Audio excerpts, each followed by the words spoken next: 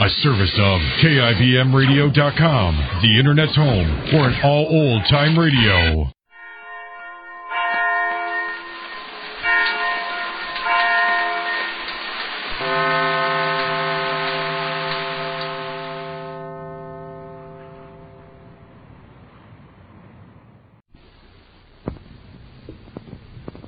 For a wash that's deep clean, sparkling clean, use deep cleaning Oxidol. Oxidol is deep cleaning. Deep cleaning.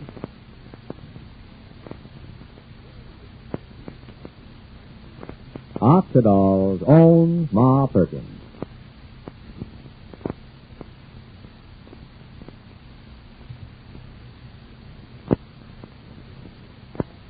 All over America, the news is out, and everywhere there's a tremendous amount of talk and excitement about deep cleaning Oxidol. Women are getting washes so wonderfully clean and white they can hardly believe it.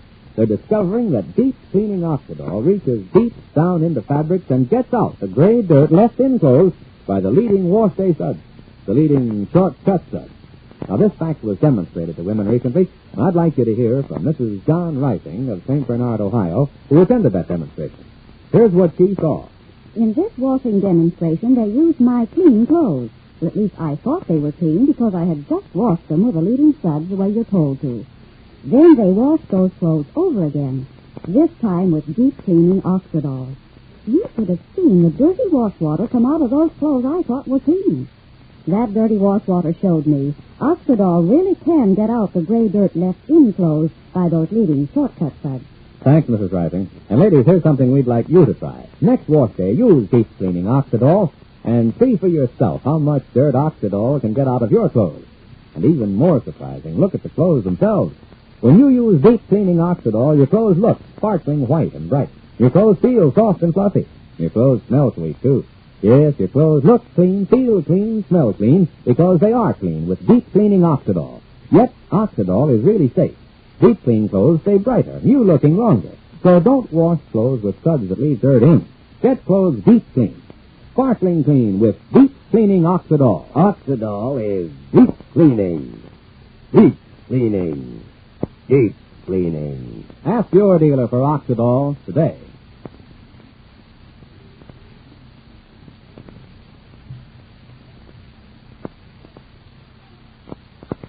And now, for Ma Perkins. Well, for months now, we've seen how Ma just couldn't bring herself to believe ill of her own kinfolk. But now, at last, because of Stuffle's insistence, Ma is investigating. Chiefly, there's this matter of a man named Mitch Myers. Is Mitch Myers the big-shot mining executive the cousins claim he is? Or is he a figment of the imagination, as Stuffle claims he is? And through one of life's little coincidences, just after Ma walked out of the lumberyard yesterday, Mitch Myers walked in. He's sort of a hobo, a vagrant. Cousin Ed looked at him and...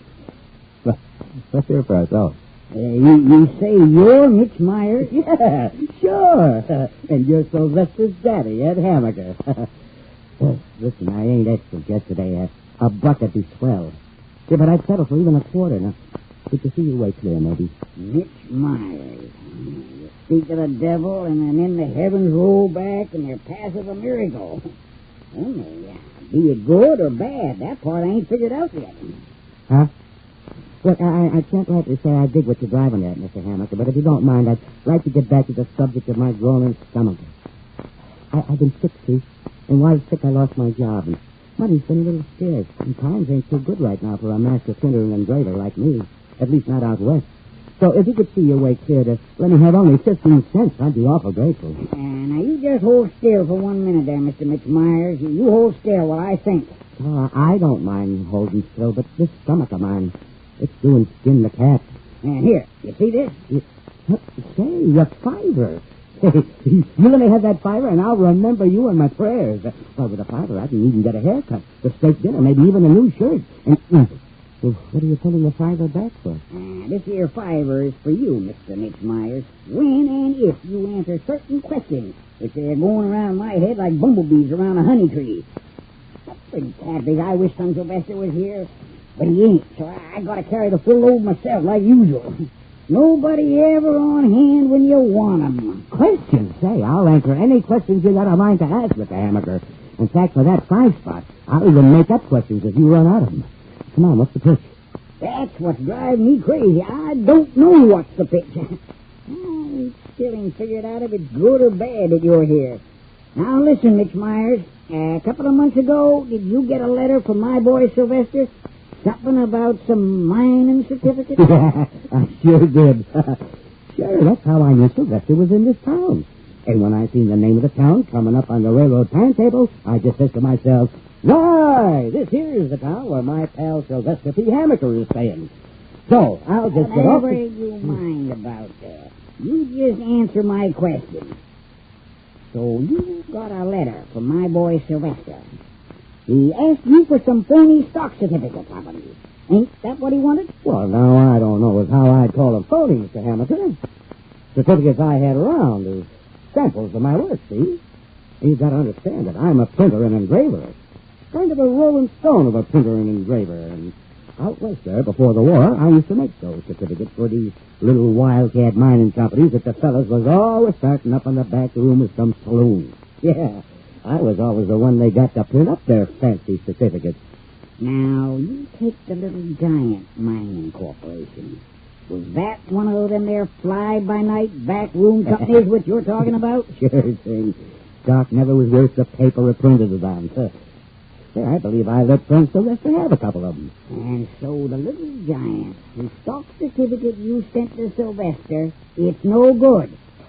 Mr. Hammaker, my stomach is doing cartwheels. Couldn't we discuss this over a cup of coffee? Look, I don't know nothing about them little mining corporations. My pal Sylvester Hammaker asked me for some blank certificates, and I sold him a couple for $5. Could we go out and eat now, please? Suffering taxes. Cousin Willie, Cousin Ma, and all the rest of them will find out the Little Giant was just a put-up job from beginning to end to get Willie's money away from him. Listen, you Mitch Myers. Please, don't yell at me, brother. I'm weak. You can't go to no restaurants in this town. The restaurants in this town don't allow no vagabonds. Vagabonds? Listen, I'm a workman. I may be a little dusty at the moment, down in my luck, but I hold a union card. I get $65 a week when I work. Nobody cares about that. Now, as soon as I can get son Sylvester on the telephone, I'll ask him if... No, here's what you do. I'll give you the address. You go up there and see Sylvester. And you tell him to call me up the minute he can. And if anybody besides Sylvester asks you your name is not Mitch Myers. Mr. Hammaker, my name is going to be the late Mitch Myers if I don't get some vitamins inside of me pretty soon. You fellas that always think about their stomachs. Don't you realize you're in trouble? You're in bad trouble. Me? They'll run you out of this town on a rail with a coat of tar and feathers. They don't know nothing about me. What did I do? I just rolled off the train half an hour ago. Your name happens to be on a certain stock certificate. Which if it comes out that you're just a no-good vagabond, well, we've been telling everybody you're a big-shot executive. In these parts, they take that real serious, friend. Oh. Now, you go and do like I say. Here's the address. I'll telephone, make sure Sylvester's there. In fact, here's the key. If nobody's there, you just walk in. Can I look in the icebox? I don't care where you look, as long as nobody except my own family looks at you. There's got to be some way to turn it into a advantage. Having you blow into town... I can't think. I need time. There's got to be some way we can use you to bamboozle these yokels.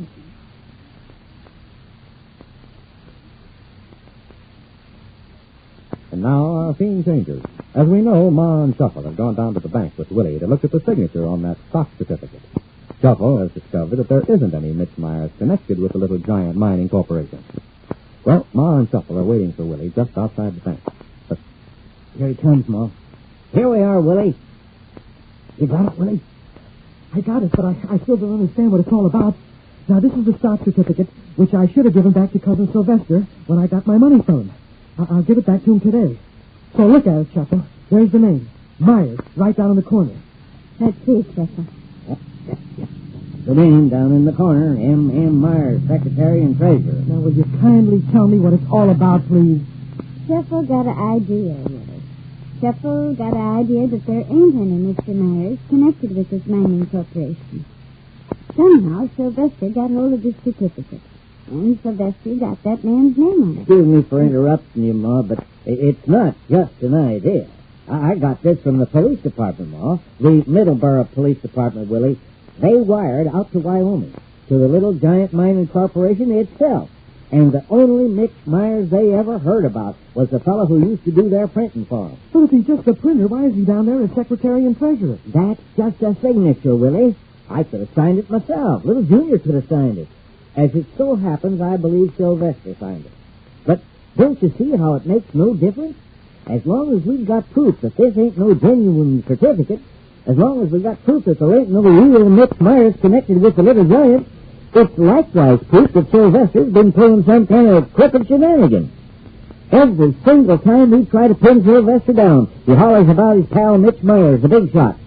I'm saying we're all caught in some kind of a trap. But I got my money back, Shopper. You got your money back because they made Sylvester give it back. Oh, don't you see, Willie? Sylvester's playing for big stuff. Sylvester's trying to marry our faith. It still seems to me like the key to this whole thing was this man Myers. Only where could we find him? Where would he be? Hey. Listen, Ma. You don't mean that you're really... at last, that you're... I mean, are you really getting shaky about the cousins? You don't really think Shuffle's right, Ma? And that the cousins are crooks? You got to settle it, Willie. It's gone on too long. I can't stand it no longer. We got to settle it. This man Myers. Glenn, is there any way we could find him?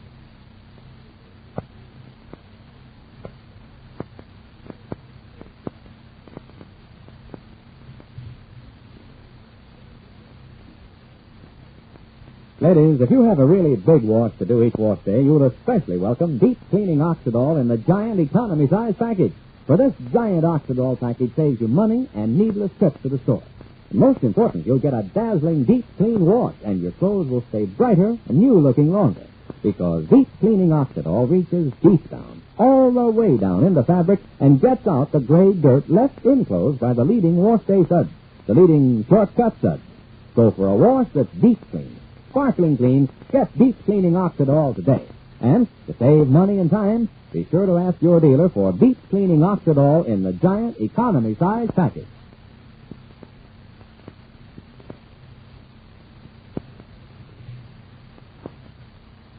And so Cousin Ed thinks back at the very moment that Ma is wondering how to get in touch with Mitch Myers. And tomorrow, as can be expected, Ma and the others get the shock of their lives. But now this is Charlie Warren inviting you to listen again tomorrow to Oxidol's own Ma Perkins. Same time, same station. For a wash that's deep clean, sparkling clean, use deep cleaning Oxidol. Oxidol is deep cleaning. Deep cleaning. Deep cleaning.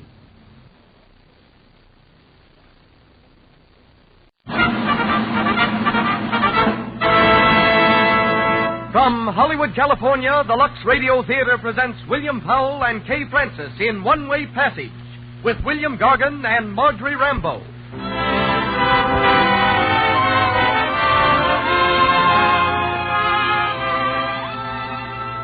Lux presents Hollywood.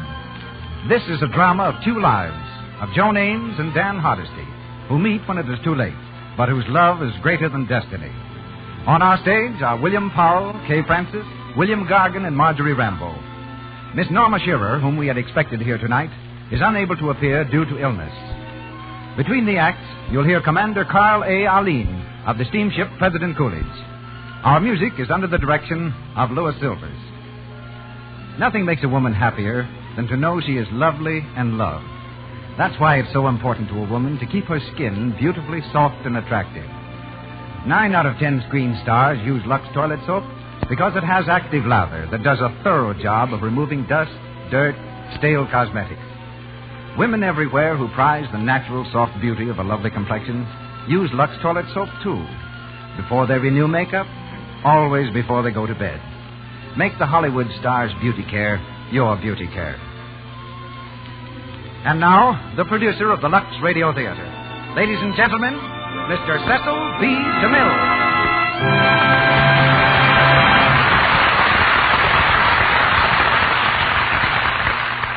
Greetings from Hollywood, ladies and gentlemen.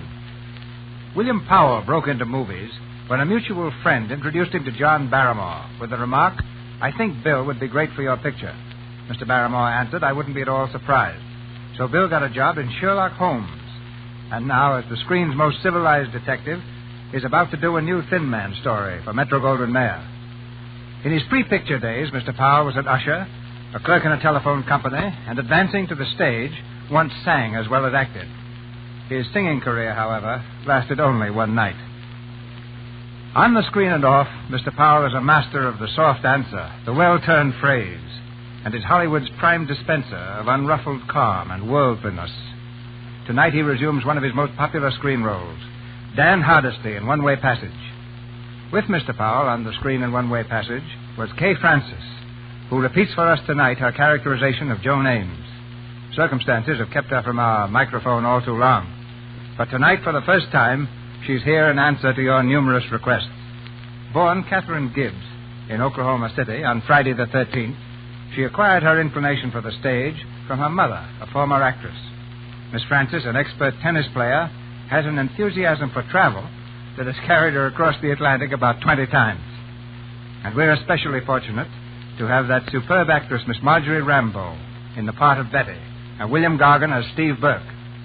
We raise the curtain now, and the Lux Radio Theater presents William Powell and Kay Francis in One Way Passage.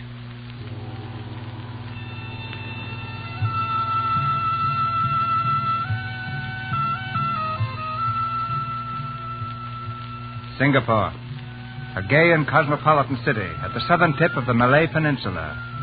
In an expensive suite at the American Hotel, a young girl has just finished dressing for the evening. She stands a moment looking at her reflection in the mirror. Then, with a sudden movement, as though she just made up her mind about something, she flings a fur cape about her shoulders and turns quickly toward the door. As she reaches it, the door opens, and a man enters quietly. Oh, hello. Good evening, Joan. Going out? It looks as if I am. I hardly ever wear these clothes to bed, you know. Sit down a moment, Joan. Now, Doctor, please don't lecture me. There's not a thing you can do about it, really. And I don't want to see that awful stethoscope again. I just want to take your pulse. Please. All right. You might have told me you were going out, and where? I don't know where. Just out. Will you be late? Perhaps. I've met a few people I used to know back in San Francisco. They want to show me the town. Our boat sailed at midnight, so you can expect to see me about 11:30. Mm-hmm. It wouldn't do any good, I suppose, to ask you not to go. But I've told them that I would. Still, I must ask you, Joan. Oh, Doctor, for heaven's sake, don't start again. I'm so sick of hearing about it all the time.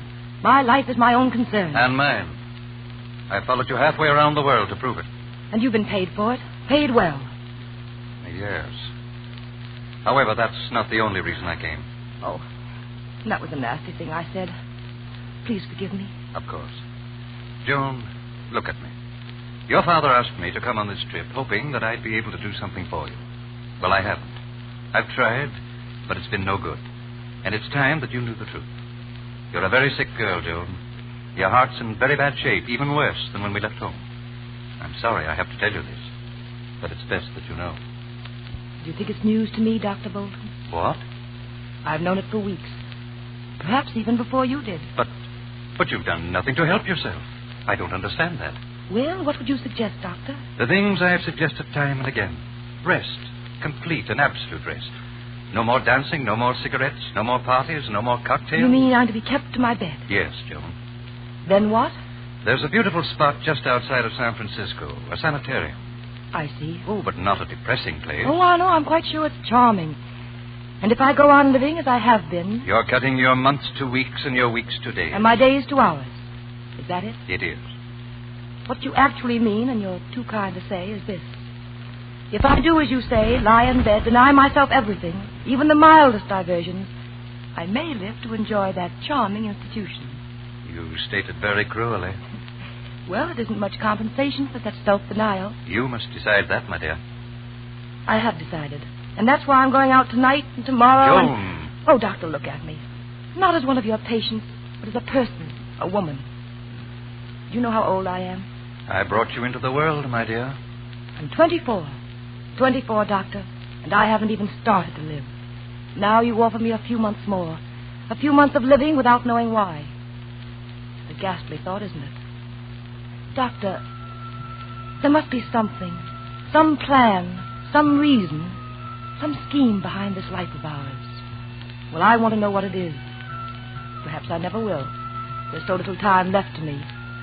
But I'd rather die living than live dying, hanging on to an empty life on a hospital bed. You understand, don't you? Or am I being morbid? I think you're being very brave, Joan. Not really, but thank you. Good night, Doctor.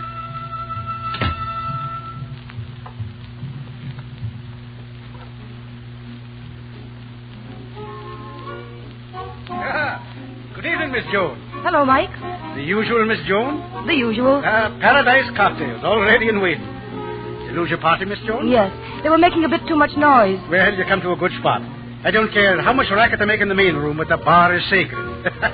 Here you are. Thanks. I'll have it at this table. I'll see you later, Joe. Look out, miss. Oh! Say, why don't you look where you're... Oh. Oh, I'm so sorry. And I'm so glad. Well, I spilled your drink. Most of it. It was such a nice drink, too. What was it? A paradise cocktail. Paradise. I couldn't imagine a more appropriate moment to drink the last few drops. May I? It's all yours. Here's hoping you get everything you want. I've got it. Do you always break the glass after drinking? Only when words fail me. Mike? Yes, Mom. Give me a glass. Right away. That makes us even. My name's Dan. Mine's Joan. Hello, Joan. Hello, Dan. How's your dress? Splendid. I always look well in what I drink. Well, what'll it be, Dan? Two of the same. Paradise cocktails. Right. What is that? Nectar and ambrosia? Might be. You can't trust these foreign bars, you know. American girl? 100%. If you're ever in San Francisco, make my home your home. Ames is the name. My mother warned me against well-dressed strangers. And my mother warned me against men who burst through swinging doors. Do you always burst in on people that way? No, but I think I'll make a habit of it. Hey, Joan, better get going. Your boat sails in half an hour. Right there. You mean that you're leaving Singapore? On the Maloa. And the Maloa's bound for... of course, San Francisco. That's where I cut my first tooth. Where I learned to parse Latin verbs. And where... That's where the fog wraps the hills in, warm and snug. Muffles the sound of the mission bells. It's where the gulls circle over the Golden Gate. It's home. For you, too, isn't it? Not anymore. What do you say, Joan? You don't want to miss the boat, you know. You don't want to miss the boat, do you, Joan? I don't know. I've missed them before. Hurry up, will you? Paradise for two. Let's drink to that. Yes. Paradise for two. Bye, Dan. Goodbye, Joan. Another drink, Dan. All right, Hardesty, stay right where you are. Well. Hello, Steve.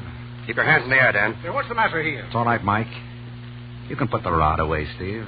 After I put you away, hold out your hand. I've got a bracelet for it. Wait a second. I'll roll up my sleeve for you. It's been a long chase, Dan, but a guy can't do what you've done to get away with it. Yes, so it seems. Come on, slip him on, Dan. Sure.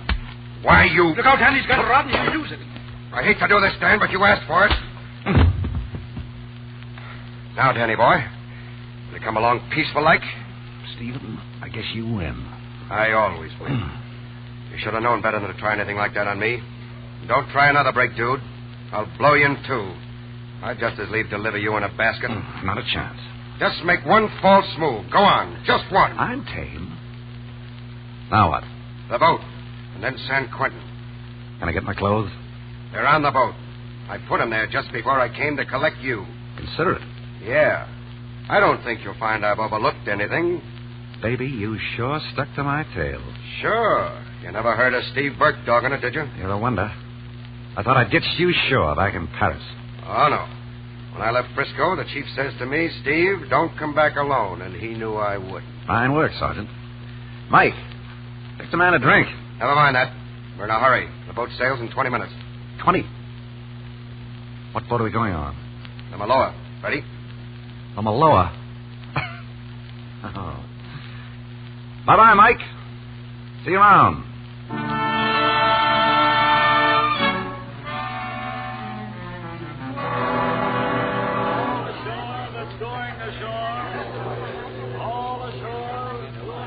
Hey, how long do we stay chained together, Steve?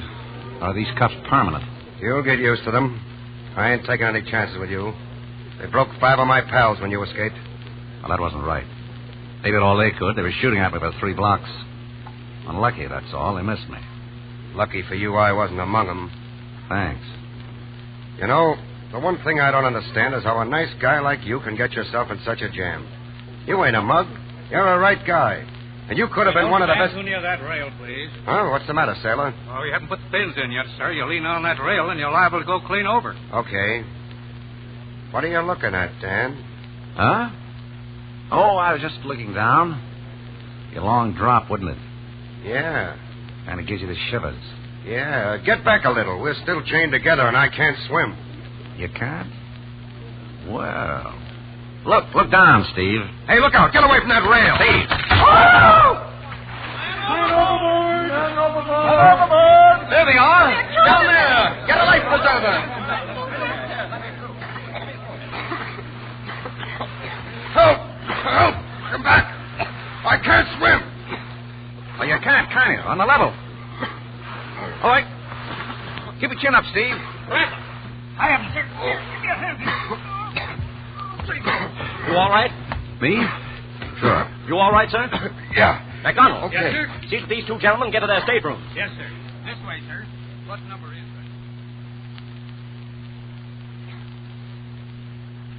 it? See how inconvenient those handcuffs were, Steve? You wouldn't have fallen in the water with me if we hadn't been hitched. How am I going to know you get dizzy spells? Hey! The handcuffs! Where are they? You know, if something happened to me, you'd be in for it, Steve.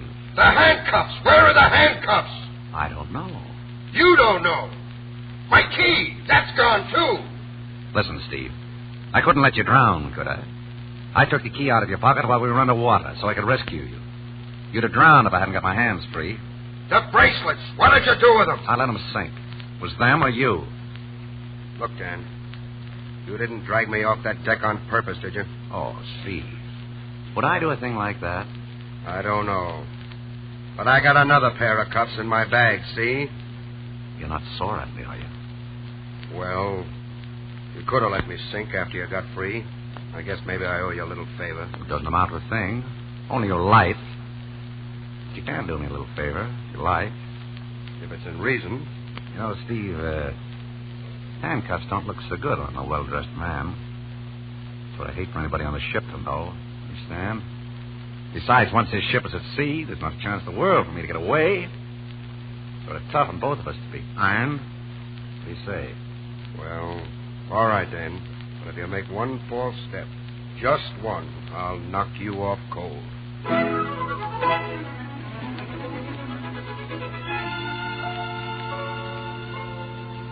he's been asking for you, Miss Aiden. He says you're on this boat and he wants to find you. Thank you, steward.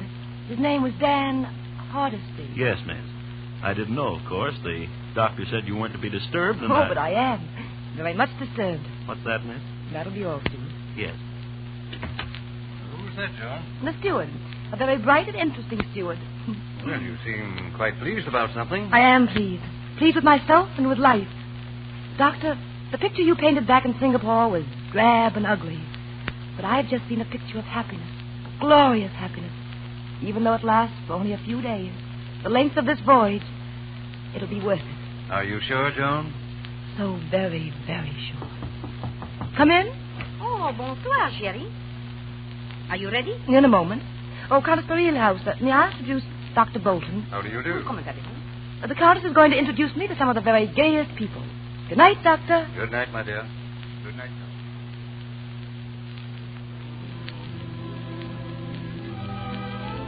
And it's called a paradise cocktail, bartender. Yes, miss. Make that 2, please. Yes, sir. Well, hello, Dan. Hello, Joan. I hear you've been looking for me. I'm low. How's every little thing? Just fine. Your folks? Oh, great. That's good. You're looking well, Dan. Never felt better. Putting on weight? Oh, just a little, here and there. So this is Dan Hardesty, an old friend of mine. I met him last night. This is Joan Ames. I've known her all my life. Very nice cocktail. This doesn't happen, does it? It's never happened before. Never. It's all our own. Original creation, like fate. Yesterday, I'd never even seen you. Before yesterday, I didn't exist. I didn't either. I feel as if I'd been away for years and years. And now I'm going home. Home? Like those gulls out there, flying free ahead of the ship. No, not like that. They've got the wrong idea, Joan. They're in too great a hurry to see what's behind the next cloud. That's not safe, flying into tomorrow. It's today that counts, Joan. Today and what we are now. I see. Then here's to us, from Singapore to Frisco. To the steamship Maloa and our one-way passage. All right. Luck, Dan. Health, Joan. Oh, here you are, my chérie. Oh, Countess, may I present Mr. Dan Hardesty? Dan Hodge? What? Hardesty. Dan, this is the Countess Baril-House. Delighted. Charmed. Oh, yes, of course. Thank you, monsieur. Thank you. Oh, Monsieur Skipworth, come here, please. This is Monsieur, Mademoiselle Ames, and Monsieur Dan Hardesty. Oh, how do you do? Would you care to dance, Miss Ames? Why, of course. Excuse me, will you, Dan? Yes. Take care of him, Countess. Oh, certainement, my dear. Take care of me, Countess. Countess Baril-House. Also known in some circles as Barrel House Betty. Dan, for Pete's sake, shut up. I thought I recognized Mrs. Skipworth, too. Isn't that Ace High Skippy from Chicago? Well, what of it? How long have you been working this racket, Betty? Well, I've taken to bridge. They don't mind losing to a countess. Ah, you aren't thinking of taking Miss Ames, are you? Certainly not. She's much too charming, and besides, she doesn't play. See that you don't teach her. Dan, you're not going to give us away, are you? Don't worry, Countess. Your honor is safe with me. Hiya, Dan. Oh, Countess, may I present Mr. Stephen Burke, my traveling companion. The Countess Baril-House. Oh, a countess. Well, how do you do, Your Highness? Oh, no. Not Highness to my friend, Monsieur Burke. Just Countess. Well, that certainly is nice of you, Countess. I don't suppose you'd like to dance. Ah, oui, but of course. Oh, swell.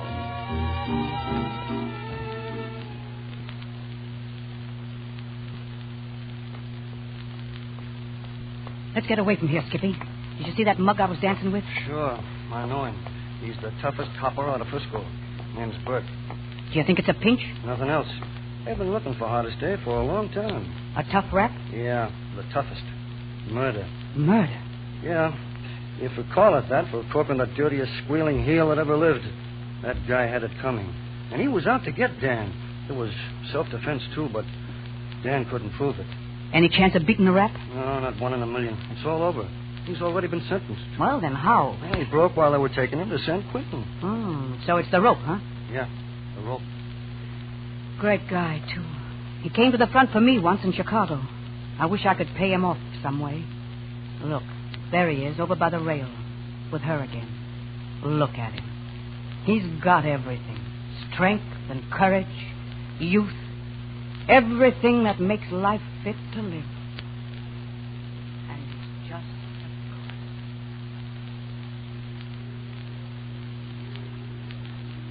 Aren't they gorgeous? Stars? Yeah. Funny I never saw them before. They seem bigger to me tonight, too. They seem so close and everything else so far away. All the little, petty, mean things of life. the struggle, the sordidness, that's gone tonight. And there are just the stars and the sea. And us. Everything's so beautiful. There's no trouble in the whole world tonight, is there? No hopelessness, no tragedy. I'm happy, Dan. Really happy.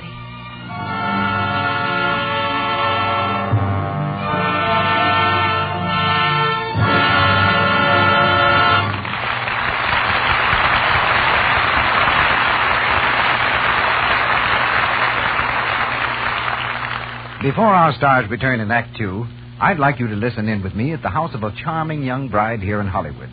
She's been giving her first party. Betty, dear, it was a lovely party. But it's good to be alone again. Oh, darling, it was fun, wasn't it? Oh, you poor kid. I bet you're tired. Why wouldn't you be? The boys danced you off your feet. And I know why, too. Because you're so sweet. What a clever little woman Betty is. Of course, a man wants to dance with, wants to be near a woman who is dainty and sweet. It's so easy, too, to protect this most appealing of all charms the way lovely screen stars do. Such famous beauties as Joan Blondell, Loretta Young, and Dorothy Lamour use Lux toilet soap, their complexion soap, as a bath soap, too. Its active lather carries away dust, dirt, and perspiration. Leaves skin fresh, smooth, really sweet. Try Lux toilet soap for your daily beauty bath. You'll love the delicate, clinging fragrance it leaves on the skin. Mr. DeMille.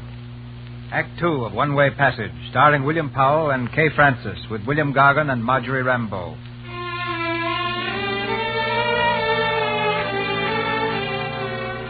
The steamship Maloa proceeds slowly eastward. A one-way passage for Dan Hardesty, condemned to death at San Quentin. A one-way passage for Joan Ames, every beat of her heart bringing her closer to the end. Dan and Joan know nothing of each other's destiny, content with their stolen holiday on the brink of eternity. It's early evening. Storm clouds are gathering on the horizon as Steve Burke and Dan pace the deck slowly. I do 40 turns around the deck a day. Keeps in shape. What's the percentage of keeping me in shape? Well, exercise is better for you than staying up all night, mooning around on deck like last night. No, you're wrong, Steve. There's nothing better for me than last night. I don't know how to figure you out. You're making it a lot tougher for yourself. I suppose you know that. You know what's waiting for you in San Quentin, Dan. Sure. Oh, here you are. Hello, Joan. I was waiting over there. I never could get port and starboard right. This is Mr. Burke. Miss Joan Ames. How do you do? Glad to meet you, Miss Ames. Mr. Burke's an old friend of mine. We're traveling together. How nice. Yeah, we're together all the time. Practically inseparable. Well, will you loan me Dan for the evening? I'll send him back to you in good condition. Oh, well, I don't know, Miss Ames. You see, Dan and I, he means he gets very lonely. Isn't that it, Steve? Yeah, that's it. Oh, Monsieur Burke. Oh, hello, Countess. Oh, I thought I would find you here. Didn't you promise to take me to dinner? Yeah, sure, but... well, Monsieur Burke. Well, okay. Delighted. Don't get lost, Dan. Don't worry. Come along, Monsieur Burke. Goodbye, Jean. Bonsoir, Monsieur Hardesty. Goodbye, Countess. The Countess has taken quite a fancy to Mr. Burke. They make an interesting couple. I guess so. Well, shall we go on with the walk, or shall we stand and admire the coming storm? May not be so bad. Look, it's clear out that way. Just one little patch. There where the sun's setting. Going down. Down. The day knows how to go out, doesn't it? In a blaze of glory. Stop me if I'm going poetic on you, but life is wonderful, Dan. And its best moment is when we find it out. Now the sun's gone, and there'll be no stars tonight. Doesn't matter. They were only stars. They're not real, like you. Poor Dan. I wonder if I'm as real as you think I am. Tonight you are. Tomorrow you may be only a dream. But you'd make a lovely dream, Joan. Thank you. It's been fun, hasn't it, these last few days? Most I've ever had in my life. Mine, too. And it'll be wonderful tomorrow in Honolulu. Yes. Yes, won't it? Well, you don't sound very enthusiastic. Well, I just thought of something that might keep me on board. Oh, no. But don't worry, I'll get out of it. Just think. A whole afternoon and evening together. That's the longest we've ever had, Dan. Sure, but... Well, we've got a couple of hours tonight. Why worry about tomorrow? Why bother about anything? Oh! That was close. Want to go in? No. Let's stand here and watch it. It's magnificent, isn't it? Splendid and savage. Frightened? Why should I be? I don't know. Everybody has pet fears. I got over mine. What was it? This might sound sort of silly. No, tell me. I used to be afraid of dying. What, you? So much of life ahead of you? Oh, but I'm not anymore. I found that it's nothing to be afraid of. You're pretty sure? When you get the courage to look death in the face, you see beyond the cold and the blackness. And it's beautiful. Something too shining to look at. A release and gentle. There's the rain. That's gentle, too, isn't it? Maybe you were right about death being beautiful. I hope you are. I know I am.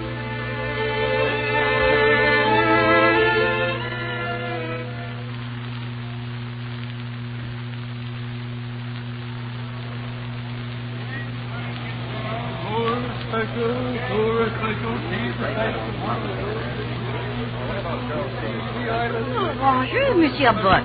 Well, hello, Countess. All set to go ashore? If you can wait just a few minutes, please. I am looking for Dan Odyssey. John's waiting on the dock for him. Oh, yeah? Have you seen him? Yeah, I've seen him. Well, will you please to ask him to hurry, please? John's getting anxious.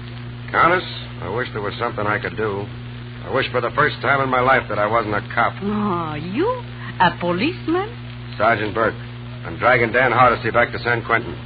But San Quentin, isn't that a prison? Yeah, but Dan won't be in it long. He'll be swinging for murder. Murder? Monsieur Burke. Yeah, that's what makes it so tough. You never beat this rap. And your friends fell for him. Oh, Monsieur Burke, Steve. At least you let them have this one day to remember.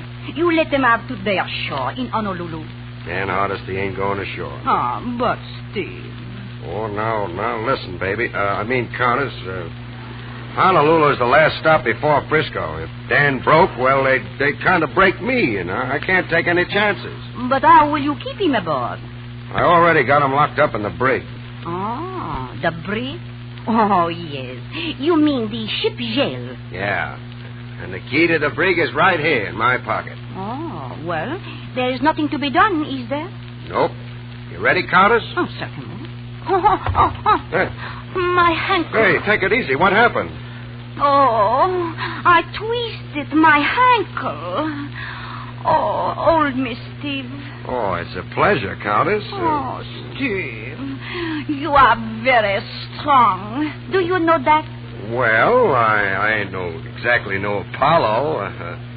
How's the ankle, honey? Oh, it will be all right.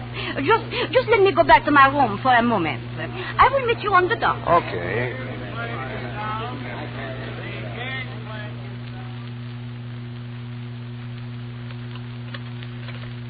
Come in, Mr. Burke. Well, what's the matter out there? You got the wrong key? Shut up. What's it? It's me, the Countess. Betty. Shut up. I got the key in this sardine can if I can ever make it work. The key? Where'd you get it? Out of Burke's pocket. How'd you do it? Never mind now. Let me do the talking. I've got to get back to Steve and slip this key back in his pocket. What's the plan? Now, you lay low in here till the crowd goes ashore. Then beat it. I'll tell Joan to meet you at Dick's joint. Not that dive. Yeah, that dive. No one else in the ship will be there. Now, I've got it figured out how you can make a break for it. A break? How do you mean? Oh, Dick will play ball with you. He runs a tramp steamer out of Honolulu to Mexico. Get him to book your passage on it.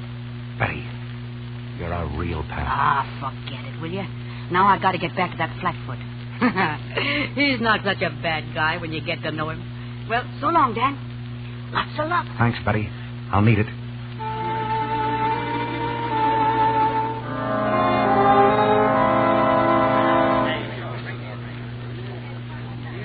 The tramp leaves a few minutes before the Maloa sails. Is that right, Dick? Yeah, that's right.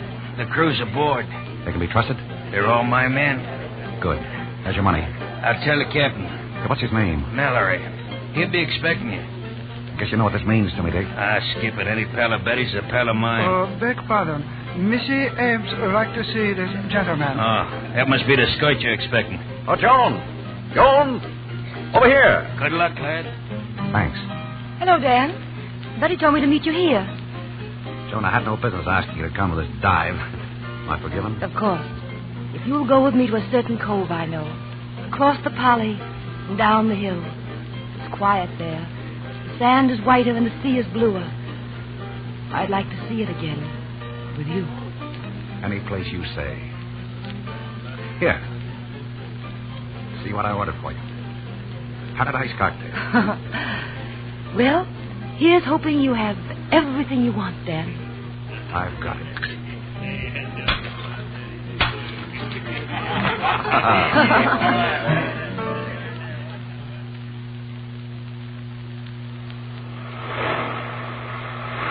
I win. That one broke over the rocks. Amy. What did you get?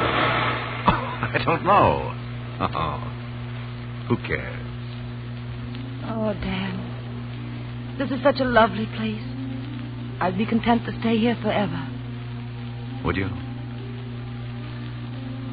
I wonder. I know it. Joan, would you be content to spend the rest of your life with me? In some far-off, out-of-the-way place? Of course, Dan. Anywhere. But you're so serious. I could send for you. Send for me? You see, dear, there's certain things that may take me halfway around the world. Mexico. Then don't send for me, Dan. I'll go with you there. Now, that's settled. Joan, darling, I've if got it's to serious, I don't want to hear it. Not today. But, Joan, I've got so much to say to you. And so little time to say it to you. We don't need words, do we? But there's something I want you to know about me. I know all there is to know about you. And you don't, Joan. I know how your eyes crinkle when you look down at me. Like this. And how your hair waves off your forehead so that I want to touch it. And that your shoulders are broad enough to shut out the whole world. That proves how little you know. I know I love you. For as long as forever is. Joan. Well, I suppose we should be going back. I suppose so. Look, the sun. It's going down. Can't you stop it? Afraid I haven't much influence. Our day is ending. Well, what's this? Tears? I can't help being a little sad. It's been such a happy day.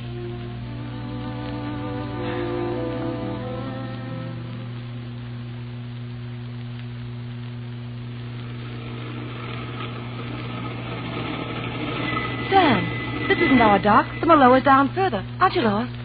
No. No, I'm not lost, Joan. You've got to go to the ship alone from here. But what about you? Joan, let me hold you close. I've been trying to tell you something all day. I'm not going back on the ship. Not going back? I can't. You mean you're leaving me? Now? For good? Oh, Joan. Darling. Please, let me tell you. Oh. Let me... Dan! Joan. Joan. Joan, what's the matter? Joan. Dan Hardesty, I'm Captain Mallory. Captain. Did I get a doctor on board? No, I haven't. What's the matter? Oh, girl fainted? Yes, I got to get a doctor. Not around here, mister. Nearest one I know would be on the Maloa. Maloa? All right. Thanks. Hey, wait a minute. You can't go back there. It's suicide. Why, you'll get nasty. Hey, wait. Come back. Hey.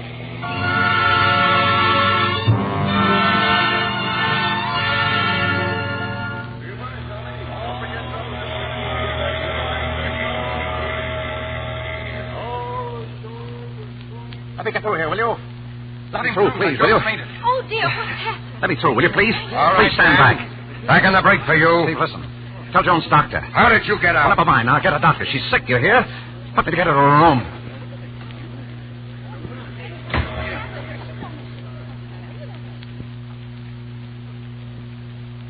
Dan. Come in, Steve. How is she? No word yet. Doctor's still with her. I'm sorry, Dan, and it's okay about, well, you can stay here as long as you want. Thanks. You've been swell, Steve. See you later.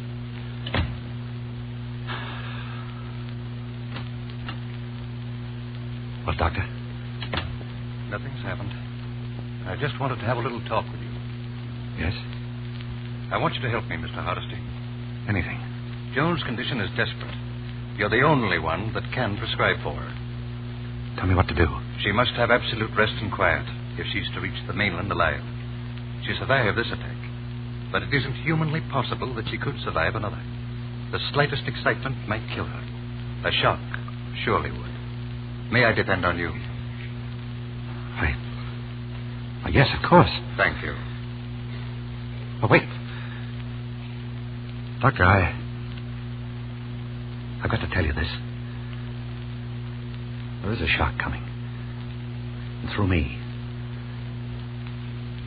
I'm under arrest, Doctor. When this ship pulls in, I'll be met by the police. Taken to San Quentin. What's that?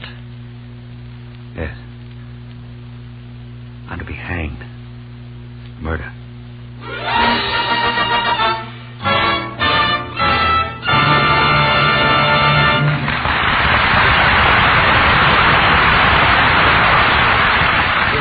For station identification, this is the Columbia Broadcasting System.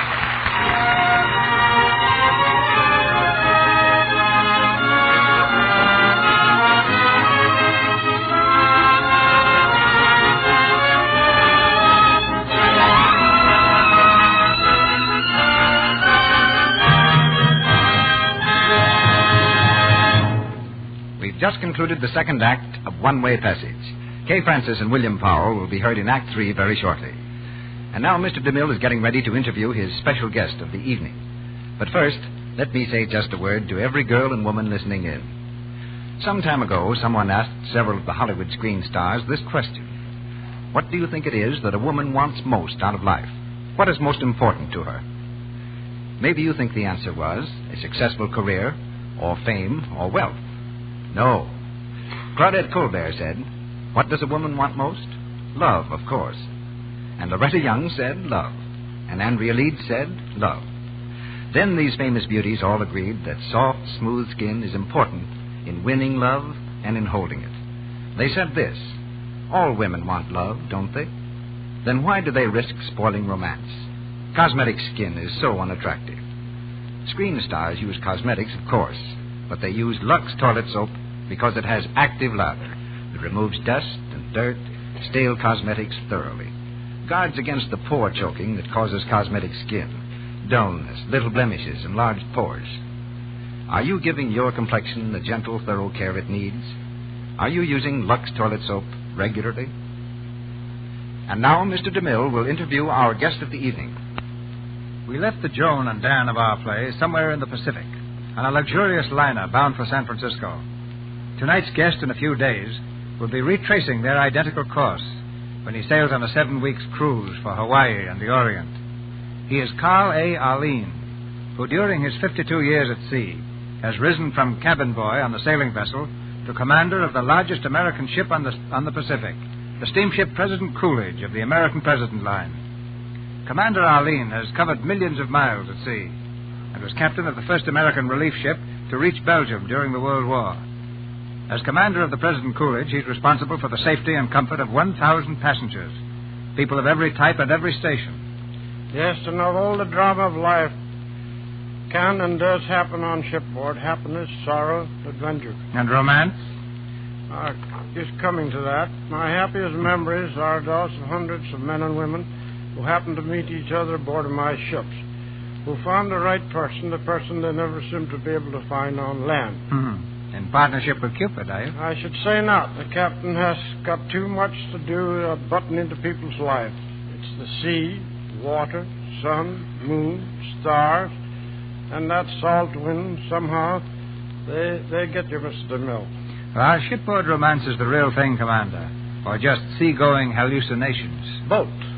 It's been my luck to meet any number of passengers the second time, people who met, married, and are coming back as husband and wife. Then there's another sort of romance. I remember a girl who met a young fellow aboard, the wrong kind. She thought she was in love with him and sent a wireless to her family. They were going to be married when the ship reached the man's destination, Singapore. The family sent several messages pleading with me to try and stop it. It's none of my business, but the captain has to be a lot of things besides the man who runs the ship. When the boat reached Singapore, the man went ashore and returned in a few hours to get the girl. But in the meantime, we had succeeded in exposing him and the girl. I'm happy to say joined us in really telling him off. What's been your experience with criminals, men like Dan, who take your boat for any purpose but pleasure? I believe they were all as well behaved as Dan. Just a couple of months ago, the Filipino authorities turned a criminal over to me who had broken parole and fled the country. Whenever it's necessary, the captain of a ship assumes the authority of the United States Deputy Marshal in complete charge of the prisoner. This fellow gave me a fit. He escaped when we tied up at Hong Kong, tried it again in Japan, and he claimed he was an alien hoping to be deported. But at last he called it quits and is now doing time. Then, too, we have to keep our eyes open for narcotic smugglers. That must keep you pretty busy. And you have your crew to handle also. Yes, but fortunately American sailors are men we can well be proud of. Their only bugaboo are the seagoing superstition that haunt old sailors. They still hate like the dickens to leave port on Friday. The black cat is poison. And one thing worse, the cross-eyed sailor. And, of course, they hate to find the old man on the wrong side of the deck. The old man is the captain, and the wrong side of the deck is wherever he happens to be when he's not expected there. Well, Mr. DeMille, you've entertained many of my passengers and me on countless evenings at sea. We picked up this program as far away from home as Japan, so it's been a real pleasure to have actually taken part. Thank you. Thank you. Smooth sailing, Commander. Smooth sailing, please. William Powell and Kay Francis in One-Way Passage with William Gargan and Marjorie Rambeau.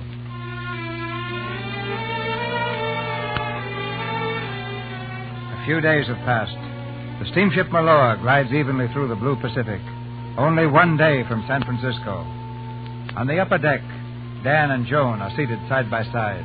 They aren't talking very much, but Joan is smiling, a calm, quiet smile born of a deep understanding. Thinking about something? Thinking about you. How lovely you are. That's worth a penny. You know, I feel up to a game of shuffleboard, if you'd like it. What do you say we just sit and think? Old Dr. Hardesty. You're getting more like Bolton every day. Giddy up, giddy up, giddy up, giddy up. Hey! Look out, son. Oh. I could see that flop coming. Now, come on, up you go. Oh, you're not going to cry, are you? Of course you're not. Big man like you. Give him to me, Dan. Let me hold him. Now, tell me all about it. I hurt my knee. Well, now that's not too bad, is it? Let me see. Is that it?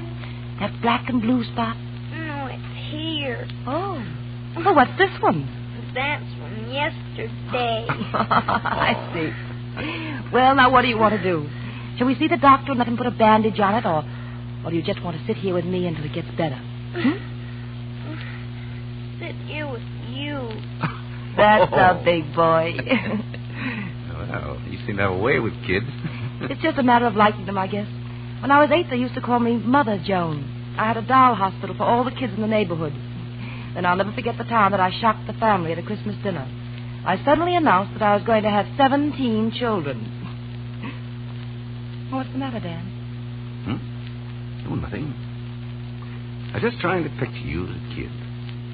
Dan, I've been wanting to ask you, did Dr. Bolton say anything to you about me? What do you mean? About my fainting the other day. You see, he won't tell me anything, and I thought he might have mentioned something that I ought to know. Well, he didn't say anything to me. Oh, I am glad.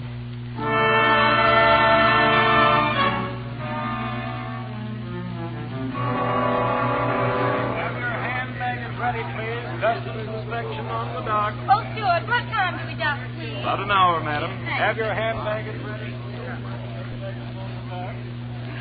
1 hour more. Yeah. I always kind of hate to see the end of a trip like this.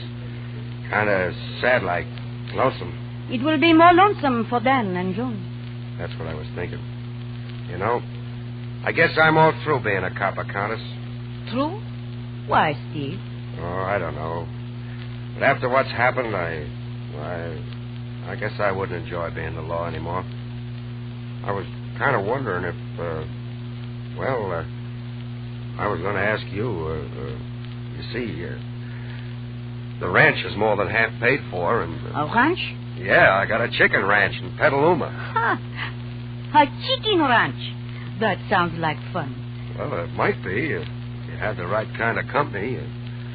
I was thinking of you. Me? Would it be fun for you, too? Oh, Steve, I would like it so much. But you know nothing of me. Perhaps someday I can tell you. Until then, thank you, Steve. Wait. If you're going to tell me all about your past, well, mine ain't been no bed of violets either. What do you say we forget about it and start from scratch? What do you say, Betty? Betty? You lug. You mean you knew? Sure. You don't think I'm falling for no royalty, do you? Oh, Steve.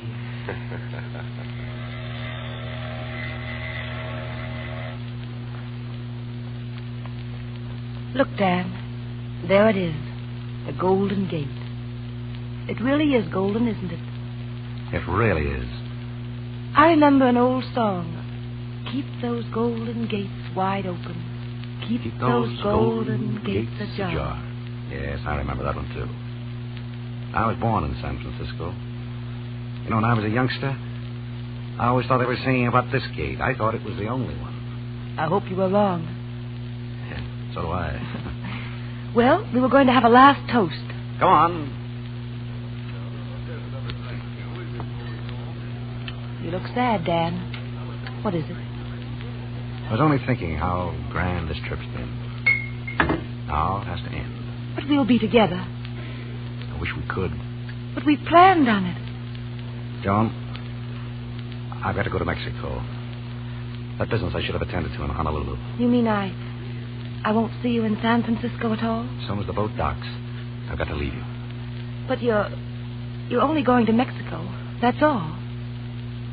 Yes. Then we'll meet there. I'll meet you in Agua Caliente. All right. Agua Caliente. New Year's Eve? New Year's Eve.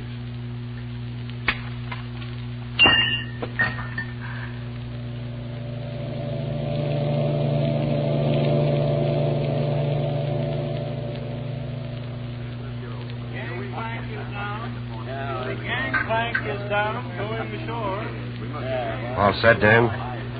Yeah, I am if you are. Okay. We better slip these bracelets on. You have to do that, Steve? I gotta deliver you according to Hoyle. This ain't no petty larceny rap. All right. Try to keep her from seeing it, will you? I'll do my best, Dan. Thanks, Steve. You're a swell guy. Dan, are you in there? Dan, may I see you for a moment? Oh, Dan. Excuse me, ma'am, but are you looking for Mr. Hardesty? Yes. Do you know where he is? No, ma'am. But I know where he's going to be. Right up on deck in front of me very eyes, his friend, his pal, you might say, takes out a pair of handcuffs. Snap, snap, and he's the prisoner. What are you saying? Not Mr. Hardesty? The very same, ma'am, and a finer gentleman you wouldn't wish to see. A name a red-handed murderer.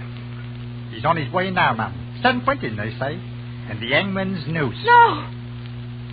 Oh, dear God, no. Oh, I'm sorry, ma'am. Can I get you something? No. Just tell me quickly. Which way did he go? Toward the gangplank, ma'am. But you'll never find him in that crowd. You'll never find him, ma'am.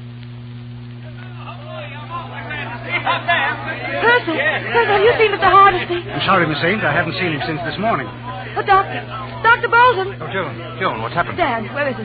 I've got to see him. Joan, you mustn't excite yourself. Oh, there he is. There he is down there. Dan! Dan, wait! Wait for me, Dan! Joan. Dan. Joan, Doc. Oh, they said you'd gone. Oh, Dan. Joan, dear. It's all right. I'm all right now. I just wanted to see you once more. I love you, Dan. I love you, Joan. Goodbye, darling. No, not goodbye. Auf Wiedersehen. Until New Year's. Yes, that's right. Agua caliente. New Year's. Auf Wiedersehen, Dan. I'll be there. I'll be waiting, Dan.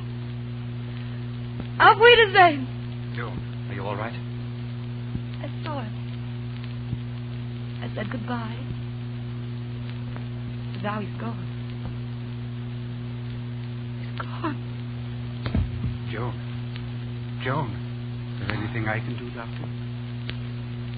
No. It's too late. There's nothing anyone can do.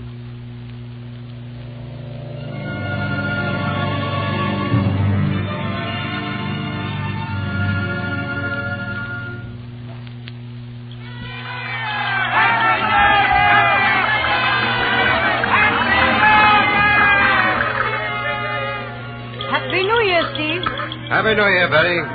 Funny to be spending it down here in Agua Caliente. If things had been different, maybe Dan and Joan would have been here with us. They wanted to so much. 2 cocktails. For the senorita, for the senor. Thanks. Here's to Dan. Here's to Joan. Senor, please, to watch the glasses. I didn't break any glasses. Why, neither did I. Pardon, senorita. It was over here. You see, those 2 glasses, they were standing on the bar. Now they are broke. There they are. Oh, Steve. Oh, I feel so strange. They always used to break their glasses like that. Joan and Dan. How much they loved each other. Yeah. They taught us what love means. They still love, Steve. I know it. Away off somewhere where people who love each other always meet again. Oh, Steve, they knew what love is. Those 2.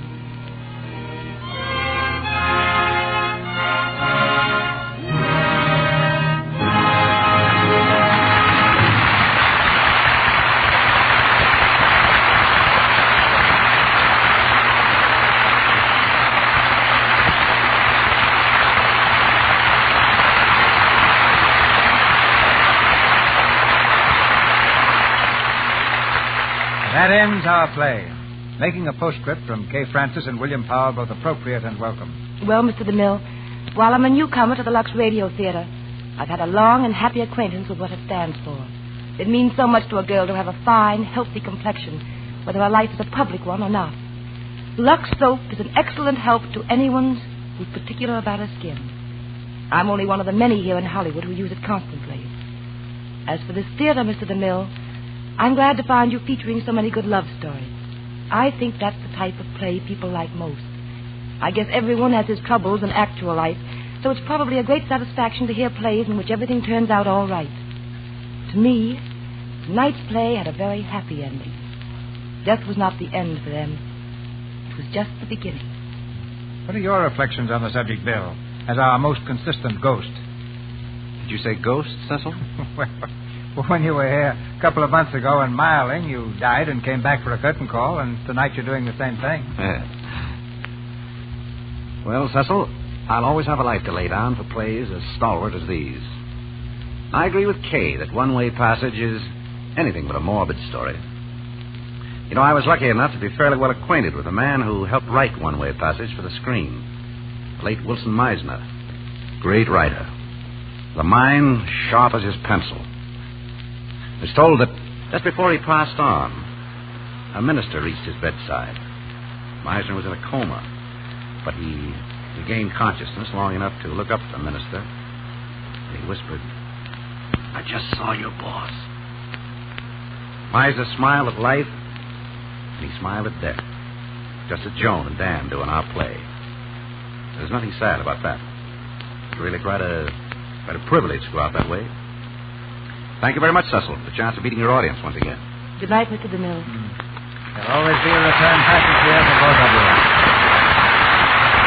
Louis Silvers appeared through courtesy of 20th Century Fox Studio, where he directed music for The Little Princess. Be sure to listen to the new Lux daytime radio program, The Life and Love of Dr. Susan, the story of a courageous woman in search of her destiny. You can hear it over most of these stations in the United States every afternoon, Monday through Friday, at 2:15 Eastern Time, 1:15 Central Time, 3:15 Mountain Time, and 2:15 Pacific Time. This new daytime program, The Life and Love of Dr. Susan, comes to you in addition to the Lux Radio Theater. Mr. DeMille. Edna Ferber's exalted position among contemporary writers is due largely to her amazing understanding of everyday people, especially women.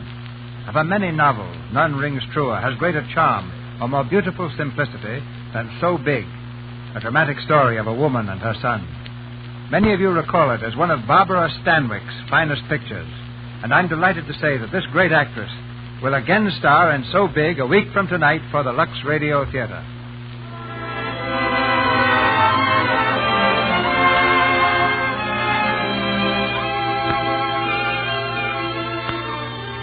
Our sponsors, the makers of Lux Toilet Soap, join me in inviting you to be with us again next Monday night when the Lux Radio Theater presents Barbara Stanwyck in So Big with an all-star cast. This is Cecil B. DeMille saying good night to you from Hollywood.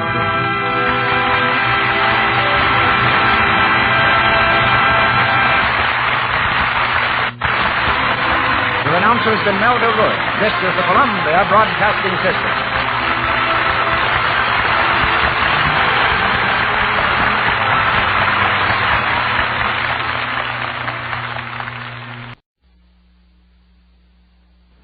William Powell and Betty Davis.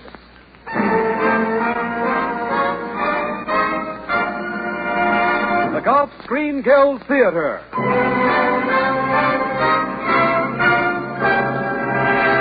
Your neighborhood good Gulf dealer and the Gulf Oil Companies welcome you to the Gulf Theater, the one place where you meet all your favorite stars. Barbara Stanwyck, Robert Taylor, Carol Lombard, Robert Young, Jack Benny, Spencer Tracy, to mention only a few of the Hollywood stars who will appear here in weeks to come. And tonight, the Gulf Theater presents William Powell, Betty Davis, Oscar Bradley and the Gulf Orchestra, and your host, the director of the Gulf Theater, Roger Pryor.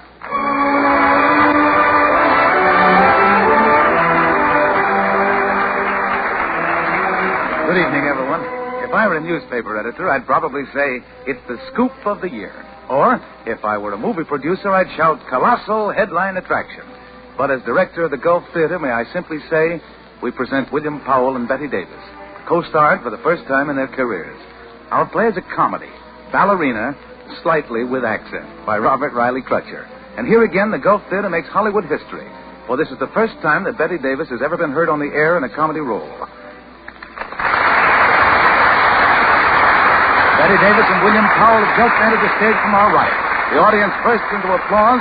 They acknowledge the greeting, take their places at the microphones, and the play begins.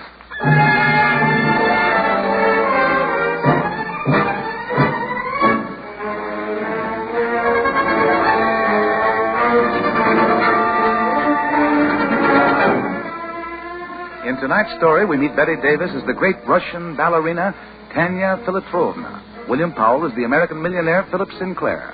The story opens outside the Romanoff Arms Hotel, Central Park West.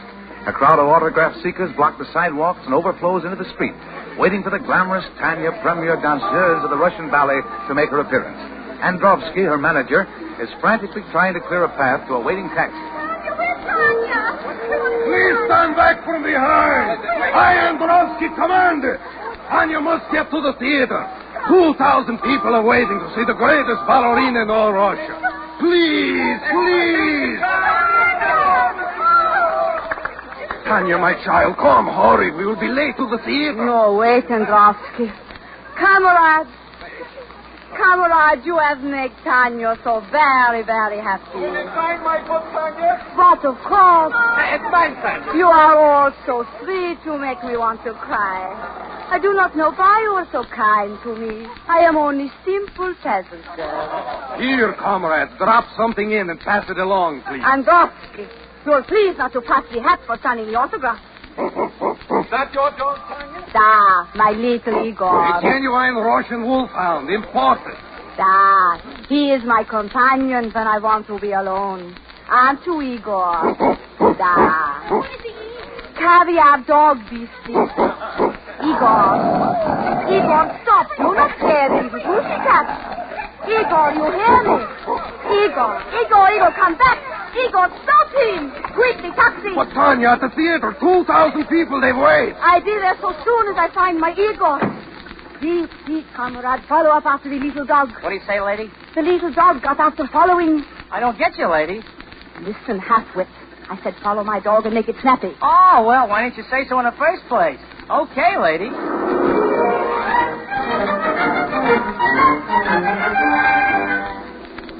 Hold it, driver. I'll ask this man. Okay. Comrade. Huh? Comrade, excuse it from me to you. But have you seen my little dog, Igor? Товарищ, понимаешь, по-русски. До свидания. One of those foreigners. Step on it, driver.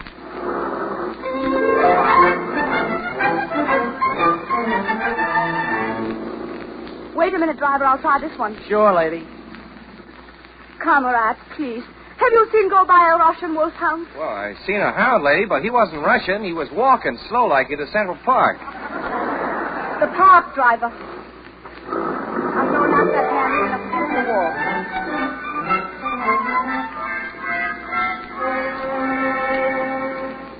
Wait here, driver. Okay, lady.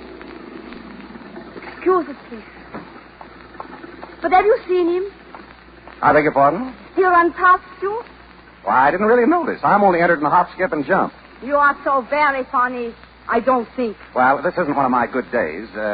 I take it you lost something? Yes, my precious Prince Igor. He is maybe so high and weigh perhaps 45 pounds. Aren't you rather a big girl to be running around with midgets? Prince Igor is a dog, a Russian wolfhound. Have you seen him? Oh, yes. He had lunch here. Lunch? You feed him when he is on a diet? Oh, he had just a snack right here below my knee. Oh, he beat you. My poor Igor, I must find him. Well, when you do, will you tell him to send back the seat of my trousers? But you said he beat you on the knee. He came back for a second helping. I do not believe it. He is only getting his baby teeth. Well, he certainly picked a funny place to start teething. I cannot waste time talking to rabble. Driver, take me to the theater of the ballet. Okay, lady. Well, this is going to be fun, isn't it? Get out of this cab. But two can ride as cheaply as one. It says so right on the door. Unleash the horses, driver. This was Russia. I had you sent to Siberia. What right have you got to force your way into my taxi? You are ridiculous. You are preposterous. You are... I am Philip Sinclair. What's your name? Does it matter? No, I can start in by calling you Hay. Then sister, then dear, then sweetheart, then darling. My name is Tanya. Tanya. Oh, well, that's nice. Well, now that we're acquainted, where shall we go? I am going to the theater. Good, I'll come along. Got 2 tickets? I am going to the theater to dance. Alone. Oh, but it's a lot more fun when you have a partner. I always feel so silly dancing with myself. I am with the Russian ballet. I am the premier danseuse. Now, if you will please ask the driver to stop the cab and then remove yourself from out of my life. Yeah, you Russians are so impetuous. Anyone without my knowledge of human nature would really believe you mean that. I do mean it. What are you staring at? Your eyes. They're like limpid pools. I'd love to go wading in them. You know, you remind me of someone. Oh, I do? Yes, it's, oh, I know who it is. Betty Davis. Oh, you are much more beautiful, of course. Betty Davis? What the hen? Driver, here is the theater. Stop. Okay, lady. Goodbye. And I do mean goodbye. Oh, but listen. Ow.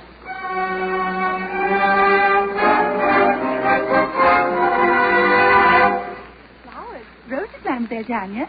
They are from... I know. Philip Sinclair. Throw them in the alley, Marie. Miss Tanya, Mr. Philip Sinclair is here. Throw the flowers out in the alley. But, Miss Tanya, he has no flowers. Then throw him in the alley.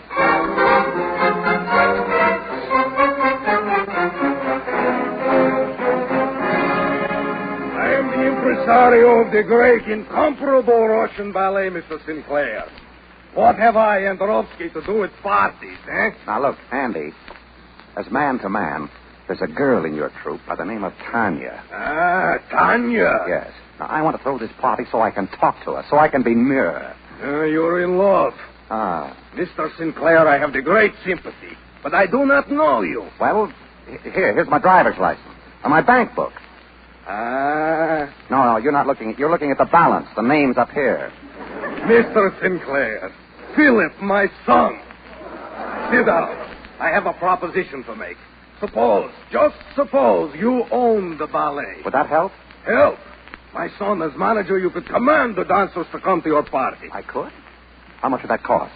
Let me see, last balance, 25. It would cost exactly $25,000. Only sold. You'll get your check in the morning, and I'm throwing my party tomorrow night.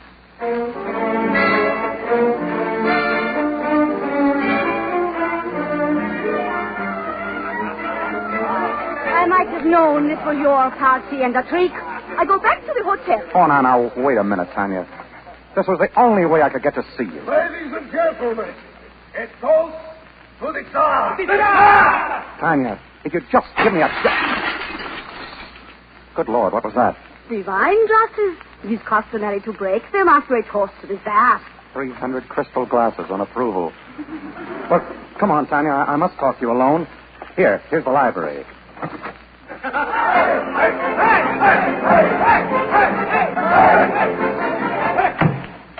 It's a little busy in the library. Here, let's try this room. To the Tsar! Oh, that's fine, boys, fine. If you run short, I'll borrow some from the neighbors. Lovely people make themselves right at home.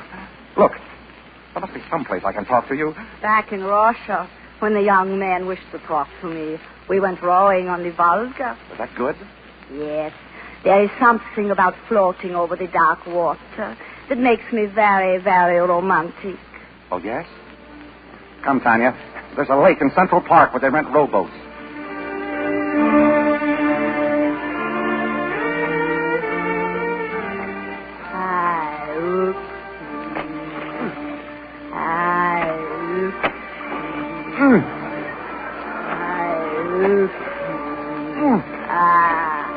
The air is so sweet, so fresh. And see Philo Beach, the moon. What moon? What moon? Up in the sky. I can't look up. My back's broken. Oh, Tanya, do you realize I've been rowing you around this lake for 2 hours? Don't you feel romantic yet? Some. Ah. But not enough. Oh. Tanya, we're floating through the night under a canopy of stars. I'm hungry. Look, over there are towers of light set against the black velvet curtain of the horizon. I bet by this time Androvsky have eaten up all the caviar. We're alone. Two people who were destined to meet and fall in love. Now do you feel romantic? No. I'm still hungry. I give up. You win. Phil. Let's just forget it. No, I want to explain. I know. I'm poison to you. But you're not. I like you. I think you're very nice. What was that you said? I said I liked you and you're very nice. Well, don't look now, but you just dropped your Russian accent. Yes, that's one of the things I want to explain. I'm not Russian. I was born in Jersey City. And you never went boating on the Volga? No. My back. Well, you sure took me for a sucker. Thanks for the drosky ride. Oh, please, Phil, don't be angry. Can't you see I'm laughing like crazy? I made up my mind I was going to be a great dancer, and so I became Tanya. My real name is Frances O'Shaughnessy. O'Shaughnessy. But I left Frances outside the door the day I walked into the ballet school. Oh, you left Frances outside the door the day you walked into the ballet, You would have liked Frances. She was a very nice girl. And she would have been flattered to know that you loved her. But Tanya, she's hard and cold and thinks only of herself and her career. And if she ever marries, it will only be to another great dancer. Oh, great dancer, huh? Well, tomorrow, Tanya and the ballet go to Cleveland. Cleveland, huh? Sorry you won't see the tryout of my new dance. Well, life is made up of small disappointments. It's a beautiful dance. I'll say so. My partner is so tall and so handsome and so graceful. Very interesting. We float onto the stage, he holding me tightly in his arms. His arms, Then cheek to cheek we sway in tight embrace. Cheek And to at cheek. the finale, reclining languorously in his arms, our lips unite in the ecstasy of adoration. How lovely. You aren't jealous, are you? Phil. Phil, I'm talking to you. Phil. Who is this Phil? But that's you. You're Phil. You make the mistake. I am Boris. I have left Phil outside the door the day I walk into the ballet. Phil was nice, but me, Boris, he think of nothing but career. I am cold, hard, calculating. That's me, Boris, a low-down heel.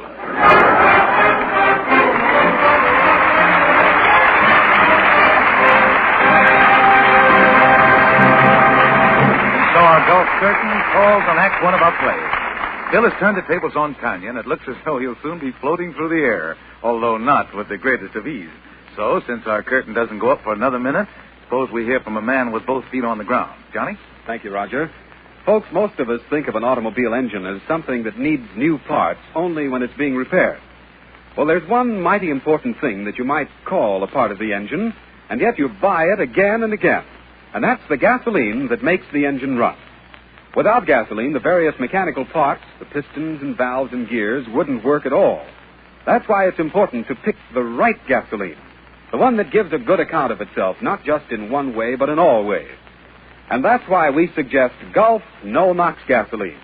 You want a high anti-knock rating? Well, Gulf No-Nox is famous for the way it stops motor knocks under all normal driving. And in addition, you get really distinguished performance in mileage, power, and quick starting. You see, Gulf engineers are always on the job devising new ways of improving Gulf No-Nox, making sure that you get real satisfaction from your car and real value from every gallon of gas that comes from a Gulf pump.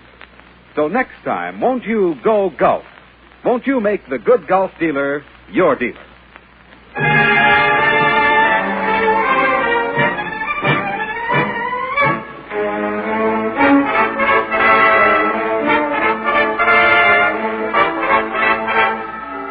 Now, Act Two of the Gulf Theater production, Ballerina Slightly with Accent, starring Betty Davis as Tanya Filiprovna and William Powell as Philip Sinclair. As the curtain rises on the second act, Androvsky is preparing to rehearse the ballet as Philip approaches. Androvsky! Philip, my son, what is this foolishness Tanya was telling me? It isn't foolishness. I want to be in the ballet. But, my dear Philip, the ballet is for great dancers. I can dance. That is, I can learn to dance. Besides, I'm backing this shindig, and what I say goes. No, don't get excited. I'll find a place for you and still keep my conscience clear. You can be a hayman in the ballet. A hayman in the ballet? I'll show you.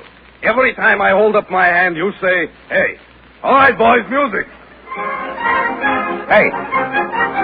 Hey. Hey. Hey. Very good, very good. Hey. That's enough.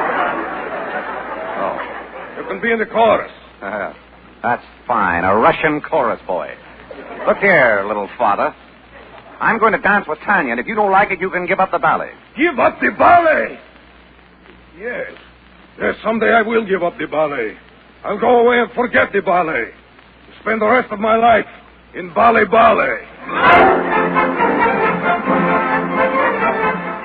How do you do, sir? Any book in particular you're looking for? Yes. Yes, I'll take all the books you have on Russian dancing. Very good, sir. Shall I wrap them up and send them? No, I'll eat them here. What? One to the left, two to the right. One to the left, two to the right. Ooh! Oh, my toe.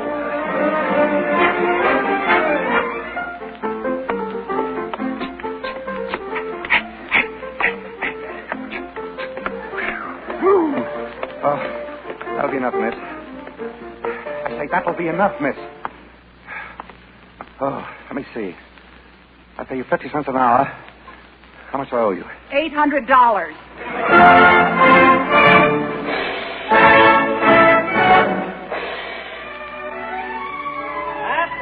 Half hour to clear. Here's your aspirin, Miss Tanya. Thank you.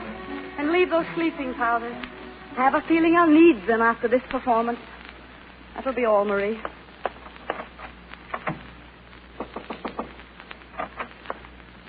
Well, Tanya. Having a little snack. Am I late?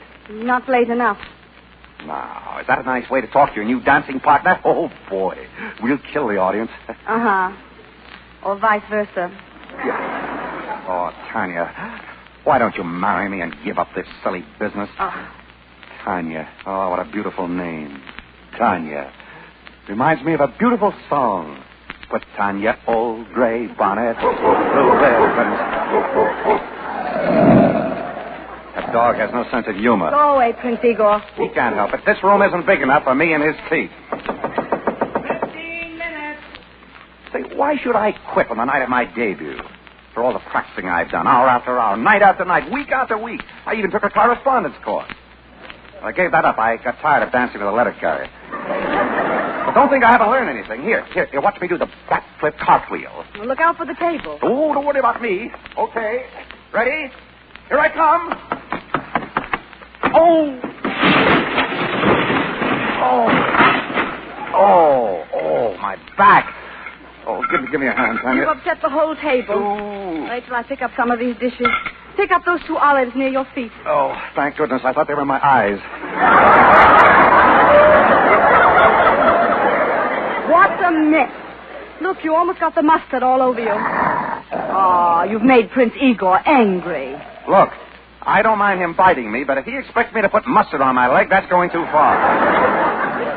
Now I'll show you my flying through the air spit. Wait. I'd better close the window first. 10 minutes. Uh-oh, we'll be on soon. I don't care if you do own this ballet. You're not going to be my dancing partner if I have to...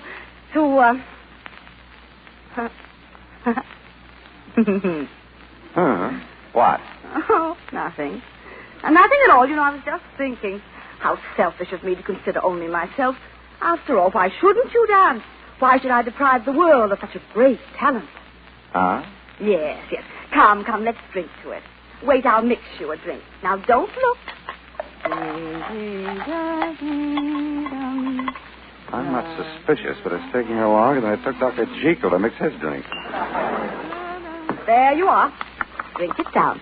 Tanya, by a very strange coincidence, I don't happen to be thirsty. Just one teeny-weeny drinky-winky? Not on your lifey-wifey. Oh, it's my own special drink. It is a little potent. I call it the fire. Yeah, the petrifier. Oh, come, Philip, this won't hurt you. It won't, huh? No. Then why's that smoke coming out of it? Oh, don't be a child, Philip. Drink it down fast. What's the matter? You afraid the glass will melt? My goodness, but you're stubborn. License, please. Oh, I have no more time to waste if you must dance very well. But, first, let me see if your costume is all right. Yeah? Pull up your trouser leg a little higher. Oh, like this? Yes. Quick, Igor, bite. Oh! Hold him, Igor. Ow. Don't let him go till I get back.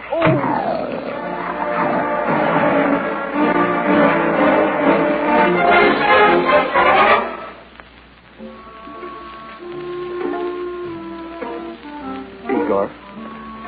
Wake up, Igor. Come on, open your eyes. Look at me. I didn't mean it, Igor. Oh, come on, doggy. Wake up, won't you? Oh, what happened? What happened to Igor? It's what your have own you done to him? fault. You let that hound me until I lost my temper. What did you do? Well, I bet it. Oh, my poor Igor. He'll be all right. He just fainted, the sissy. He's not a sissy. He just can't stand the sight of blood. Wait, he moved. Look, he's opening his mouth. Oh, Igor, bark to me. Oh, Igor, my precious darling, my sweet little lambykins, my itsy bitsy darling. You know, I'm going to miss him. Miss him? Yes. While you were in your dance and Igor was in his trance, I decided the ballad could struggle along without me. Tanyushka, your new ballet is a success. The critics are raving. Well, I guess I better go. We'll go on an international tour. London, Paris, Switzerland. I guess there's nothing more I can say. You mean this is goodbye? The Androvsky Ballet, the sensation of the world. Before I go, Tanya, there was something, what was it? Oh, yes. Will you marry me? Okay. What? What did you say? I don't know. Why, what did you say? I said, will you marry me? And you said, okay. I did? Oh, that's wonderful. The Androvsky Ballet. 3 cheers for Androvsky. We'll find a justice of the peace tonight. Oh, boy, this calls for a drink. Here's to us. Oh, Philip, you drunk it. The fire. Yeah, it's not bad. What's in it? Sleeping powder. Uh-oh. That is bad. How long before it hits? About half an hour. Well, then let's hurry. Come on. We've still got time to get married. Do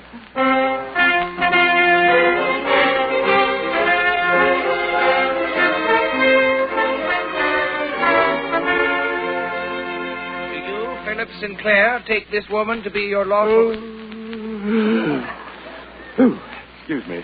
Darling, try to control your enthusiasm. Do you, Philip Sinclair, take this...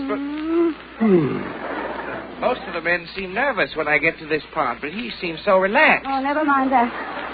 Never mind that. Just get on with the ceremony. Do you take her to be your lawful wedded wife? Well, do you? Wake up, Phil. Wake up. Say I do. Phil, now, Phil, come on, try. Try. I do. And up and at you, man in white. We made it, didn't we? Oh, Phil, darling, we're married. We're married, Phil. Aren't you going to kiss me?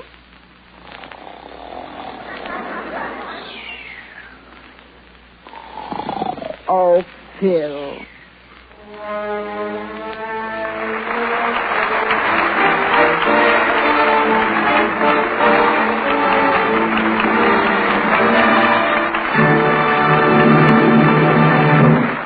Betty, and thank you, Bill, for a swell performance. Now, you must stay right here, because it's time for our golf question box. Everybody ready?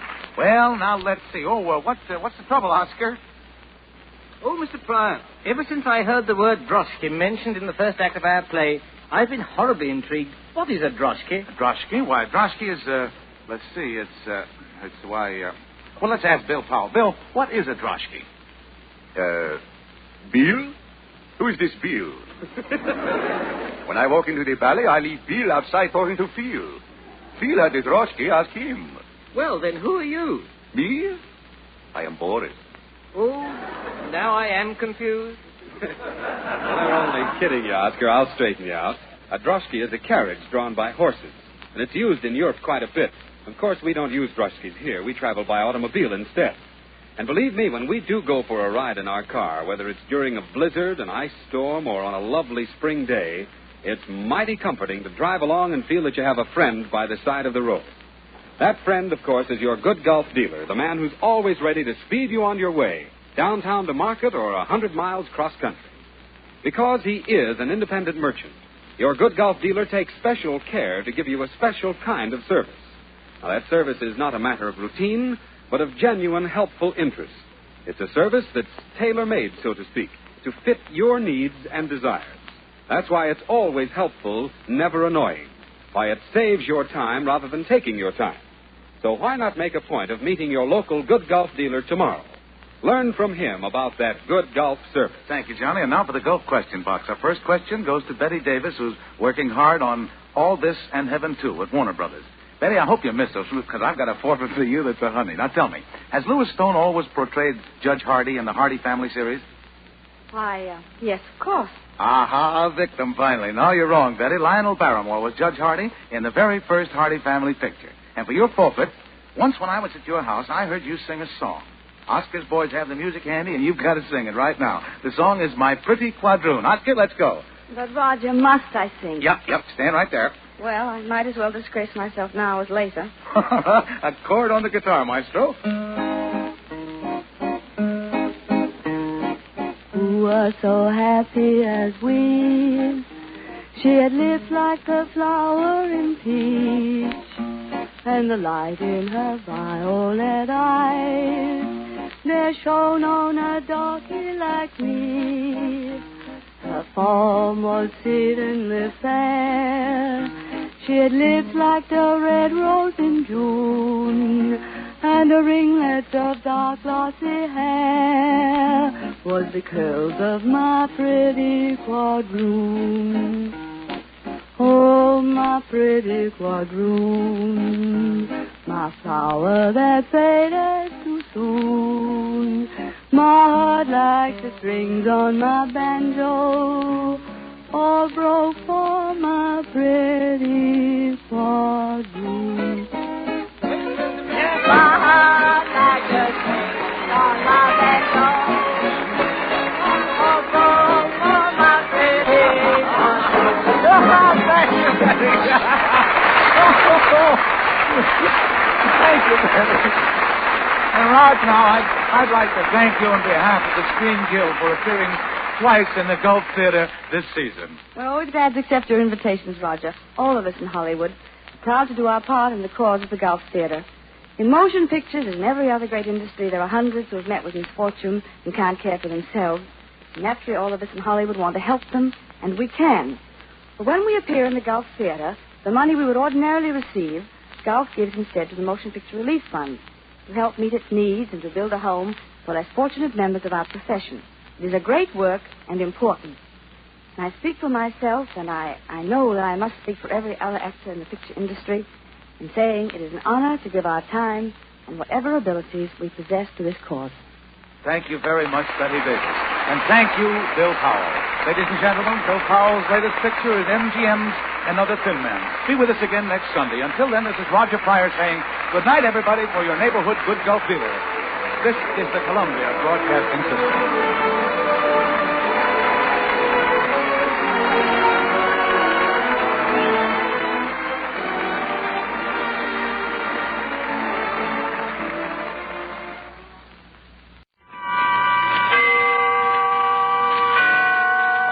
And its 98,000 dealers bring you Mr. William Powell in tonight's presentation of Suspense.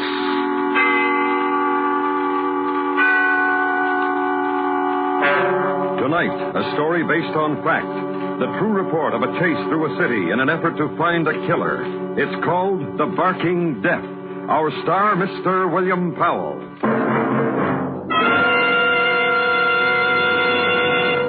This is Harlow Wilcox. Say, could your church use as much as $50,000?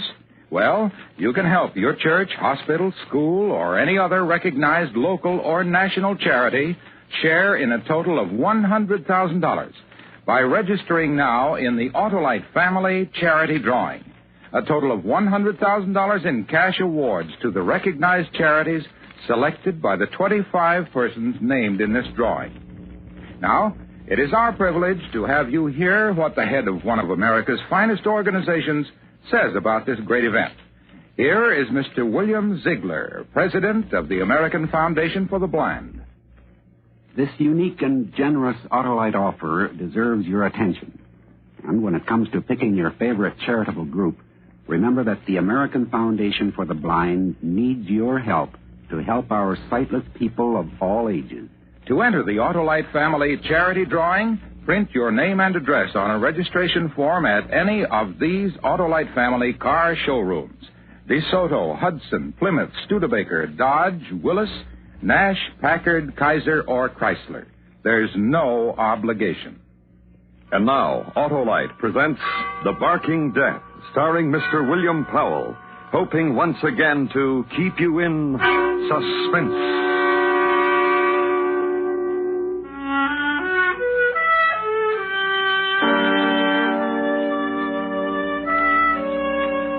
It's over now, and the town has settled down. Most of what happened I know because I was a part of it. The rest I must imagine for you. Our town is not very large. 25,000 people last census. Good town, proud of its police and fire protection, proud of its city administration and its health center. Then a thing happened to it. Terrifying thing. And this is the way it began. Right in here, Doctor.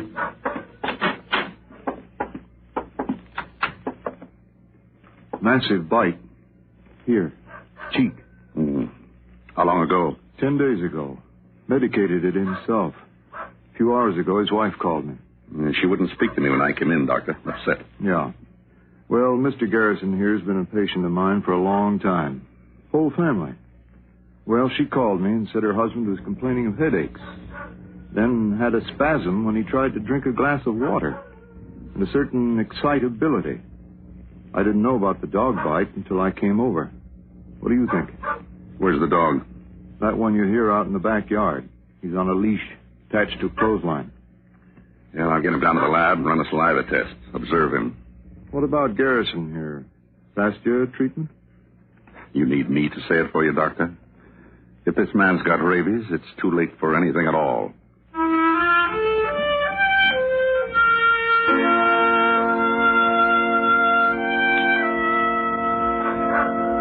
The dog was a mongrel, mostly beagle, spotted black and white, both ears and its muzzle white.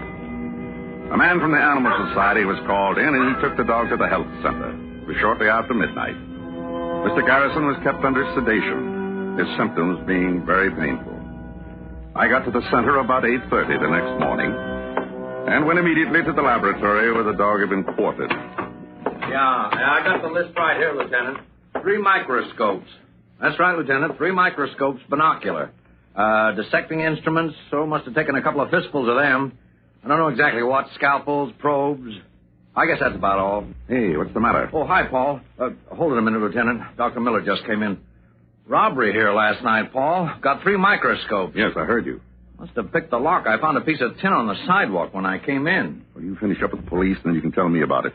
Hello, Lieutenant. Yeah, you got that?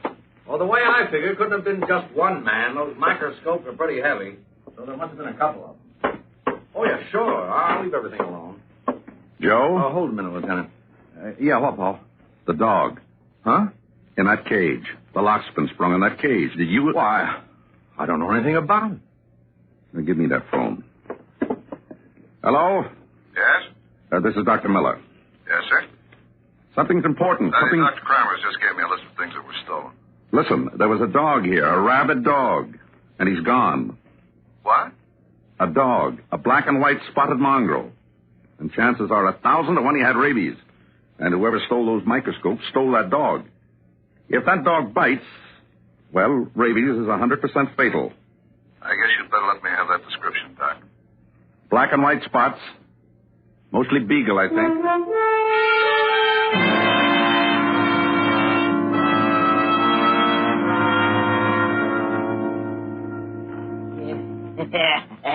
Where'd you get them crazy black and white spots, doggy? Doggy. Doggy? Pooch. It's more hamburger, doggy. Look at him. Look at him, Harry. Cliff. Nice doggy. What'd you take the dog for, Cliff? Pretty doggy. Merchandise ain't enough for you, Cliff? Microscopes, all that junk, you gotta take that to I Harold? like Pooches, Harry. Now leave me alone. I like Pooches. That dog's got to go. Oh. Got to go. Now listen. Out with that dog, Cliff. I ain't gonna live in the same room with no animal. Now wait a minute, Harry. So you like the dog. Well, both of you, good day. Cliff's You and the pooch. Doggy. Doggy, you're not liked.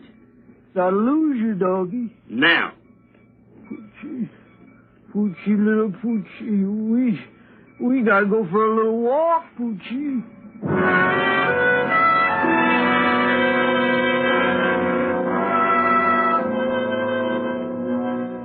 And a petty thief took a walk with a dog, holding him in his arms against the chill autumn air. Took a walk while the town alerted itself, made aware of a danger. had leaders and interested people who came together and were briefed.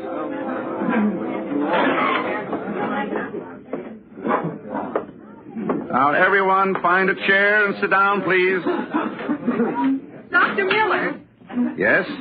my name is Mrs. Stone, and Mrs. Stone, there'll be ample I've opportunity written down a question here, and I'd like to ask you. Is it the habit of this foundation to house a mad dog? The second part of my question is, who is responsible for the laxity in letting this dog escape so that he is a menace to the community and its people? That's my question, Dr. Miller. And as a housewife and a woman who... Well, I would like to hear what you have to say. Mrs. Stone, this meeting was called for the press and any interested parties just to answer that kind of question. The dog was under observation to make certain he was rabid. But the fact remains, What fact remains? somebody was incompetent. That's all I have to say. Dr. Miller, Mr. Collins, my paper is questioning your methods. what about? All this publicity. The newspaper man and you... The duty to the community. What about panic? What about it? Well, scaring people about an animal on the loose, an animal that might kill you, people from the health department ringing doorbells, police, people up in the hills with guns hunting for a dog, a spotted black and white dog. A little ridiculous, huh? Is it? That's the question I asked you, Doctor. Yes, you did. Dr. Kramos, Yes, Doctor? you ready with the film? All ready. Will one of you people switch off that light, please? Now, in this projector is just a few feet of film of a child suffering from rabies. I think all of you should see it. Okay, Doctor.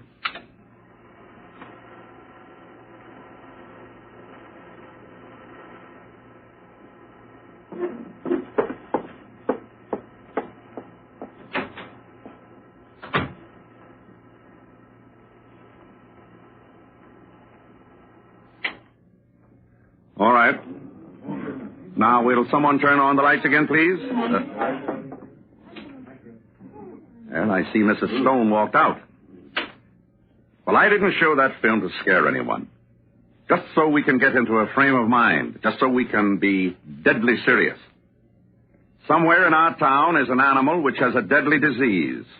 And whoever he bites, if that person does not receive immediate treatment, that person will surely die. You mean anybody who gets rabies? Will surely die. Without treatment, it's 100% fatal. Now, Dr. Kramos, can I have that chart? Of course, Doctor. Drawing a human nervous system. To make a simple point, the virus of rabies attacks the nerves, travels them till it reaches the brain. The closer to the brain the bite is, the less time it takes for the awful symptoms you just saw to appear. Then, death. And I repeat it. Once the virus reaches here, it is 100% fatal.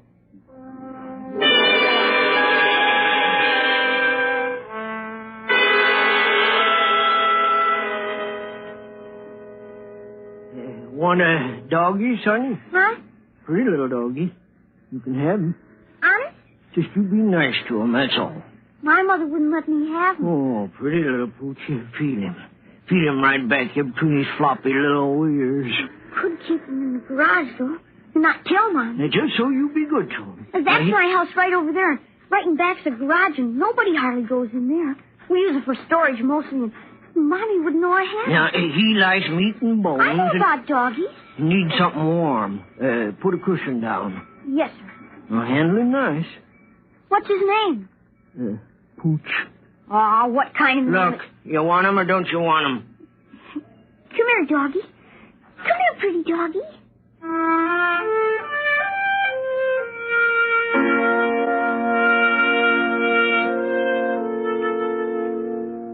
The boy, whose name was Peter Barrett, took the dog in his arms and walked away with it. And a half mile away, a jeep, outfitted as a sound truck, blared a warning. The three men's clubs of the town held an emergency meeting together. Searching parties were organized. The civil defense system was alerted. And a man, a health officer, directed all of it. A man who became tired. Oh? Yeah? Some coffee. Oh, thanks. I got it black. Yeah. Put it down. Now who should take it easy? What do you want, Joe?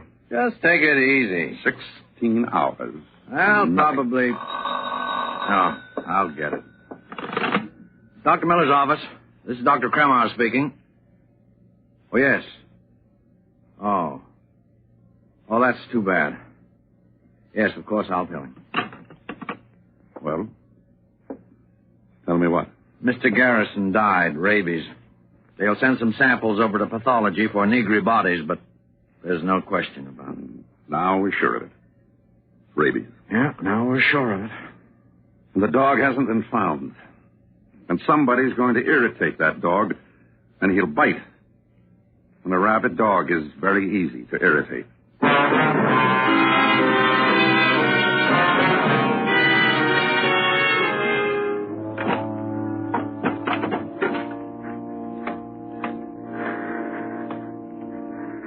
Hi, doggy. Hi, sweet doggy. Brought your bone, doggy, and some milk. Gee, you look funny, Poochie. What's the matter? Oh, come here and snuggle up. Is that better?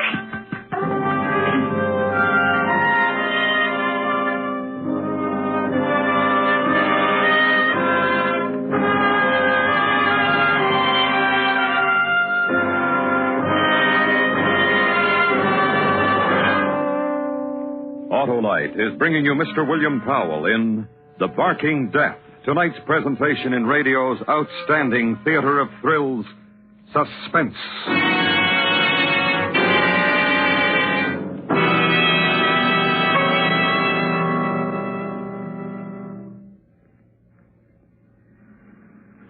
This is Harlow Wilcox. Tonight we are privileged to salute the Studebaker Corporation as a distinguished member of our Autolite family. So, I've got a date at my Studebaker dealers. And here I am. Hello, Mr. Wilcox. Hi. Say, what's this model? A car of the future? Well, it's a car of the future, all right, but you can buy one today. It's the new Studebaker for $54. You know, Mr. Wilcox, while other makers are talking about their dream cars, Studebaker is building and selling. But, of course, the pace-setting Studebaker styling means more than just beauty. It eliminates needless dead weight and excess bulk. Now, that means terrific gas mileage and superb handling ease. Well, can you get power steering on the new Studebaker? You sure can, and overdrive, too, if you wish. And, of course, our new Studebakers use many Autolite products, too. Well, thanks, Mr. Dealer. Autolite is proud of its long association with Studebaker and you Studebaker dealers everywhere. And now, Autolite brings back to our Hollywood soundstage Mr. William Powell in Elliot Lewis's production of The Barking Death, a story based on fact and well calculated to keep you in suspense.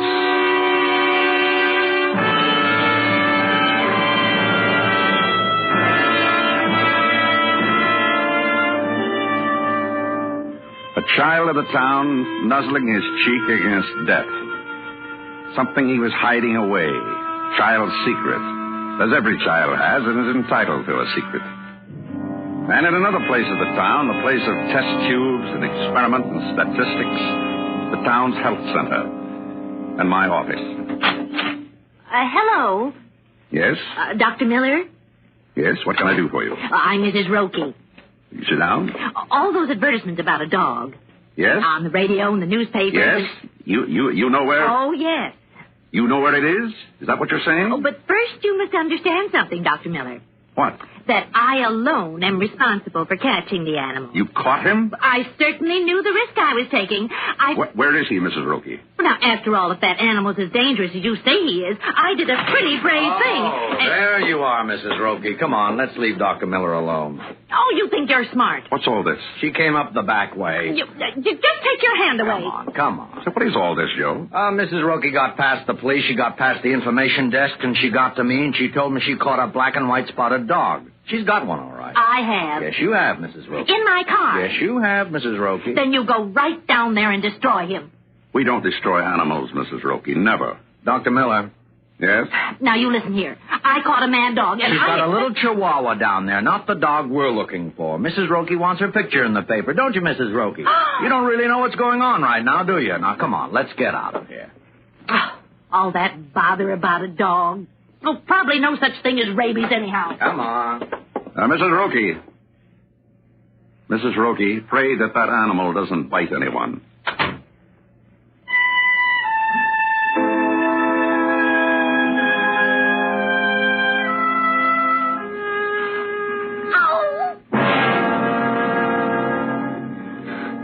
What'd you do that for?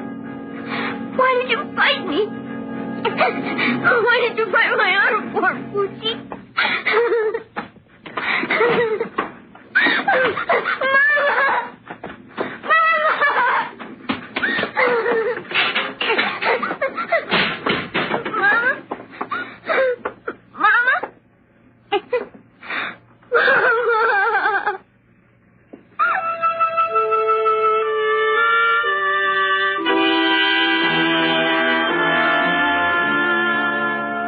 Which happened in a white-clabbered house, 1647 Whittier Avenue, garage detached near the railroad yards. And down Main Street, close to its east end, where there's more grass, the group of municipal buildings. The office of the Lieutenant of Police. From my point of view, Dr. Miller, police point of view. Now, which is that? What we seem to have forgotten. 2 microscopes were stolen and various instruments. The disposal of same. That's my point of view, Doctor. Procedure. You care to tell me about it? Yeah, we're looking for the wrong thing. What do you mean? It's easier to find microscopes than a dog. Anyhow, I told you, procedure, routine. We've questioned men with known records alerted... Oh, excuse me. Lieutenant Stevens speaking. Oh, when? Well, good. Bring him down here. I said routine, Doctor, and you didn't seem impressed. Suitably so, Lieutenant. Listen, there's only one thing that could make me jump up on this desk and shout hooray and go through all the antics you... Oh, no, just take it easy. It's not a time to get cryptic, that's all. Oh, thanks, Sergeant. That'll be all. Sit down. What's your name? Wood. Harry Wood. Vagrancy. Started out like that, sir. Yeah, that's what the sergeant told me over the phone. He said you yelled you weren't a vagrant, and they took you home to find out. And they found a microscope. Then he's... I said routine, Doctor, and you didn't seem impressed. Spotting a vagrant is routine. Is it all right if I... Sure, go ahead. You stole the microscope from the health center, didn't you? Yes, sir. 3 microscopes and instruments and a dog. Yes, sir. Where's the dog? I don't know. Now, listen, you. What did you do with that dog? I said I didn't know. Cliff took the dog. What's he talking about, Lieutenant? Cliff, the other man. There was more than one, remember? And he took the dog. And I made him get rid of it. How? I didn't ask him how he got rid of it. He got rid of it. Well, where is he? Where is this Cliff? Lieutenant, ask him where... Now, look, the sergeant said he went back to this man's room. No one was there, or the 2 other microscopes, or the instruments. I don't know where he went. I'm going to say it to you again, Doctor. Routine. Mostly that pays off more than anything else. Now it's a matter of finding a man named Cliff.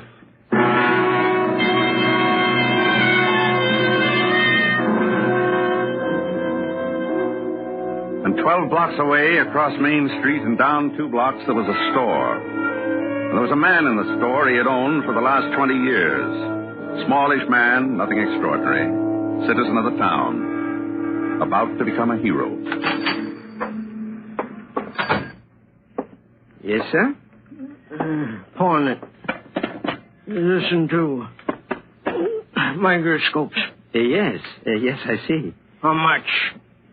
2 microscopes. I'm throwing over my entire practice and getting rid of everything. And I'll tell you something. Oh? Give me a good price on these 2, and I got another one. Doctor. Huh? I said, doctor. Oh, yeah. Yeah? Mr. Harding, our instrument man, is in the back. He should see these. Well, you understand. Oh, sure. You're just the violin and suit man, and Mr. Harding's... The instrument man. Oh, sure. Wait here. I'll be right back. Well, you just tell Mr. Harding the doc's in a big hurry.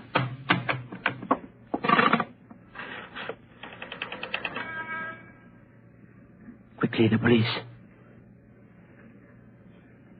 Hello? This is Carl Roberts on 3rd Street, pawn shop. A man just came in, a little bit drunk, came in with 2 binocular microscopes, both of them Bosch and Rome. Says he has another one, claims he's a doctor, but...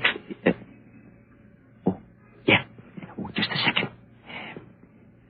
Serial number, G1135... Wait, no, Mr. Harding. Talk to the phone. Give me those. Now, sir. Get out of the way and give me those microscopes. You're a dirty little thief. That's what you are, breaking into the health center and stealing, and that's where these microscopes come from. Get out of my way. That animal you stole, that dog, the whole town is looking for. I said get out of my way. Oh, no, you do. Hey, you asked for it. Help.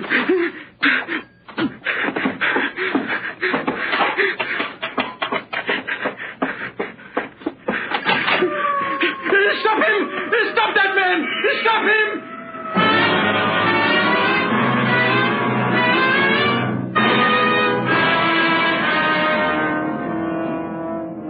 The man who owned a pawn shop had been in business for the last 20 years. A smallish man, nothing extraordinary, citizen of the town, who became a hero.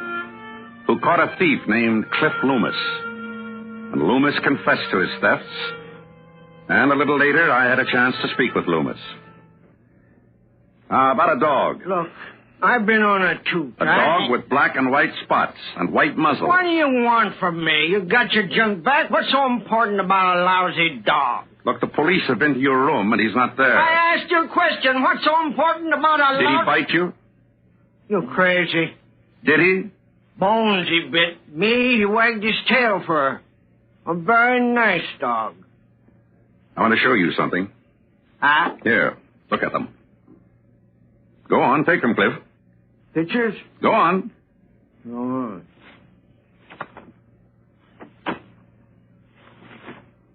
Doc. Yes? You must be crazy carrying around pictures like these. Pictures of people dying, Cliff. That's what I mean. Pictures like these. People bitten by a rabid animal. What does that mean? Like that dog you stole. What? It had rabies. Bit somebody, they'd... Unless they were treated in time. Doc. Yep. I gave the dog to a little boy. Where? Where, Cliff? Doc. Where? I don't know. Listen, Cliff. No, I'm not kidding, Doc. I don't know. I told you I've been looped. This is the jolt that makes me all of a sudden not looped, and I'm telling you true. I don't know where the kid is. Yeah? Doc, it was somewhere near where our room was. I remember Harry said get rid of the pooch, so I went downstairs, and the first kid I met, it's Hazy, Doc. Listen, we'll take a ride, Cliff. Police, too? Afraid so. We're going to take a ride, and we're going to try to find that boy. Ring a lot of doorbells and ask a lot of questions. And find him, right? Okay.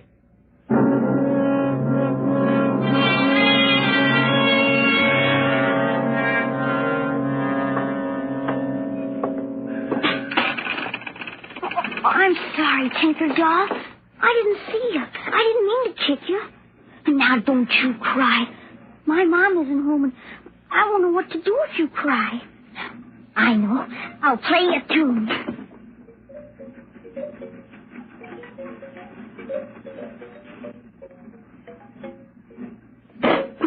Better? I got hurt, too. Doesn't hurt so much anymore. Poochie didn't mean to bite me. Should we play records, Tinker Doll? All right.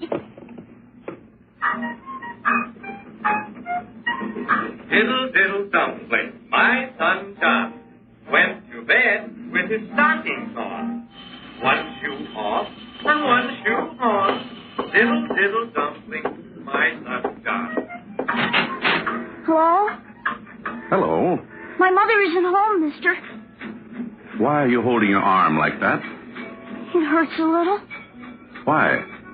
Poochie bit me.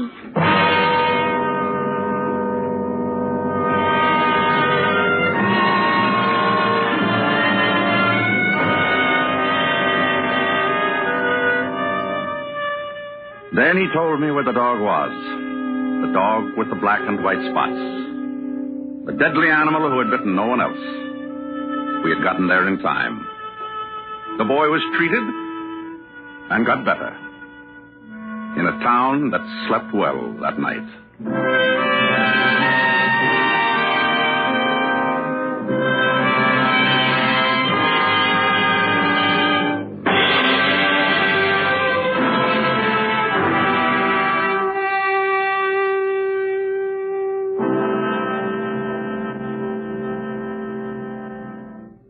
Suspense, presented by Autolite. Tonight's star, Mr. William Powell.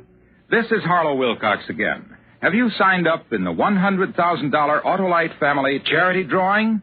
Well, if you're 18 or over, visit one of the following car dealers: DeSoto, Hudson, Plymouth, Studebaker, Dodge, Willis, Nash, Packard, Kaiser, or Chrysler. Just print your name and address on a registration form and have the dealer sign it. You don't have to own one of these cars. You don't have to solve or buy or write anything. So help your local church, hospital, the American Foundation for the Blind, or any other local or national recognized charity share in this huge sum. Remember, if you are one of the top 25 names in this drawing, the recognized charity of your choice can receive a big part of $100,000. So visit any of these Autolite family car showrooms: DeSoto, Hudson, Plymouth, Studebaker, Dodge, Willis, Nash, Packard, Kaiser, or Chrysler. Make sure to sign up tomorrow.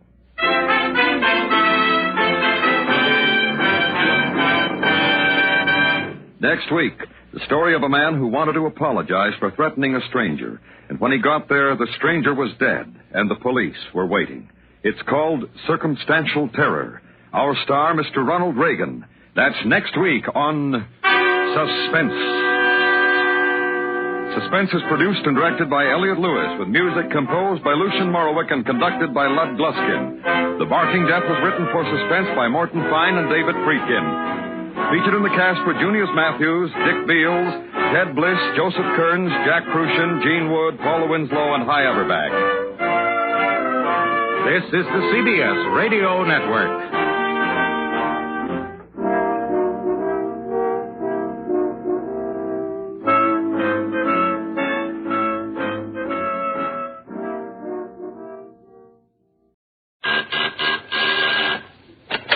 Oh, George, I've got a cold. You better say it. All right. Well, hello. Come right in. Oh, Gracie, we've got company.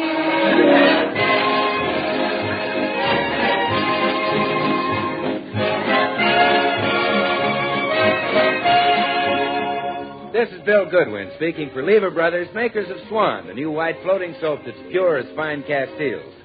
Well, it's Tuesday night again, time for another pleasant visit with George Burns and Gracie Allen. Our guest, William Powell, star of the Metro-Goldwyn-Mayer picture Heavenly Body, with Jimmy Cash, Felix Mills, and his orchestra. And now meet the people who live in the Burns house, George and Gracie.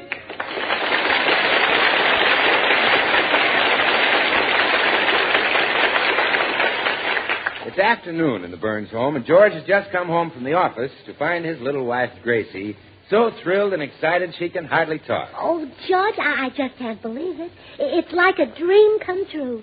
Well, what is it? What's the news? Well, I know it's happened to other women, but now it's happening to me, to us. Well, Gracie, what is it? Oh, it's what every home needs, what every man and wife pray for. Gracie, you mean we're going to have a... Yes. A cleaning woman.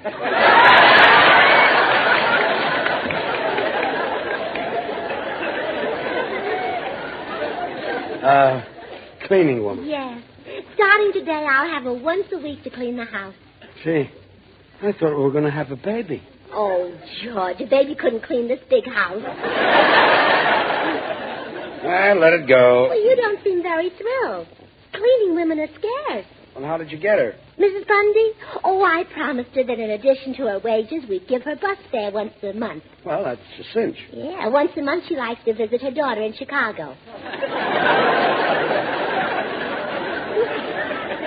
That's where we pay the bus fare. Yeah, round trip. Might be cheaper to move to Chicago. Oh, that's probably Mrs. Bundy now. Stand up straight, dear. I want you to make a good impression. Okay. Come in. Well, here I am. Oh, Mrs. Bundy, I'm so glad you could make it. Where do I start cleaning? Well, first, Mrs. Bundy, I understand it's customary to present letters of reference. Oh, don't bother. You folks look honest. Well, that's nice. Oh, this is my husband. Hello. Mine's bigger. Oh, yes, George is rather petite. But don't let his size fool you. He's as strong as an ox and much handsomer. Thanks, dear. Oh, here's the duster, Mrs. Bundy. You can start right here. Okay. You work for lots of movie stars, don't you? That's right. And believe me, I could tell you plenty about them. Oh, well, that's what I was leading up to. Only I can't talk when I'm working. Oh, well, in that case, let me work and you talk. That's what I was leading up to. Well, now, hand me the duster. Wait a minute, Gracie. You're going to pay Mrs. Bundy 90 cents an hour just to gossip about movie stars? You could get that from Luella Parsons for a nickel. Well, if Luella Parsons works that cheap, she can't be a good cleaning woman. Well, it looks like there'll be no dinner cooked around here tonight. I better go out and eat. Oh, all right. Goodbye, dear. Bonjour. Well, who do you want to hear about? The Humphrey Bogarts, the Walter Pidgeon? Well, start with the Humphrey Bogart. Is he as tough around the house as he is in pictures? No, indeed. I've been around there plenty, and he doesn't wear the pants in that house. My goodness. Isn't that kind of drafty? I mean, he ain't the boss. Oh, I'll get it, Mrs. Burns. You just keep right on dusting. Yes? Oh, hello. I'm Bill Goodwin. Well, say, aren't you Mrs. Bundy who cleans house for all the movie stars? That's right. Well, Mrs. Bundy, this is an opportunity I've been waiting for. There's a certain soap I'd like to tell you about. I don't want to hear about any soap. Gee, I guess I got to get my foot in the door. Well, Mrs. Bundy, now just skip it. The only kind of soap I use is Swan, that new white floating soap. Oh, well, but that's the Don't soap you that... say a word against him. You fresh salesman who knock other fellows' products. Well, but Mrs. I Bundy, like Swan because I can use it for everything. Washing the dishes, doing light laundry. And let me tell you something, young man. Swan is great, too, for bathing the baby and for the bath or shower. Yeah. Why, Swan is 4 soaps in one, so you just hush up. Well, but Mrs. Bundy, Will you stop flapping your traps? It ain't going to do no good to try to sell me some other soap. What do you think helps keep my hands looking so beautiful? Swan soap. You should try it for your face.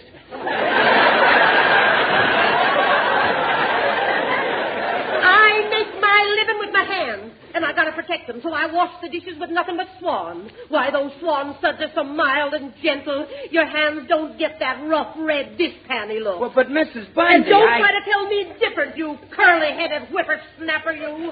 Now get out of here. Well, Now what? Well, I just wanted to get my foot out of the door. Oh, Mrs. Bundy, who is it? Oh, some smart Alex trying to get me to stop using Swan soap. Oh, I'll get it. Hello? Hello, Gracie. This is George. Oh, yes, dear. Look, I just ran into William Powell here at the restaurant, and I'd like to bring him home for the evening. William Powell, the movie star? That's right. You mean the original Frank Sinatra? Original Frank Sinatra? Well, wasn't Mr. Powell the first thin man?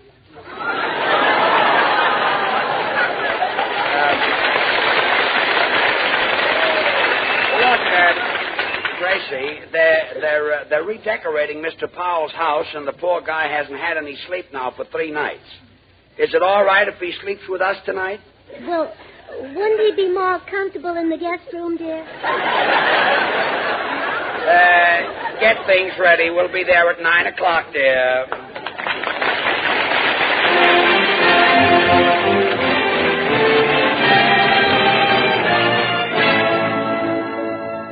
Here's our popular young tenor, Jimmy Cash, with Felix Mills in the orchestra in a revival of the great ballad, I'll Get By.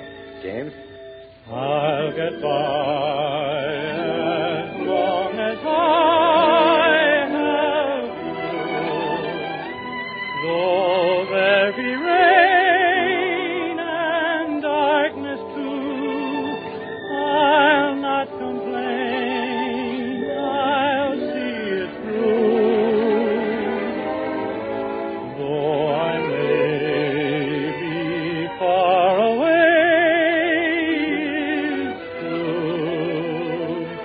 say what care I, dear, I'll get by as long as I have you.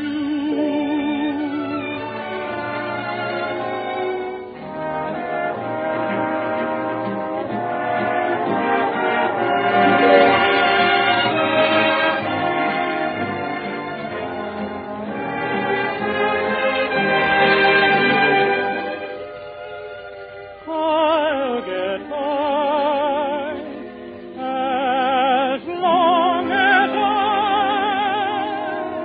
have you.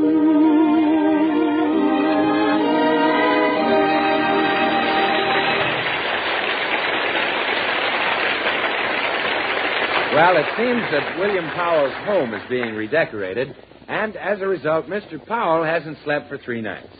So George has invited his exhausted friend to spend the night in his quiet little nest. Now, approaching the Burns home, we see 2 men. One tired-looking, hollow-eyed, a very shell of a man, and the other, William Powell.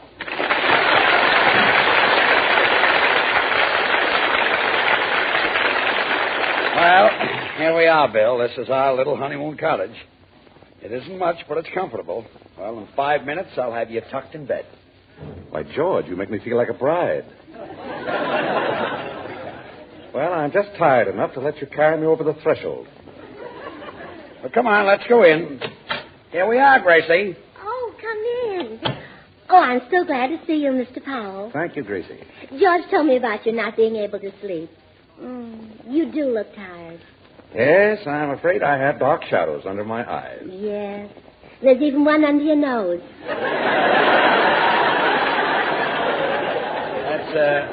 That's his mustache. Oh. Oh, it's cute. It reminds me of George's chest.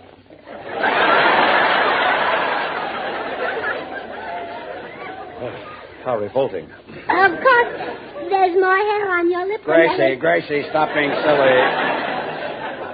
Oh, I'm sorry I laughed at your mustache, Mr. Powell. Oh, that's all right. It tickles my wife, too. Well, is the guest room ready, dear? Bill hasn't slept for 3 nights, and he's got to get to bed right away. Oh, well, now, this is the guest room right here, Mr. Powell. Oh, say, this is a charming room. Oh, that bed certainly does look inviting. Oh, isn't it lovely? My mother gave us that bed for a wedding present. Oh, nice. Yes, we slept there for 3 years. Then Mother went home and George and I slept in it.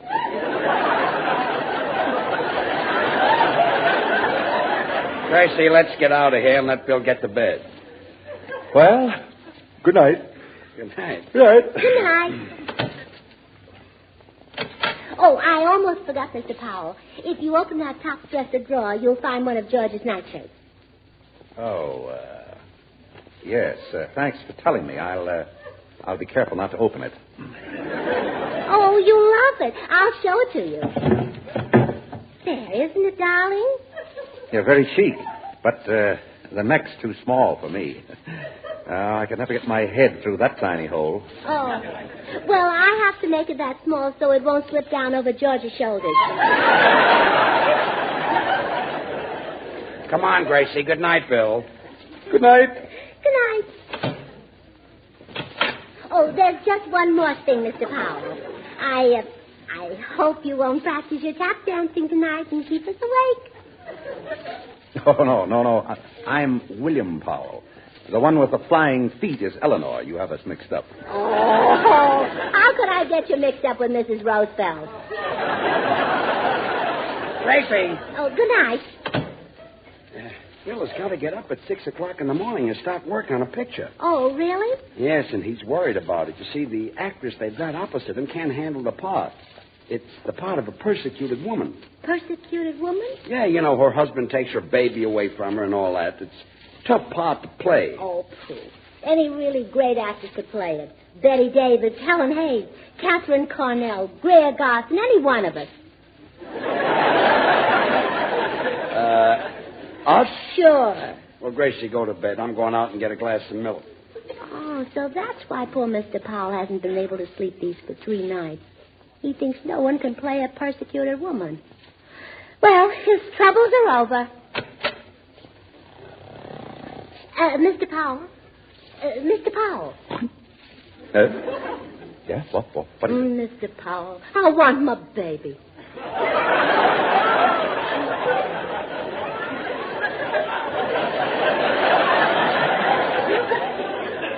I beg your pardon? My baby, I want my baby. Is it in this bed?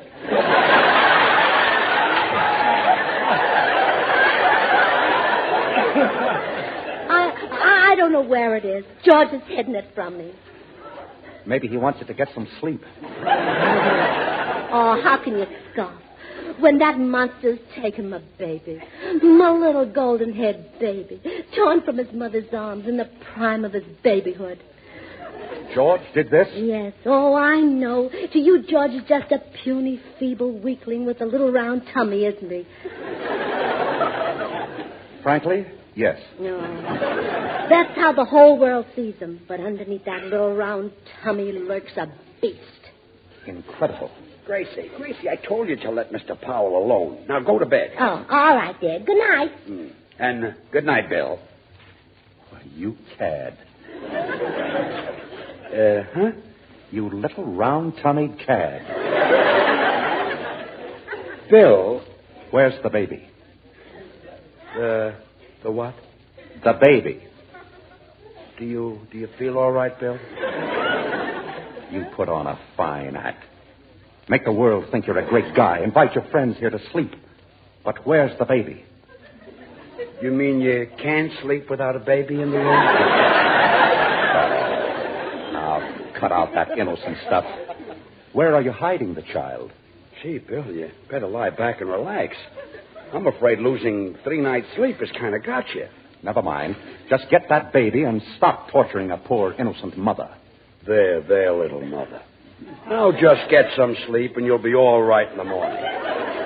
Then I'll bring you your baby. I'm talking about Gracie's baby. Gracie's? Gracie, come in here. What is it, dear? What did you tell William Powell about a baby? Oh, that. I was just showing him how great a part I could play, or any great actress could play the persecuted woman in his picture. Then you have no baby? Oh, no. And how often I've envied you, Mr. Powell. Me? Oh, yes. Your son Dick is so talented.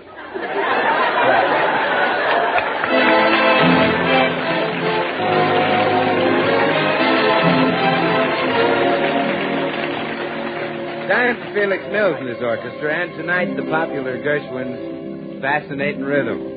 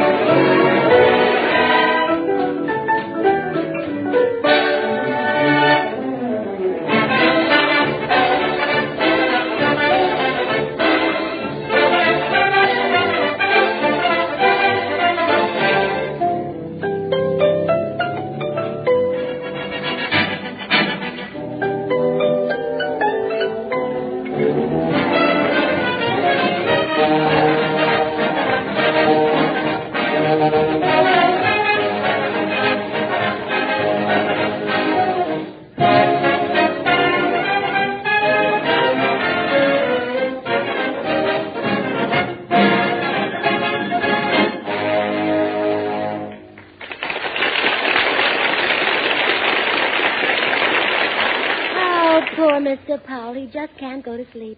I've been in his room 20 times in the last hour, and every time I leave, he's wide awake. Gee, when he told me he hadn't slept for 3 nights, I didn't realize he had insomnia. The worst case I've ever seen. He's angry about it, too. I peeked in just now, and he was lying there growling to himself. Well, maybe he's asleep. Maybe that's snoring. Oh, George, I've been married to you long enough to know what snoring sounds like. He's growling. When you snore, you sound like you're eating a banana underwater. Well, thanks, dear. Oh, poor Mr. Powell. Insomnia is such a horrible thing. Well, as long as he can't sleep anyway, I might as well find out what he wants for breakfast. Mr. Powell? Yes. Mr. Powell?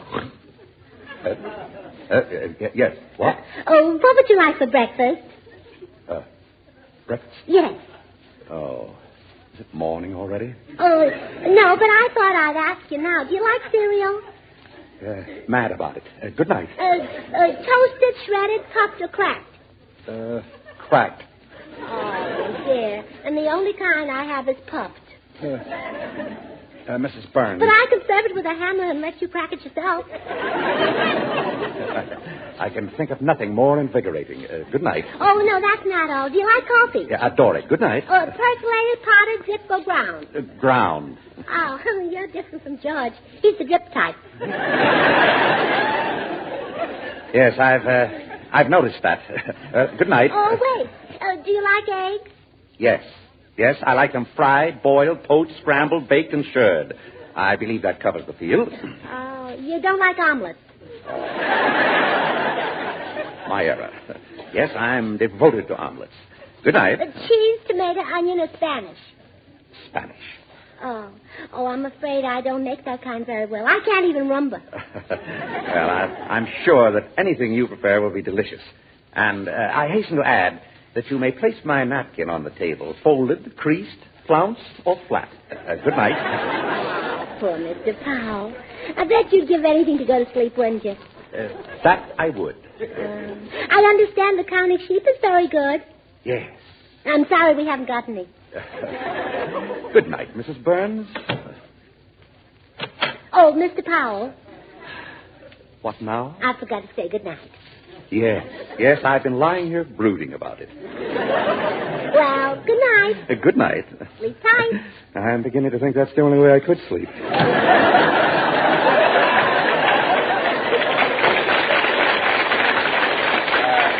Gracie, is he asleep yet? No. Oh, maybe he'll go to sleep if you talk to him. All right. I'll see what I can do. My, it's dark in here. A peculiar habit of mine. I like to sleep in a dark room. I'm not disturbing you, am I? No. In fact, you're a great help. Really? Yes. I haven't slept in 3 nights, and your help making it 4. Well, you'll soon be sleeping like a top, and there's nothing like a good night's sleep. There's certainly nothing like it here. Did you set the alarm clock? Yes, for 6.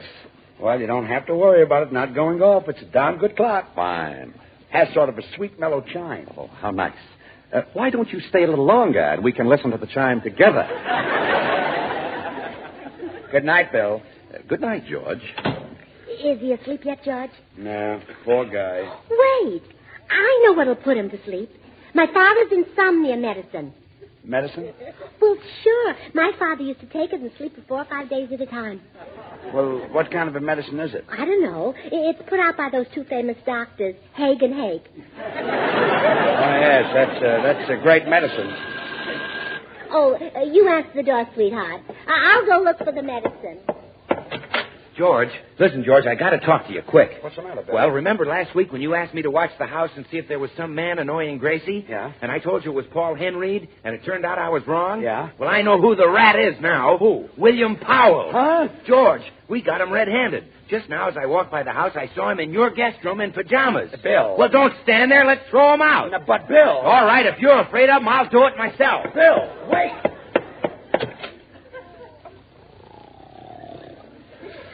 Get out of that bed, you rat! What? But I beg your pardon. Get out of that bed and take your medicine. If it's ether, I'll kiss you. Bill, I'm telling you, you're making another mistake. Don't be afraid, George. I'll handle this. Now get this, Powell. George's wife loves him and only him. Oh, sure, to you, he's just a wrinkled, repulsive little hollow-chested pipsqueak. Now, don't start that again. But to his wife, he's as handsome, as precious as a bar of Swan. Now, Bill. Swan, the new white floating soap that's 4 wonderful soaps in one.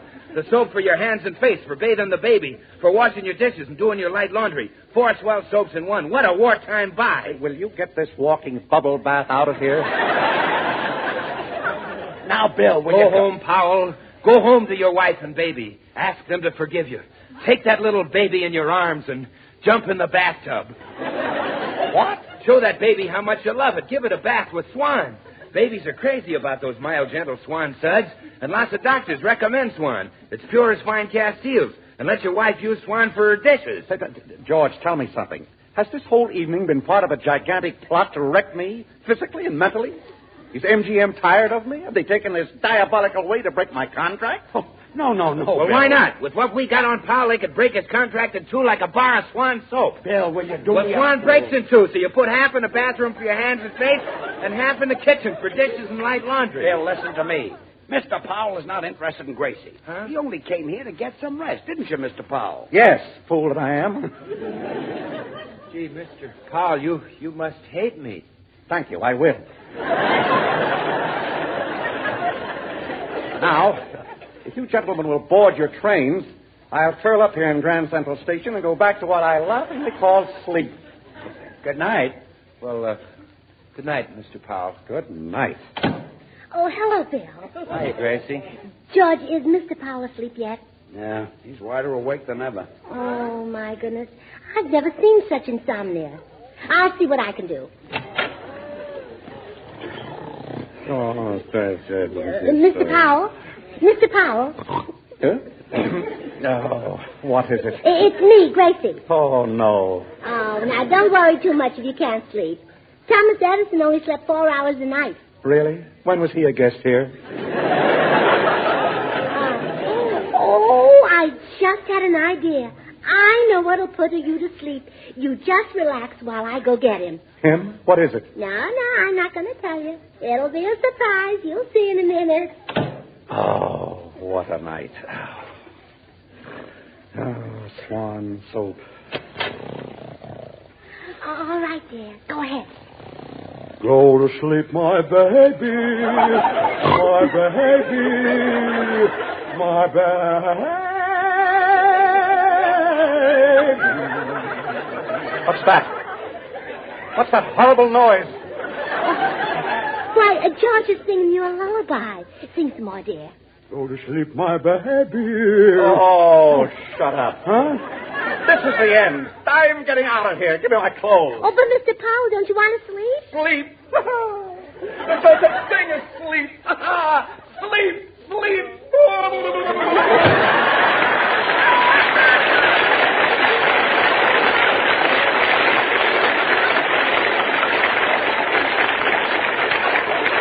Well, George, worst case of insomnia I've ever seen. Yeah, poor guy. Well, come on, Gracie. Let's get to bed. You know, George, I don't think I'm going to be able to sleep now. You don't? No, sweetheart. Would you... Oh, sure.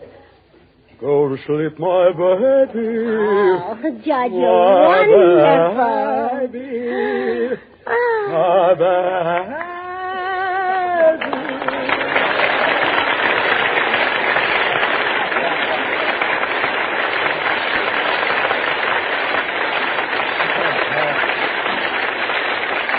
George and Gracie will be back again immediately, and I'm just going to take a moment to remind you that we have all the soap we need in this country, but we haven't any to waste. Save soap. For instance, when you wash your hands and face with Swan, don't make more lather than you need. You'll get plenty in a few seconds. And don't put your Swan in a wet soap dish. A wet soap dish will melt any soap. And here's another good tip. When you wash your dishes, scrape the plates clean first and rinse them before you wash them. Then a few swishes of Swan in the water or some Swan on your dish rag or mop, and you're all set. Just remember, don't waste soap. Here they are again, George and Gracie. Oh, George, next week we're going to have 2 guest stars. Adolphe Montague and his wife, Marie Teasdale. Gee, that's swell. You know, Manju is the best-dressed man in Hollywood. Yeah, I know. You and Mr. Manju have a lot in common. Well, thanks. Yes, you're both married to beautiful women. Thanks.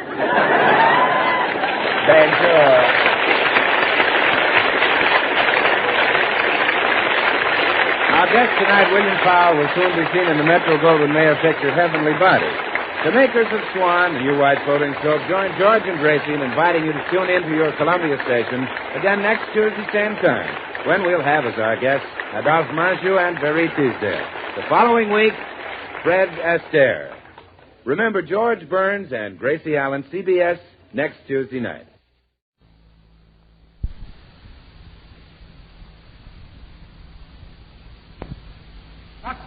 Presents Hollywood.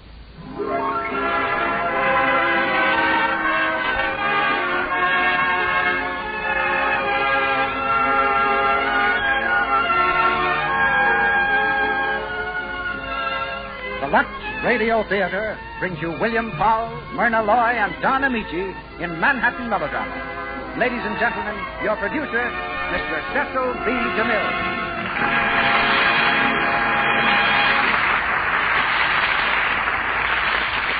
Greetings from Hollywood, ladies and gentlemen. Backstage in the Lux Radio Theater, this is an exciting moment. Curtain time on the first night of our 7th consecutive season. We're on the brink of new adventure. Adventure with the brightest stars of Hollywood and Broadway. Adventure with the outstanding stage and screenplays of the year. And in tonight's adventure, 3 of your favorite stars, William Powell, Myrna Loy, and Don Amici, begin the season with Manhattan Melodrama. From the flicker of gaslight to the blaze of neon, first nights have always thrilled me. As the scene in front of this theater thrilled me tonight. But all the splendor and spectacle of this great Hollywood premiere are yours, without having to brave a single traffic jam. This theater was designed for you, and we appreciate the approval you stamped on that design by your loyalty to the products behind it. Lux Toilet Soap and Lux Flakes. For the 7th year, we're going to keep Lux a symbol of the highest quality in entertainment, just as it stands for the highest quality in both of our products. And we don't need a horoscope to predict an auspicious beginning for this new season. The stars look very favorable. In fact, Myrna Loy is smiling. But Manhattan Melodrama has added a few gray hairs to my head, though even gray ones are welcome. The drama in the play is so strong that it demands 3 forceful personalities to play it. And 3 of a kind, like William Powell, Myrna Loy, and Don Amici, are hard to get. It's a story of 2 men who've grown up from boyhood together, opposite types but fast friends. They take different paths and wind up on opposite sides of the law, but they fall in love with the same girl. Then suddenly one of them holds the life of the other in his hands, and, well, the stage is set now. We open a new season. The curtain rises on the first act of Manhattan Melodrama, starring William Powell as Jim Wade, Myrna Loy as Eleanor, and Don Amici as Blackie.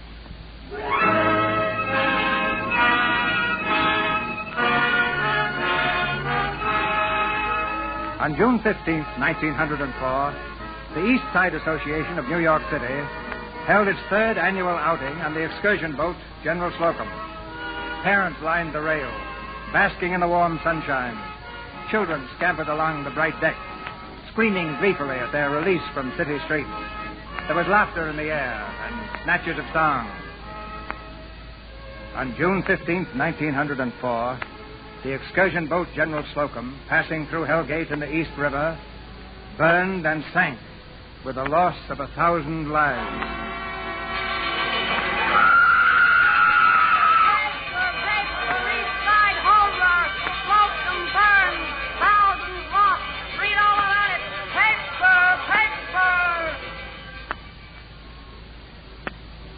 That night on the waterfront, while the grim toll of death was reckoned in the flickering light of torches, 2 East Side kids sat huddled together in the shadows.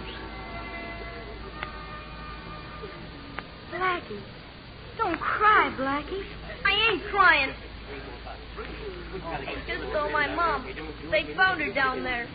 She... I know. Mine, too, and Pop. Don't you cry either. I ain't crying. Jimmy, I guess we gotta stick together now, huh? Yeah, Blackie.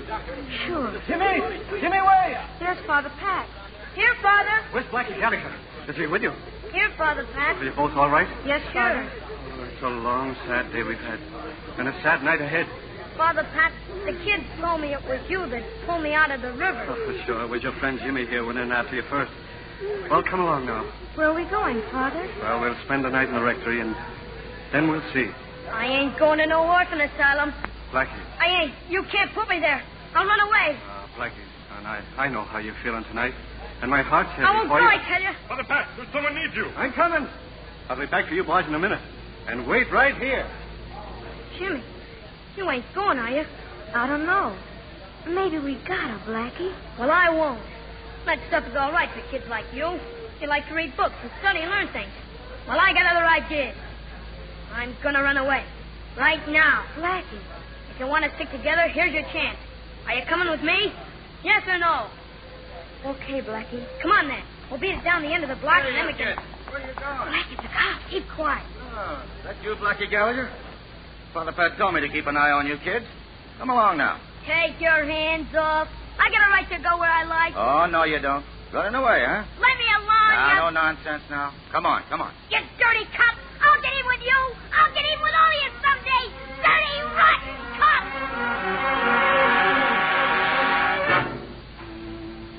Hey, Mamie, listen to this in the paper. January 16th, 1920 was the date set by Congress today for the beginning of national prohibition. The 18th Amendment, ratified by 36 states, will go into effect on midnight, January 15th.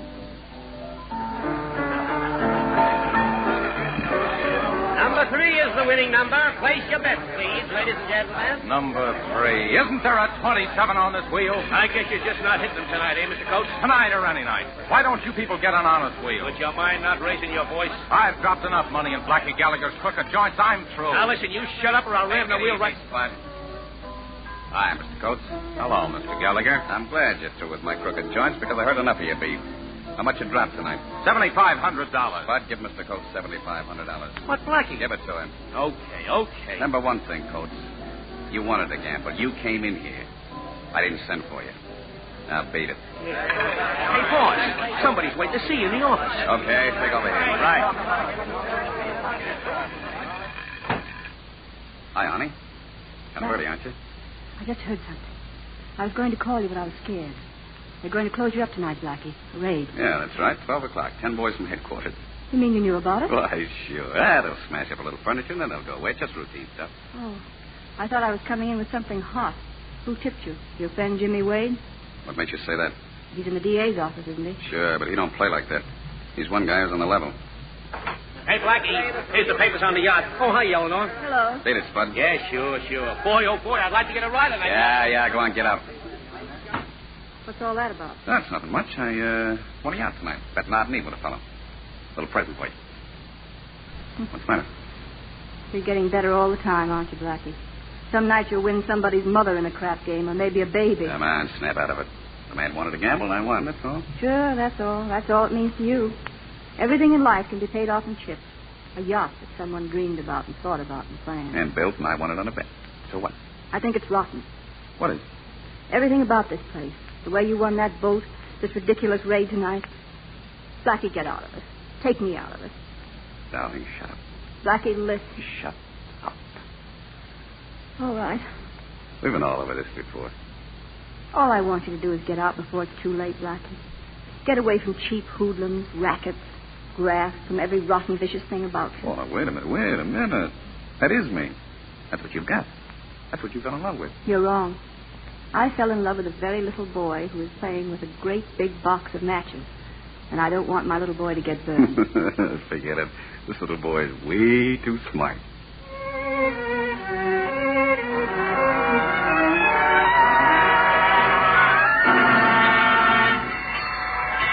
The main event for the heavyweight championship of the world. Jack Dempsey versus Louis Purple. In this corner, Eddie Fighter. Keep moving. Who's next? Yeah. Got a couple of tickets for Blackie Gallagher? Mr. Gallagher. Yes, sir. Made a man on yet? Just coming up. Wade, please. Jim Wade. I had a ticket reserved. Jim. Hey, Jim. Blackie. How are you? Hey, this is great. Hey, tell me, what are you doing up here with all these low-class people? Oh, say, I haven't seen a fight since the day you and I cleaned up on the O'Malley brothers. Say, how are things coming with you? I hear you're the guy that really runs things around that district attorney's office. Give me time. Yeah, and there's an election next year. They going to run you for DA? Well, some of the boys have been talking about it. Yeah? Say, look, Blackie, I've been meaning to call you. Do you know anything about a West Side mug named Pants O'Riordan? Yeah, he's bad news, right? Well, I got an indictment against him, and I can get a conviction, but the big boys are putting the pressure on me to go light on him, let him take a plea of third degree. Don't you do it. You don't have to play ball with them grafters. I know that, too. But you see... Forget it. If I was you, I'd fight. Show him there's one guy left that money don't talk to. Well, will you listen to Blackie Gallagher? Say, I seem to remember an old saying about practicing and preaching. Now, what was that again? Listen, Jim, you're the real stuff, see? Me, I'm the Flash, the boy with the ready money. But you're going places. Where? Anywhere you want. Maybe to that great big house in Washington. It's all done up in white paint. And I'm betting on you, too. Oh. Maybe I ought to go right home, pack my books, and wire Mr. Coolidge to move over. Yeah, you're a cinch. You're on the level. That's what pays off in the end. So don't let them political sharpshooters shove you behind the 8-ball. Try it, and I'll personally bust you right the law. You never saw the day you were big enough. Which reminds me, how about watching Mr. Dempsey personally bust Mr. Firpo? Okay, let's go. Hey, one side, will you? You're blocking the aisle. Hey, everybody's coming out. What happened? The fight's over. Over? Well, but who won? Dempsey won. How do you know? I bet on him, didn't I?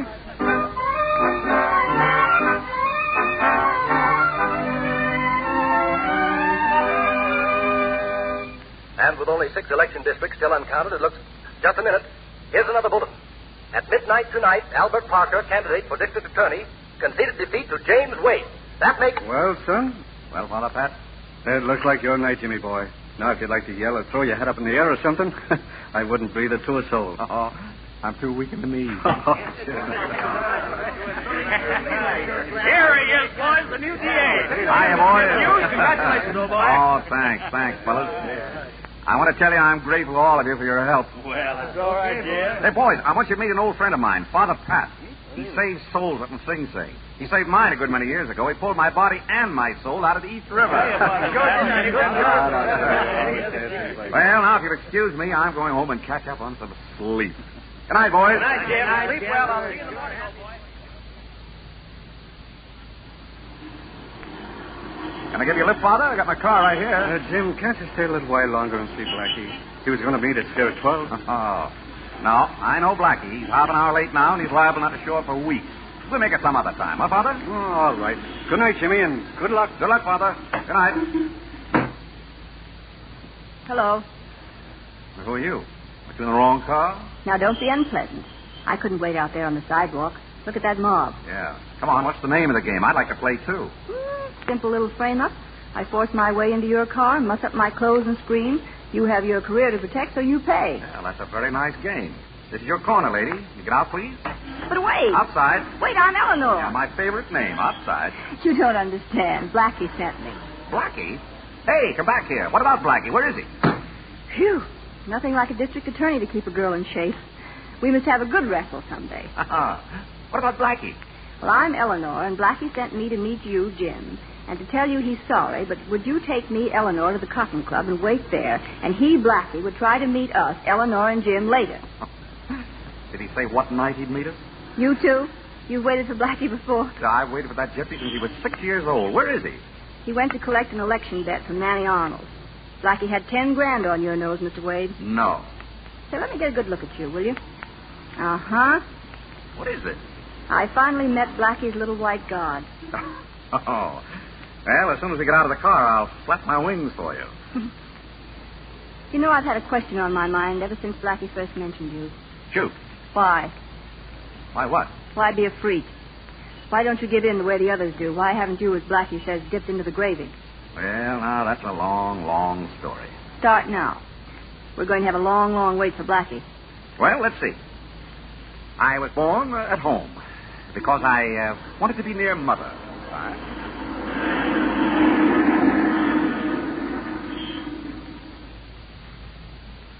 And I'm not sure. Maybe ideals have ceased to exist. Maybe they're outmoded, like horse cars and oil lamps. But they're mine, and I'm stuck with them. You'll do all right. I hope.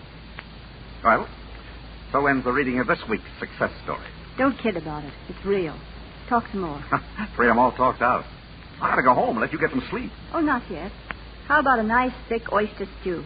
At 5 o'clock in the morning? Are you out of your mind? Personally, I'm on your side. But Blackie and anywhere from 1 to 20 hoodlums will be here any hour screaming for it. Not me. I waited all I'm going to wait for Mr. Gallagher tonight. And a very pleasant place it was, too. I had a swell time.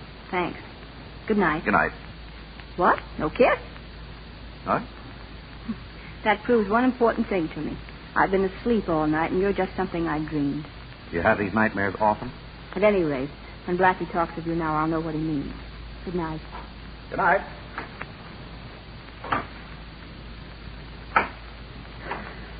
Oh, hi, honey. Well, good morning, Mr. Gallagher. Dropped by to say goodnight to you. Must have gone to sleep inside. Jim here? He just left. No. That's his coat, isn't it? Where? I guess he forgot it. Oh. Nice little job, huh? Maybe I'll wear it for a while till I meet him again. Like you met us tonight at the Cotton Club. Oh, I'm, sorry about that, honey. I couldn't get away. I was going to meet you, but, Business, Blackie? Yeah. What do you think of that Manny Arnold guy? He was in that bet. $10,000, I'm supposed to trust him. I trusted him. Gave him till New Year's Eve to pay up, or else. Manny Arnold's no person to fool around with. I'm not fooling. Did you threaten him? No, I just told him. New Year's Eve, or else. That's why I couldn't make it, honey. Am I forgiven? Of course. I had a marvelous time. Oh, sure. I knew you would. Do you good to get out with a guy like Jim down then? Do me good. He spoiled me. He opened doors for me, helped me in and out of the car. Imagine. He was like that all night. Stayed right with me. No table hopping. And he didn't make dice out of the sugar cube. Why, he wouldn't even kiss me goodnight. Yeah? That was kind of dull. Blackie, have you ever figured any further ahead than 15 minutes? Have you ever imagined where we might wind up? Look, honey, it's 5 o'clock in the morning. I got to beat it. It's now or never, Blackie. It has to be now, before I let you drive tonight out of my mind. Tonight? Say, Jim must have had a terrific effect on you. I saw so much I haven't got and want. Security, consideration, a shelter, Blackie, someplace to get in out of the rain. What are you talking about? There's nothing you want that I can't give you. Blackie? Shut up and listen. You got a big load at Jim tonight. Outside of these crazy notions, it was probably good for you, but get this. Jim's as much out of your class as he is out of mine. I used to get ideas listening to Jim, too. Ideas about being something. But I forgot them because they're not my stuff. You better forget yours, too. Night. Goodbye, Blackie. What is this? Now, listen, don't get silly about a lot I'm not. I was once, but I'm all right now. Up to a minute ago, Blackie, I loved you very dearly, and all that mattered to me was you. But right this minute, I can't even remember having been in love with you. Darling, shut up, will you? And that won't work ever again, either. You see, Blackie, at last I've some ideas of my own. Maybe they're old and discarded, like horse cars or oil lamps, but they're mine, and I'm stuck with them. It's the very latest thing to be oh so cynical and callous about the decent things of life. Well, maybe I don't like the latest style. Maybe I want to wear last year's hat. Maybe... Oh, goodbye, Blackie.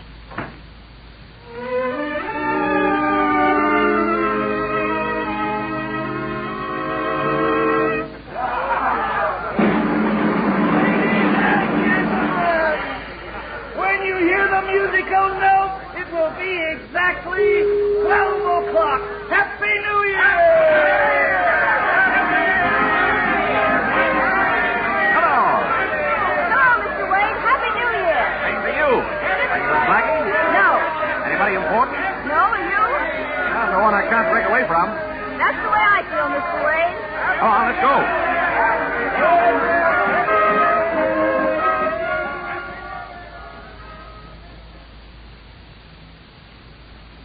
Folks. 2 hamburgers, 1 with onions, 1 without, and 2 beers. Right? Right. You know this is a wonderful place to spend New Year's Eve. Oh, I knew you'd like it. I reserved this table at the window months ago. Very popular, this table, because of its tradition. The Grand Duchess always sat here. Right here? What do you know? Say, this is the most attractive hamburger I've ever seen. Everything seems to please you tonight. Yes. It's the happiest New Year's Eve I've ever had. Eleanor, what you told me before about you and Blackie, You sure there's nothing there anymore? It's all gone, Jim. It's dead, buried, and forgotten. Blackie's nothing but a swell guy I once knew. Well, then, Well, then, what? Happy New Year, Eleanor. Happy New Year, Jim. Paper? You want a morning paper, Ed? Yeah, leave it on the counter. Anything new? Yeah, they got that Manny Arnold guy. Manny Arnold, the gambler? That's the one. Booked him off in the hotel room. Well, see you tomorrow. Yeah. Manny Arnold. What's the matter? You know him? No, Jim, take him home.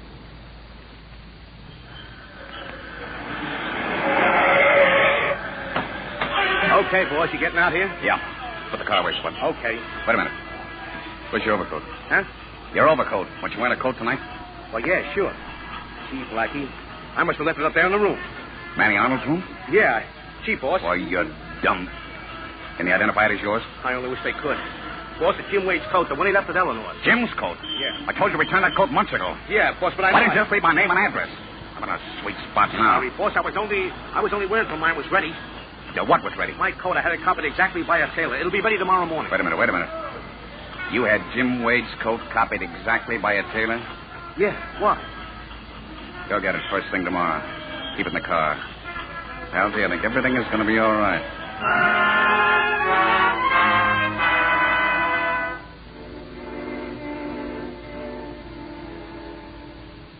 And here's the coat they found, Chief.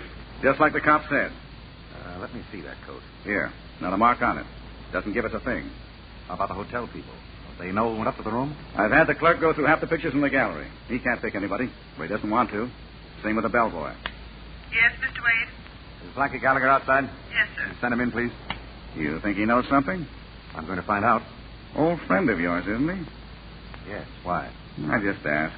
I'd like to see him alone, Snow. Sure. Why not? Mr. Gallagher, Mr. Wade. Come in, Blackie. Hi, Jim. Hiya, fella. Well, it's been a long time, as usual. Yeah.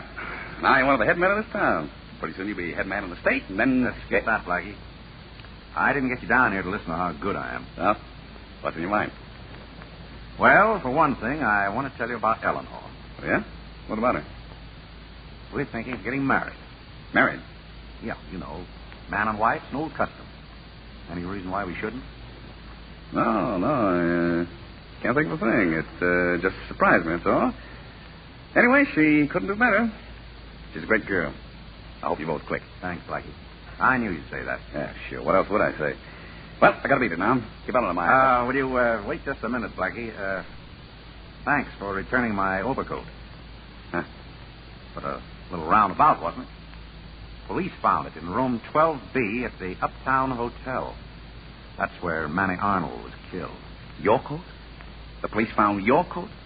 You never could kid me, Blackie. That's the coat I left at Eleanor's last election night. And that's the coat the murderer left behind him after killing Manny Arnold. I wouldn't kid you, mister. Maybe the murderer left that coat, but that is not your coat. Blackie. Mind if I use your phone? Hello, it's Blackie Gallagher, Mr. Wade's office. Will you send a boy down to my car? It's out front. Down to pick up a coat in the back seat and bring it up here, will you? What's the gag? Well, there's no gag. Your coat will be here in 2 minutes. I've been wearing it, that's all. Oh. Blackie, let's look at the facts. Manny Arnold owed you a lot of money. You quarreled with him election night when he wouldn't pay up. You threatened him. Oh, sure. Sure I did. It was the only way anybody ever got any dough out of that chismet. And I got mine, so why should I want to kill him? I don't know. Unless you didn't get yours. Blackie, I'm not interested in anything but the fact that Manny Arnold was murdered, and I've got to find the murderer. Yeah, I know that. You see, we're in a tough spot now, Blackie. My job means fighting you and your kind. And I'm going to win. I never saw the day when I was big enough to lick you. You have less chance than ever now. I got too many guys in my gang. Yeah? Is this the coat you wanted? The boy just brought it up. Thanks, sister. Well, there you are. There's the coat you've been yelling about. I was thinking of keeping it. Till you squawk. Well, can't you even say thanks? You're sure this is mine? What's the matter? Don't you know your own coat? Try it on. See if it fits. Okay. Sorry I bothered you. Forget it. Well, see you around. See you around. And, Blackie, no more meetings up here. Let's keep everything social. Yeah. I get it. From now on, a lot of guys in this town are going to get away with less and less. And it's going to be my fault. Oh, we had one or two crooked inspectors that you've got to. They're gone now. No more paid cops. No more quashed indictment. Hand-picked juries. All gone. I'm going to clean out every rotten spot I can find in this city. And Blackie, I don't want to run across you.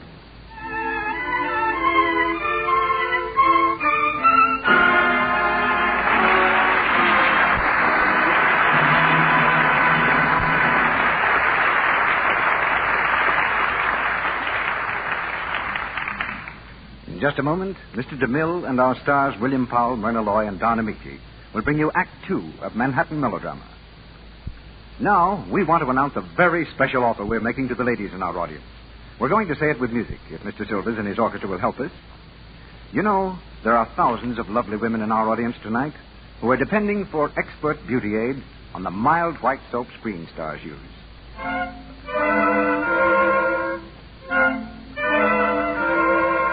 Yes, Lux Toilet Soap. The soap that has active lather. Yes, active lather that cares for lovely complexions so gently, so thoroughly. Now, the makers of this fine complexion soap are offering its friends a beautiful jewelry piece that's sure to delight any feminine heart.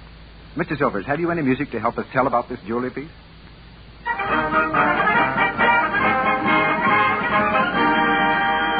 Oh, yes, thanks. That does it very nicely.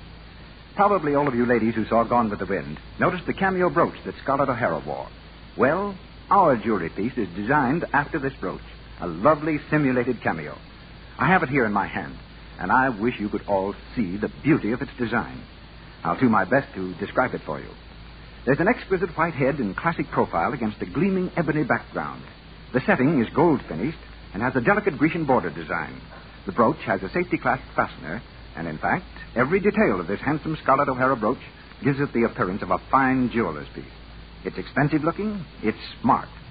In this brooch, the masterly craftsmanship of today has captured for you the charm of an earlier century, so magically brought to life in Gone with the Wind. You'll be proud to wear it, and you'll probably find it looks smart with any dress in your wardrobe. And now please listen carefully to the directions.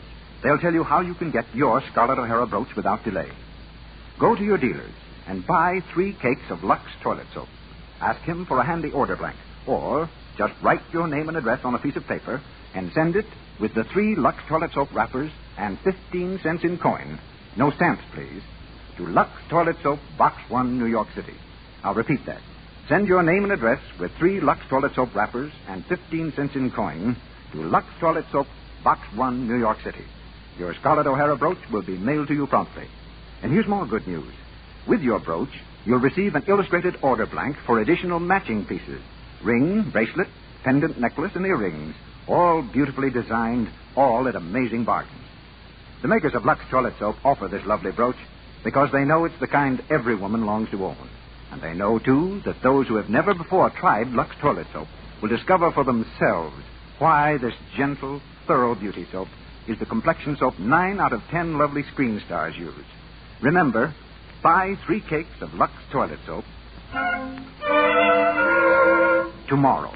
Send for your Scarlett O'Hara brooch without delay. This offer is good only in the United States. Now, our producer, Mr. DeMille. Act 2 of Manhattan Melodrama, starring William Powell as Jim Wade, Myrna Loy as Eleanor, and Don Amici as Blackie.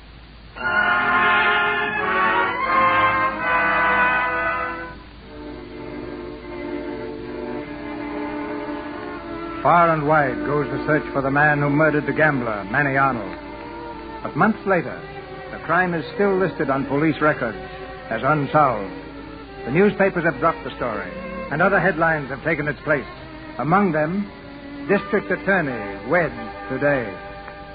Hello? No, I'm sorry. Mr. Wade hasn't come back to the office yet. Oh, I wish he would come. He's got to get dressed yet. He's delivering his summing up to the jury. He wouldn't cut a word out of it if his mother were dying. I suppose you mean that to be nasty, Mr. Snow. Well, I admire him for it.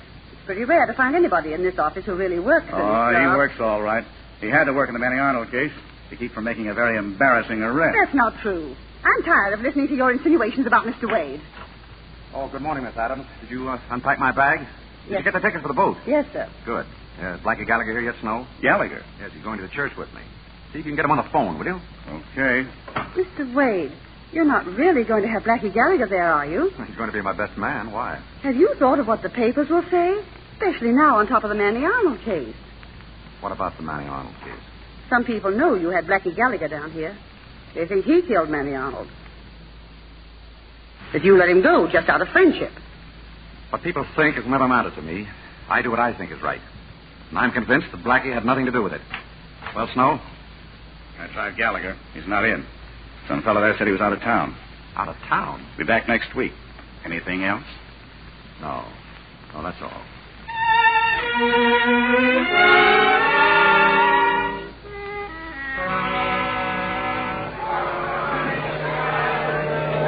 Porter, grab that bag, will you? Hurry, Jim. Right with you. Oh, you won't miss the boat, don't worry. It was sweet of you to come down and marry us, Father Pat. Oh, why shouldn't I? I fished your Mr. Wade out of the East River once. I've got some rights. And are you sure you haven't just tossed him back in again? Father Pat. Yes? About Blackie. You know I used to love Blackie. Yes, There's only Jim in my life now, and from now on. You believe that, don't you? completely. What did you want to tell me about Blackie? He loves you, Father. I've heard him say it. And of all of us, he needs you most. Help him before it's too late. Remember, you fished Blackie out of the river, too. All set? Well, goodbye, Father. Goodbye, Jimmy. I'm sorry Blackie wasn't here. Telegram for James Wade. Telegram. Here you are, boy. Oh, yes, sir. Darling, don't tell me it's a case. From Blackie. Sorry to run out on you. I'd have been proud to be your best man, but I'm afraid nobody would understand but us. See you in the governor's mansion. Blackie. Crazy Blackie.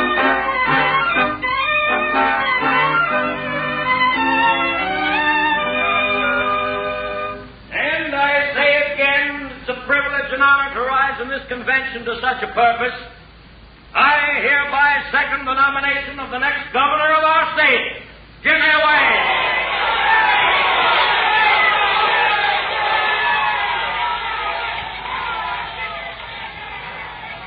Darling, it's marvelous. Imagine, me, the governor's wife. Oh, now, wait a minute. I've only been nominated. I can't be bothered with details. Oh, darling. Mind if I come in? Oh. Hello, Snow. How did you get up here? They haven't heard downstairs yet that you turned sour on your own assistant. But let me congratulate you, Governor. That can wait until November. But you're a cinch. You haven't gotten me to weaken the ticket. I thought you were going to make them run me for district attorney. Put up a fight for me. Darling, do you mind waiting outside? Jim. Please? All right. Snow, I'm sorry to say I did put up a fight for you. And I learned a couple of things that I never knew before. All the years we worked together, I disregarded the gossip about you. But last night, from our own people, I got the proof. You're nothing but a cheap, chiseling grafter. The party won't stand for you, and neither will I. Have you finished your address to the jury? Because if you have, I'd like to make a few points. It's a shame you're quitting the DA's office with the Manny Arnold case unsolved. I'm not happy about it. We just couldn't find the murderer. You didn't even try to find him. You could have, by asking in any speakeasy in New York City. Everybody knows who killed Manny Arnold. Your friend, Blackie Gallagher. We had no case against Blackie. We made every possible effort to trace that coat. You made a lot of weak, futile gestures, if that's what you mean. Why didn't you get an indictment against Gallagher? A lot of people want to know that. I'm not going to discuss it with you. For reasons of my own, I was satisfied that Blackie had nothing to do with it. Now get out. Sure, I'll get out. But I'm going out to open this case so wide that the voters will run you out of the state. You better get a new story. I don't think they like the one you've got. Maybe they'd rather believe the story that I tell. That you wouldn't hold Blackie Gallagher because you wouldn't prosecute your wife's ex-boyfriend. Tell him that story.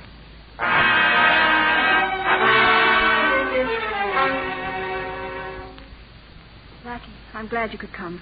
Sit down. I got your message. That was all I needed. What's in your mind? It's about Jim and you and me. Someone's trying to hurt Jim by opening the Manny Arnold case again. Manny Arnold? What for? Who? Tell me, Blackie. Was there anything wrong in the Arnold case? Not a thing. He had let me go. He didn't have anything on me. But a lot of mudslinging never helped anybody. There's plenty of that. They're saying Jim had to let you go because of you and me. It seems that with me as his wife, he has no right to be governor. Oh, yeah?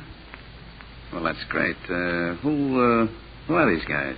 It's just this one man, Snow. He has a grudge against Jim. He's waiting until just before election to spring everything. Mm-hmm. Nice guy, this Snow. What's he look like? The name sounds kind of familiar. He was Jim's assistant when you were up for the Manny Arnold murder. Oh, yeah. I remember him now, sure. Maybe I'll look him up and talk to him a little. Blackie, you'll be careful. Why, ain't I always careful? Forget about it. How are you? Happy? Very. And you? Never better. Feeling great. I'm glad. Well, give my regards to Big Shot, will you? And I wouldn't say anything to him but what you just told me. This has got to be just between us. See? All right, Blackie. That's a good girl.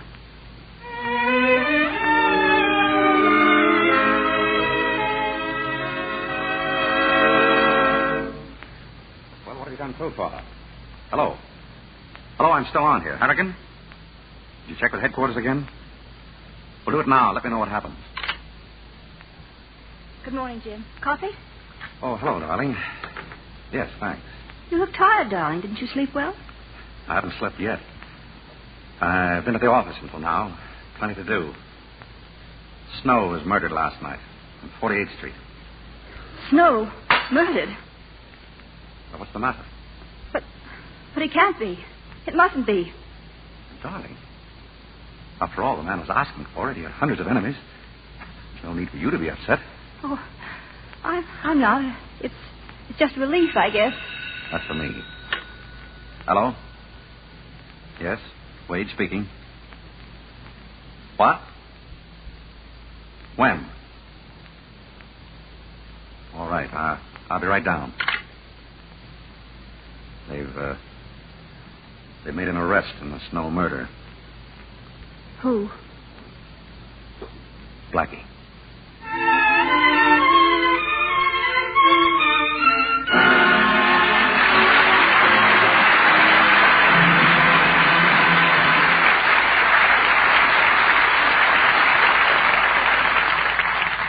After a brief intermission, Mr. DeMille and our stars William Powell, Myrna Loy, and Don Amici will bring you Act 3 of Manhattan Melodrama. And while we're waiting, let's listen in during an exciting moment in the house of Betty and Gladys Martin. Why, Gladys, stop pushing me out of the way. Why are you in such a hurry to get the mail? You had Joe's weekly letter yesterday? Yes, but I'm expecting something very special in the mail today. And yes, here it is. What on earth? I'll bet it's jewelry. It is. It is. Wait till you see. There. Why, Gladys, it's beautiful. It's positively the most beautiful brooch I've ever seen. Of course it is.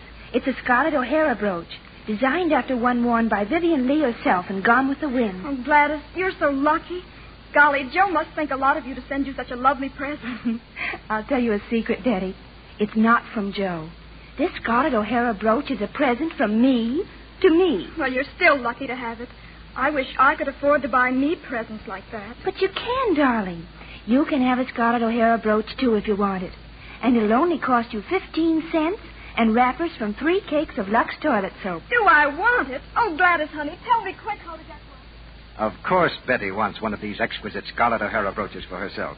And so will every woman who sees this lovely pin, which seems to have captured the charm of the Old South, so beautifully portrayed in the great production Gone with the Wind. The classic pure white head on its ebony black background is tremendously effective. It has smartness, good taste, simplicity combined. The brooch has a lovely Grecian border design in a rich, dull gold finished setting. And there's a secure safety clasp so that you'll be able to keep your brooch and enjoy wearing it for years to come. And now, here's the way to get your Scarlett O'Hara brooch. Go to your dealer and buy 3 cakes of gentle white Lux toilet soap. Ask him for a handy order blank. Or just write your name and address on a piece of paper and send it, together with the 3 Lux toilet soap wrappers and 15 cents in coins. No stamps, please. To Lux Toilet Soap, Box 1, New York City. I'll repeat that. Mail 3 Lux Toilet Soap wrappers and 15 cents in coin, together with your name and address, to Lux Toilet Soap, Box 1, New York City. Only don't delay. The supply is limited, and we want you to be sure to have your Scarlett O'Hara brooch. And with your brooch, you'll receive an illustrated order blank for matching pieces. Ring, bracelet, pendant necklace, and earrings. Each piece at an amazing bargain price. This offer is good only in the United States. We pause now for station identification. This is the Columbia Broadcasting System.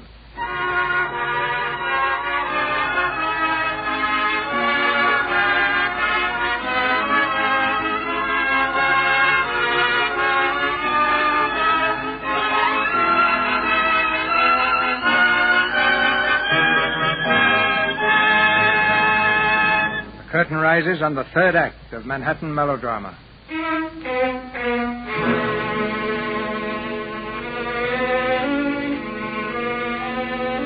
A man has been murdered, and once again the voice of the people cries out for vengeance. The age-old demand, an eye for an eye, a life for a life. In his cell, Blackie Gallagher awaits judgment. Late one night, a visitor comes to him, a dark shadow in the dimness of the corridor. You know you're crazy coming here like this, don't you? Suppose somebody spotted you. DA's wife and secret visit to Slayer. That'd look fine, wouldn't it? No one will talk. I pulled some strings. Blackie, I've got to know. Did you do it? Did you kill him? What's the matter? Did you read the papers? Gallagher enters a plea of not guilty. You said you'd find a way to stop Snow. Blackie, tell me. Look, you've known me a long time. Ever known me to bump a guy off? No, but... Well, then? This is different. Don't be silly. You don't have to kill rats like Snow. Somebody beat you to it. Tell me something. What? You love Jim? More than anything in the whole world. And if you love Jim so much and want to see him governor, keep quiet. Right now, they got no motive, no reason why Snow was knocked off. Just let it stand that way, What about you? Just forget about me. They haven't got a thing. If you keep your mouth shut. You know, Blackie, for a while I was almost ashamed that I ever loved you. I'm not now. I'm proud. That's fine. I think you're kind of okay, too.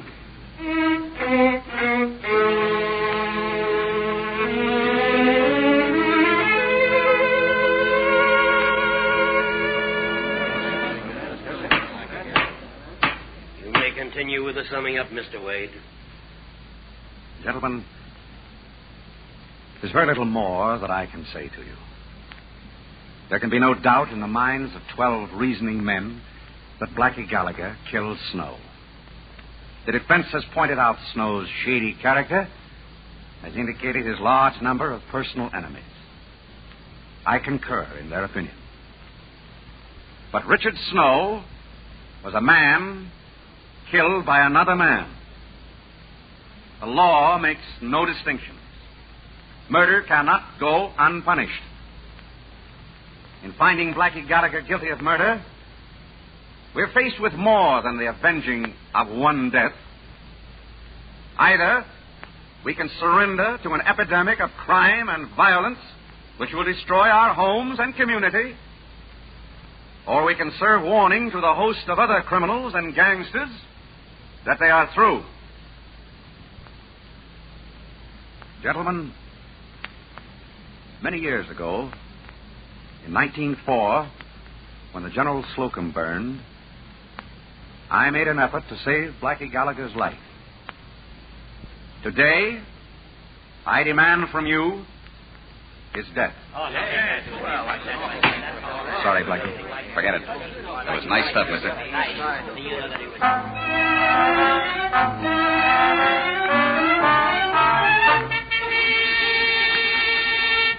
Throughout the state today, 3.5 million voters are crowding the polls to cast their ballots for governor. From the headquarters of James Wade comes a note of confidence expressed in the statement. The last-minute change of the Mr. Penny's on the phone right away. Thanks. Hello? Hello, Governor. You're practically in. What's that? You're practically up in Albany right now. The jury just came in the Blackie Gallagher case. Guilty. First degree. Say if that don't make you governor. All right. Thanks. What's the matter, Chief? Bad news?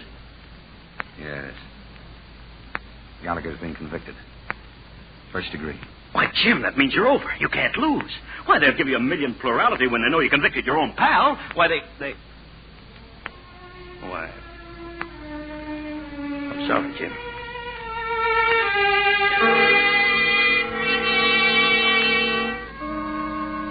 The judgment of the court is that you, Edward J. Gallagher, for the murder in the first degree of one Richard Snow, whereof you are convicted, be sentenced to the punishment of death on the 15th day of February next.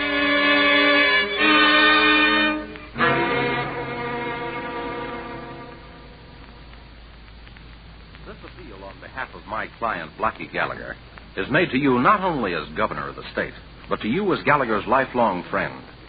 Since the Court of Appeals has upheld the verdict of the jury, his life rests in your hands alone. We ask Your Excellency to be merciful. Nobody can be more conscious than I am of my present position here. It's troubled me more deeply than it could anyone else. The defendant has been tried according to the laws of this state. He's been found guilty and sentenced to death. You presented no new evidence, no cause to change the verdict of the court, except my friendship for the condemned. The application for commutation of the death sentence of Edward J. Gallagher is herewith denied.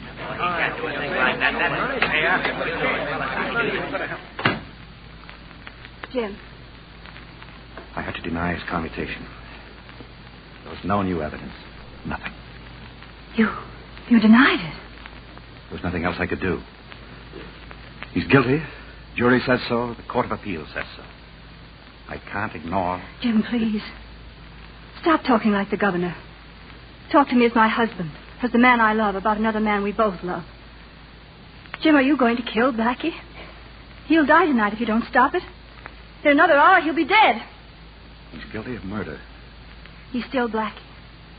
Eleanor, of all people, you've got to understand. Blackie and you and I don't enter into this. I can't commute his sentence for sentimental reasons. I know. You need evidence. Suppose I told you why he killed Snow. Suppose I told you that he did it for you. Would that mean anything to you? I don't know what you're talking about.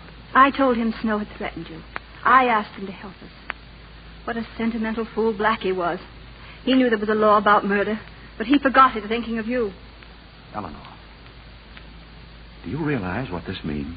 It means that if it weren't for Blackie Gallagher, you wouldn't be governor today. It means that the state finally has a motive for the killing of Snow.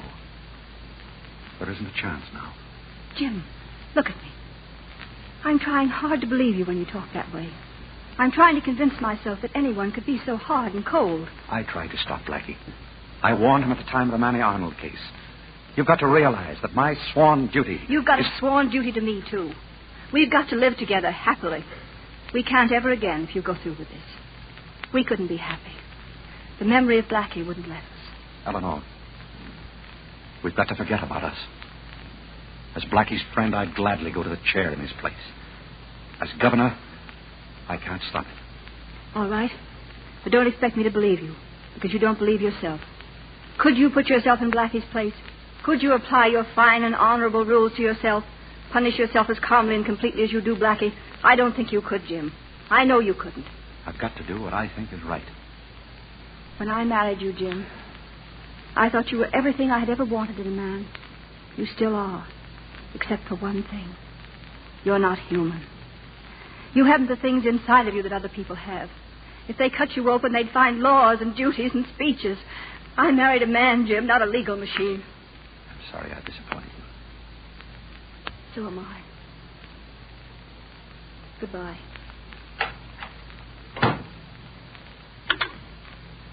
Hello.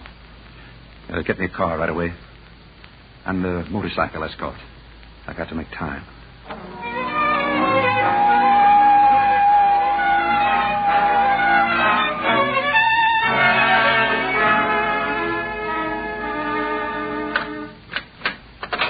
What's the idea, mister? I thought I had on midnight. Take it easy. You got a visitor. Hello, Blackie. Hello, Jim. So I'm going to have the governor to see me off, huh? Am I going to get the keys to the city? Blackie, I had to see you. You know why? Your pockets aren't bulging with reprieves, I know that much. I came because I wanted you to understand. why I couldn't do anything for you. That's okay. Blackie, I've had letters, hundreds of letters, from people who have suffered at the hands of racketeers. They've... Save it. I heard you at the trial. Blackie, somehow I can't realize you and this place. Yeah. Might be worse. Fresh towels, running water, even a mattress. They say Two-Gun Crowley went to sleep on that mattress. Had to wake him up to go to the chair. Must be that black coffee I drank. Anyway, I'm not sleeping. When you grin like that, it reminds me of a kid on the east side. Cut it out, will you? I should have stopped you. Years ago, I could have done it. But I was too busy getting to be a big shot. Too busy getting to be governor. So I could send you to the chair. Take it easy. You did everything anybody could do for me. I'm just a no-good guy, that's all. It's almost time, Blackie. Yeah. Run in front of. Jim. Oh, I'm glad you came. Yeah. We're almost back today when you pull us out of the river. Now, you see, you just wasted your time. You gotta go and get me back again. We all have to be given back again sooner or later, Blackie. Sure, that's right. So what am I beefing about, huh? Sit down, Father. You know, it's kind of like old times. Remember how we were always going to have a reunion, just us three? Well, here it is. Funny kind of reunion, but... Anyway, this is one time it wasn't late, huh? We're ready now. Yeah. Me too. No, I can't do it to you, Blackie. How come you two? Cut it out. You've made your decision. Now stick to it. You're right. You get that? You're right. I deserve to die. I killed Snow. It was me that got Manny Arnold, too. No. I'm not going to let you die. I can't. You think you'd be doing me a favor, shutting me up in this filthy trap for the rest of my life? You're going to make a great sacrifice, ruin your career. For what? So as I can rot in this hole? No, thanks. I don't want it. Jim, if I can't live the way I want, at least let me die when I want. Come on, let's get going.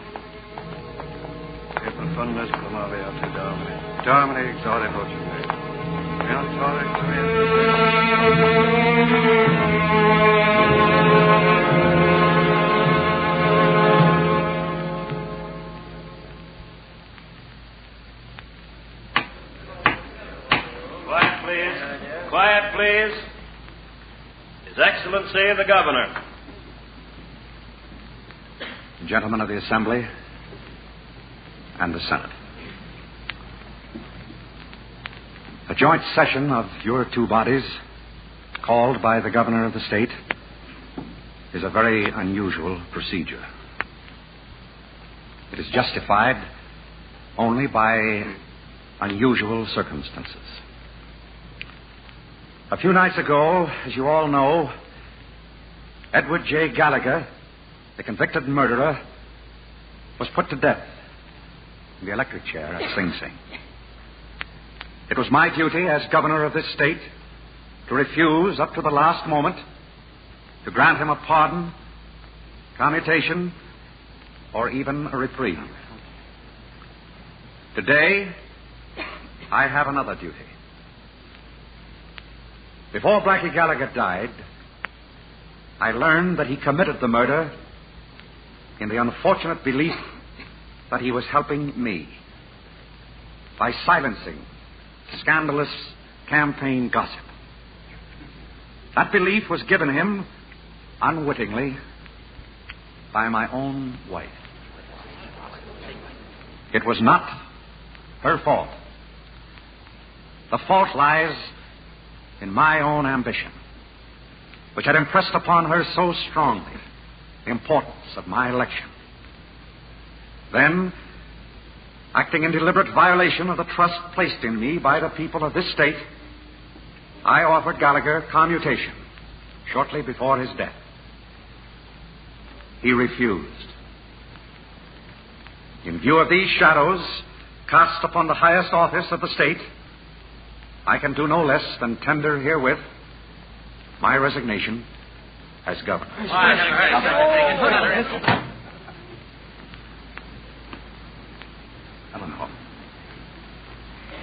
Why are you here? I was waiting for you. I've come to apologize, Jim. I told you once I didn't believe you were honest with yourself. I didn't think you could apply your own rules of conduct. You just proved to me how wrong I was. So? And so, I wanted you to know. Governor, you've got to come back. They've refused your resignation. They'll tear the Capitol down if you don't come back. Listen to them for yourself. Ask them to wait. I'll be right there. Okay. Eleanor, will you... I'll be waiting, too, right here. Go on, darling. They want you.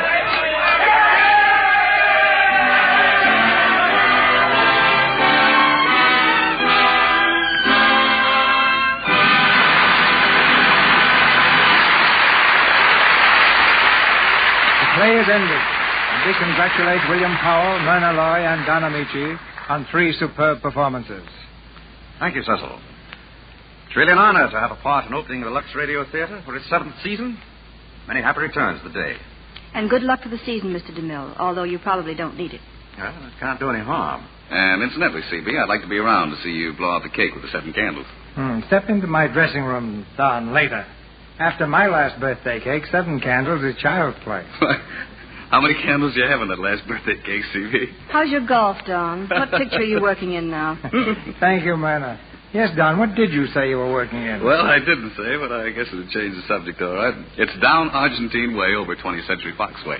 Of course, we'll all be disappointed if we discover that Bill and Myrna are not working together right now in something at MGM. Well, not right now, Cecil, although we've just finished I Love You Again.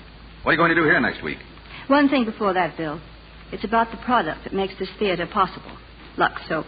I just wanted to say that I think Lux is really a grand soap and that I've used it myself for a long time. I don't think it can be beaten as a complexion care. And now, what about next week's play? Next Monday night, Myrna, we're going to present Love is News. And when I tell you the cast, you'll know why it's news. Our stars will be Bob Hope, Madeline Carroll, and Ralph Bellamy. Bob Hope is a newspaper reporter, and Madeline is a young lady with both beauty and money who hates reporters. It's a situation made to order for Bob and Madeline. And the whole play is made to order for your entertainment next Monday night. Well, with Love is News, you ought to make the headline, CB. Good night. Good night. Good night. Good night. And thanks to you, a perfect opening night.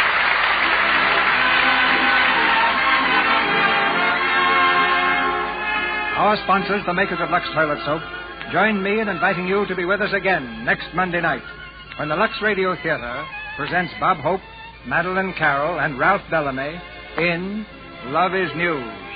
This is Cecil B. DeMille saying good night to you from Hollywood.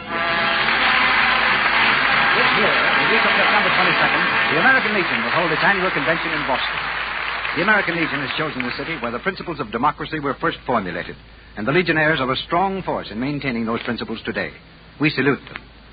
Heard in tonight's play were Tony Hughes as Father Pat, Lou Merrill as Malone, Gane Whitman as Snow, Edward Marr as Spud, Earl Ross as Judge, Jim Bannon as Attorney, Ruth Rickaby as Miss Adams, Tommy Lane as Young Jim, Bobby Winkler as Young Blackie, Bud McAllister as the newsboy, Byron Shores as announcer, Tristram Coffin as ticket seller, and Wally Mayer, Franklin Parker, and Joseph Pope. William Powell and Myrna Loy were heard tonight through the courtesy of Metro Goldwyn Mayer. Don Amici appears through the courtesy of the Old Gold program. The Scarlett O'Hara brooch, offered you by the makers of Lux Toilet Soap, is designed after one worn by Vivian Lee in Gone with the Wind, the Selznick International picture, produced by David O. Selznick and released by Metro Goldwyn Mayer. Our music is directed by Louis Silvers, and your announcer has been Melville Ruick. This is the Columbia Broadcasting System.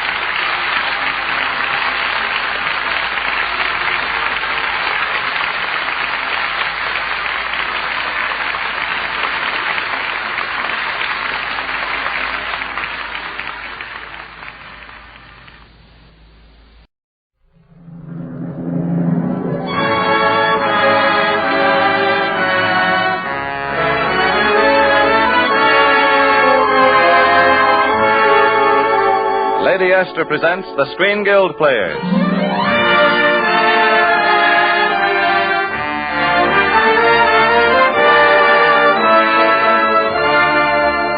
The Screen Guild play tonight, To Be or Not to Be. The starring players. This is William Powell. This is Diana Lewis. This is John Hall. And this is Sig Ruman.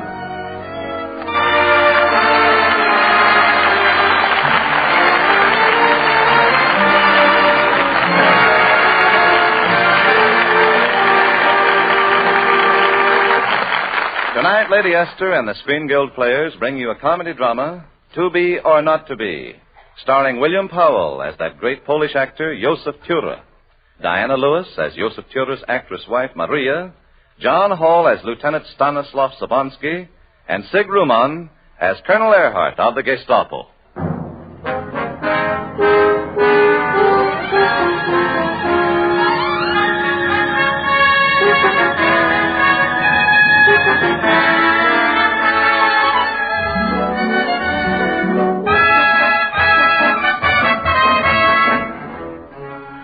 Before Hitler invaded Poland, Joseph Tura was the star of Warsaw's Theater Polski and a terrific ham. After Hitler invaded Poland, Joseph Tura had to work as a waiter, but he was still a terrific ham. Our story begins on that night a few weeks after the invasion, when Joseph Tura returned to his apartment and found his wife Maria missing, and a strange man sleeping in his bed. So Joseph took a running jump at conclusions and shook the fellow out of bed. Hey, what's the matter? Who are you? Who am I?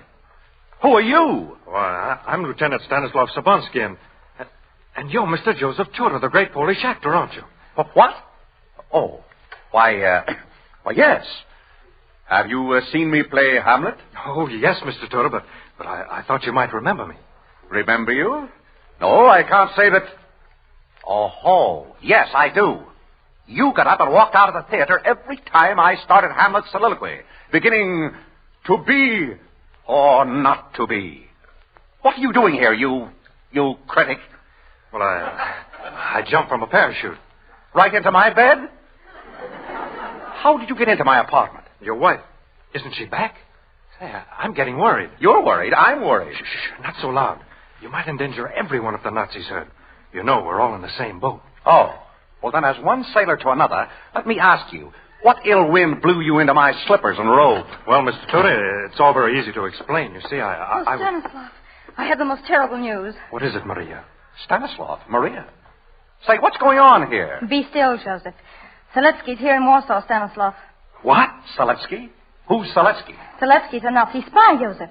Oh, what does it matter? Maria, I come home and find a man in the same boat with me and my wife says, what does it matter? Mr. Tura, this is the 0 hour. Well, why make me the zero? It isn't bad enough that we're riding three in a boat. The third party has to be the only man who ever walked out on my Hamlet. Joseph, don't you realize that with Seletsky here in Warsaw, Poland itself is at stake? You mean that this Seletsky is a real danger to Poland? A catastrophe. I didn't ask you. Where is this Seletsky, Maria? At Gestapo headquarters, Joseph. Good. I'll go there and put him out of the way. What? I am going to meet Herr Seletsky at Gestapo headquarters and eliminate him as a threat to Poland. And after I kill him, I hope you'll be kind enough to tell me what it was all about. But Mr. Tura. Shut up. You're another item I want explained, too. You can't go kill Seletsky, Joseph. But I thought he had to die to save Poland. He does. But you could never get in to see him at Gestapo headquarters. He's entirely surrounded by soldiers and stormtroopers. Well, then let's forget Herr Seletsky and concentrate on Stanislav. Joseph, Seletsky must be killed by morning. Well, will you please make up your mind, Maria? First Seletsky must be killed, then he can't be killed, now he must be killed again. We're getting in a two-way rut. Will someone please tell me something about something? Mr. Tura, Professor Seletsky is a Nazi spy who just arrived here from England with a list of names of all the Polish patriots connected with the underground movement. We must get that list of names away from him before he can turn them over to Colonel Earhart, the head of the Gestapo. He meets Colonel Earhart in the morning. How do you know? I was in Seletsky's room when he talked with Colonel Earhart on the phone. You were in his room? What were you doing there? The Gestapo took me there. Oh, please, Joseph, think of something. Oh, if you could, Mr. Tura, I would be your slave for life. My slave, huh? For life. Well. Are you thinking of something, Joseph? Yes. I was wondering what the public's reaction would be to my touring in Uncle Tom's cabin, with Stanislav as my slave. Oh. I might have known you'd be no help. I suppose I'll have to kill Herr Seletsky myself when I join him for dinner in his room. What was that? Maria, I forbid you to go to Seletsky's room. I'm sorry, Joseph, but I have already promised the professor, and one does not disappoint the Gestapo. If you don't want me to spend the evening with the professor, you'll have to think of something. I have it. I'll kidnap Seletsky from the Gestapo. Oh, but that's impossible, Mr. Tura. Nothing is impossible to Joseph Tura. Maria, do you remember the play we were rehearsing just before Hitler marched into Poland? The anti-Nazi play? Yes.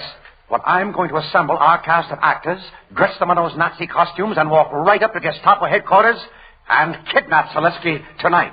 Oh, that's a wonderful idea, Joseph. That should be good for 4 curtains. We'll take Herr Seletsky directly to the theater. And our friend, your friend here, can get whatever information he wants. Mr. Tura, Poland will never forget you. Forget me? Well, I should think not. The greatest Hamlet of our times. To be or not to be? That is the question. Excuse me. Lieutenant Sabansky, you come back here. If you want my help in this little murder, you're going to sit through my soliloquy at least once. Yes, sir. To be or not to be? That is the question. Oh, whether 'tis nobler in the mind to suffer the slings and arrows of outrageous fortune.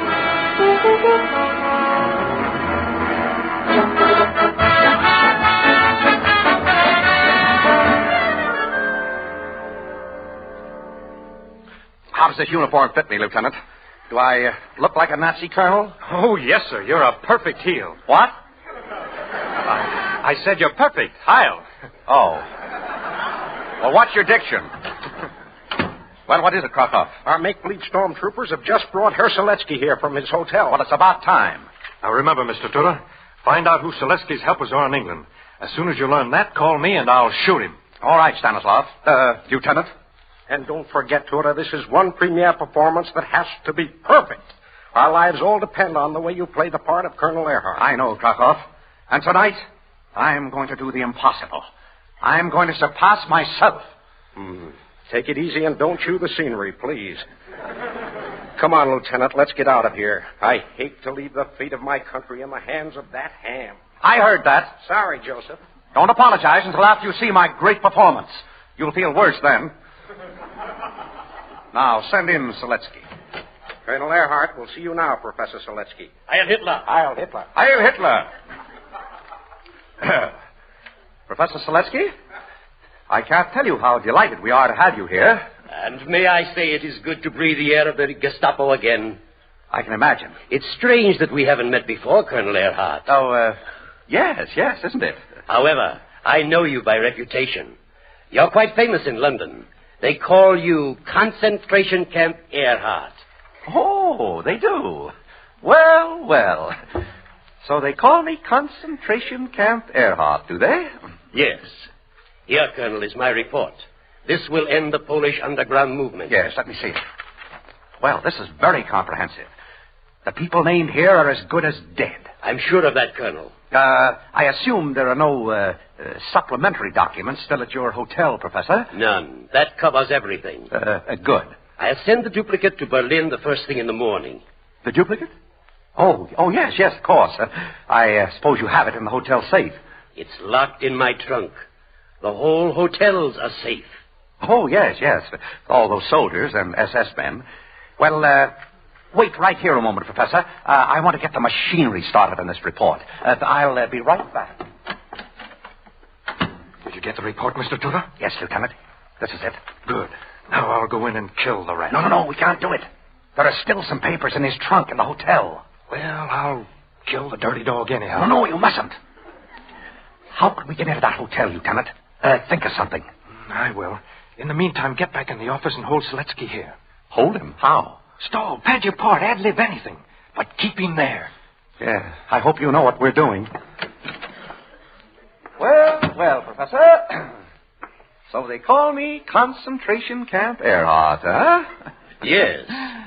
Well, Concentration Camp Earhart.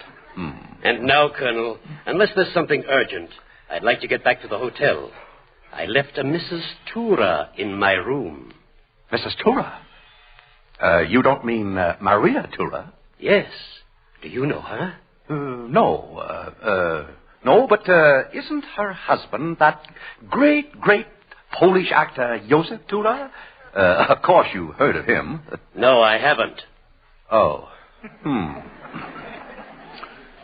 So they call me Concentration Camp Earhart, do they?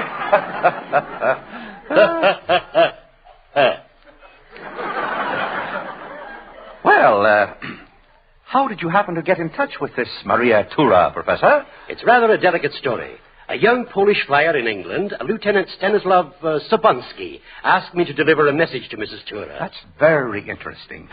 What was the message? To be or not to be. It was a code. Mrs. Tura's husband loved to play Hamlet, and every time he began the soliloquy of to be or not to be, the young lieutenant would leave his seat in the theater and go back to Mrs. Tura's dressing room, knowing her husband would be on the stage for some time. Of all the dirty, sneaking tricks. Well, Colonel Earhart, that shouldn't worry anyone but the lady's husband, that great Polish actor, Josef Tura. Oh, of course, that's none of my concern. It should be, Mr. Tura. What? I listened at the door when you went out to speak to your accomplices, Mr. Tura, and unless you call to them and tell them to leave the theater while I escape, I'll be forced to shoot you. Well, I won't help you to escape. I give you one more chance. Very well, Mr. Tura. Oh! Long live Poland! Mr. Tura. Mr. Tura. Are you all right? What happened, Lieutenant? Well, at the last second, I opened the door and shot Seletsky. Did you kill him? Yes. Oh, if I hadn't, you'd be dead. By tomorrow noon, we'll all be dead. Unless we can get Seletsky's duplicate report out of his room. Oh, but that's impossible. No Poles can get into Seletsky's room. No? Well, my wife is there right now. And if Maria can get in that hotel, I can. But how? I'll impersonate Seletsky. Get me his cape and hat. And have the makeup man make me a beard that's an exact copy of Seletsky's. Oh, you're a brave man, Mr. Tura.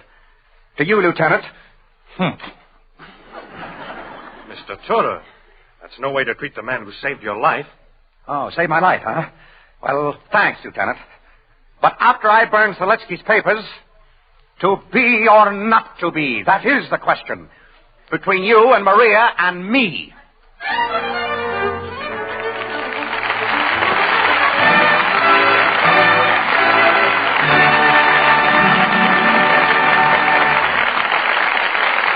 So the curtain falls on the first act of To Be or Not to Be, starring William Powell as Josef Tura, Diana Lewis as his wife Maria, John Hall as Lieutenant Stanislav Sobunsky, and Sig Ruman as Colonel Earhart. And now, before we continue with the second act, a word from our hostess, Lady Esther. You know, I was amazed. I could hardly believe it when I read the other day that a young woman is teaching soldiers at Fort Bragg how to repair everything from tiny jeeps to huge 8-wheeled army trucks. Imagine it, a girl mechanic who knows as much about motor maintenance as many army experts. And yet, she would have been even more of an oddity a year or two ago, wouldn't she? Yes, the activities of women are certainly changing, and, naturally enough, their methods of beauty care are changing too. For instance, more and more women are discovering that they can help keep their skin wonderfully fresh and attractive by using just one face cream alone. And they're right. One good cream, Lady Esther 4-Purpose Face Cream, is all you need. You see, Lady Esther 4-Purpose Face Cream is a complete beauty treatment in itself. First, it cleans your skin. Second, it softens your skin. Third, it helps nature refine the pores. And lastly, it makes a wonderfully flattering base for powder. Now, I realize that you may wonder a little that one cream can do so much. And so I want you to have a chance to see for yourself, at no cost to you. Just send me your name and address on the back of a penny postcard, and I will send you by return mail a generous gift tube of Lady Esther 4-Purpose Face Cream, enough to last you for a full week. And in addition, I will send you all 9 of the lovely shades of Lady Esther face powder. Tonight, then, or first thing tomorrow, without fail, send me your name and address so you can receive your gift package. All the address you need is Lady Esther, Chicago.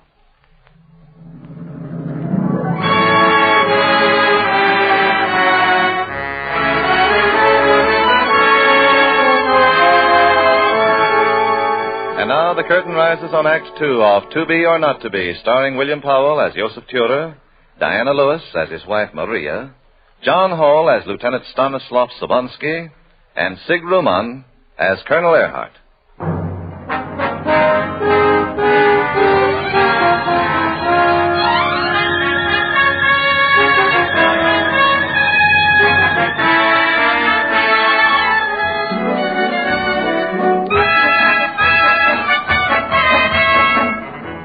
After Lieutenant Sobonsky shot the Nazi spy, Joseph Turer donned the dead Professor Seletsky's cape and hat and went to Gestapo headquarters.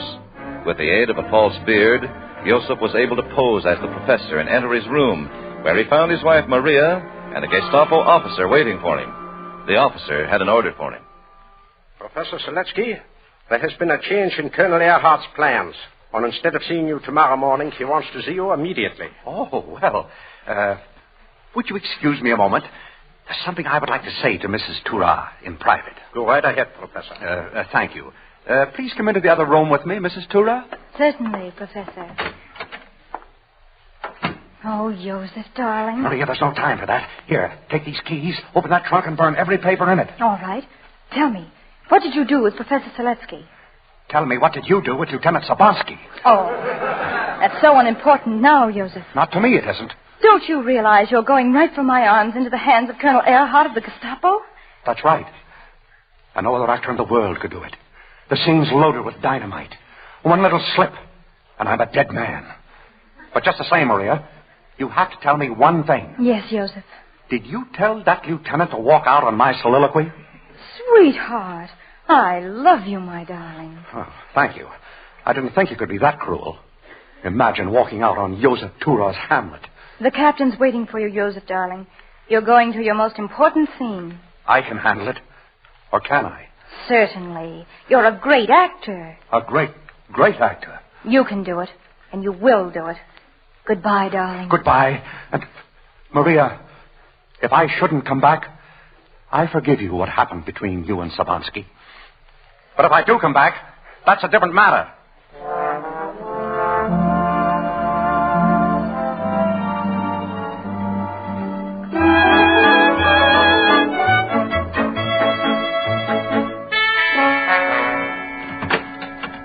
This is Professor Seletsky, Colonel Earhart. Well, Professor, at last we meet. Sit down. Thank you. You know, Colonel Earhart, you're very famous in London. So? Yes. They call you Concentration Camp Earhart. Oh, they do? Well, well. So they call me Concentration Camp Earhart, do they? I thought that would be your reaction. I didn't like to call you over here tonight, Professor, but there was a sudden change in my schedule. A very old friend of yours is coming to Warsaw. The Führer. Oh, that is, well, of course I was expecting him. Naturally. Well, Professor, let's have your information about this Polish underground movement. Well, now, Colonel, just let me work on it my own way for a few days, and I'm sure the result will surprise you. I don't doubt it. Now, what exactly are your plans? You want to know? Yes, if you don't mind. Well, then, let's get down to details. Yes, if you please. There are no details. Well, in that case, we... Huh? Well, at least not yet. Tell me, Colonel, what have you heard about our Führer? What Führer? Oh, yes. Of course. Listen, I have heard a little song. Would you care to hear it? Oh, I'm always anxious to hear anything about our Führer. Naturally. Well, it goes like this. When the Führer says we are the master race, we heil, like in the Führer says. The law of Führer is a great disgrace. We heil, Heil my Kinder, Führers,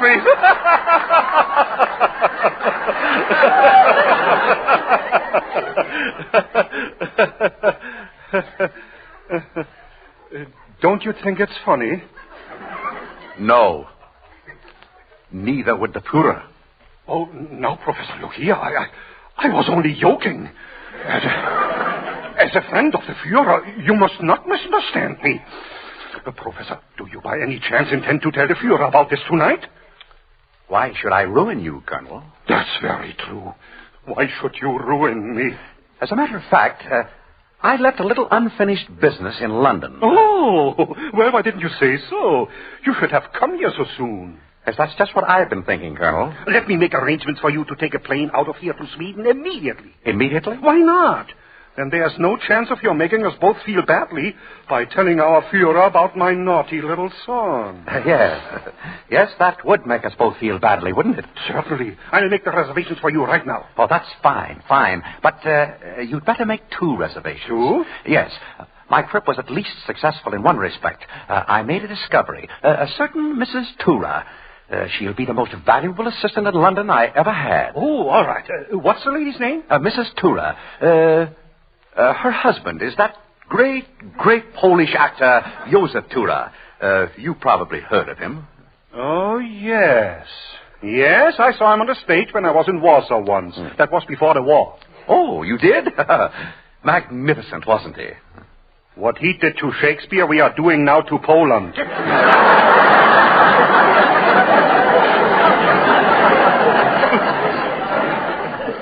Oh, is that so? Well, perhaps, Colonel, I should stay and tell the Führer about your wonderful little song and complete lack of good taste. Please, Professor, no. If you will just get on that plane and get back to London, I'll even like Tura's acting. Well, all right, I'm fair-minded. Where are the tickets? Tickets? There are no tickets, Professor. You will be flying in a military plane. You will be in Sweden in the morning and in England tomorrow night. Tomorrow night? Yes, so for goodness sake, go get Mrs. Tura and get out of town.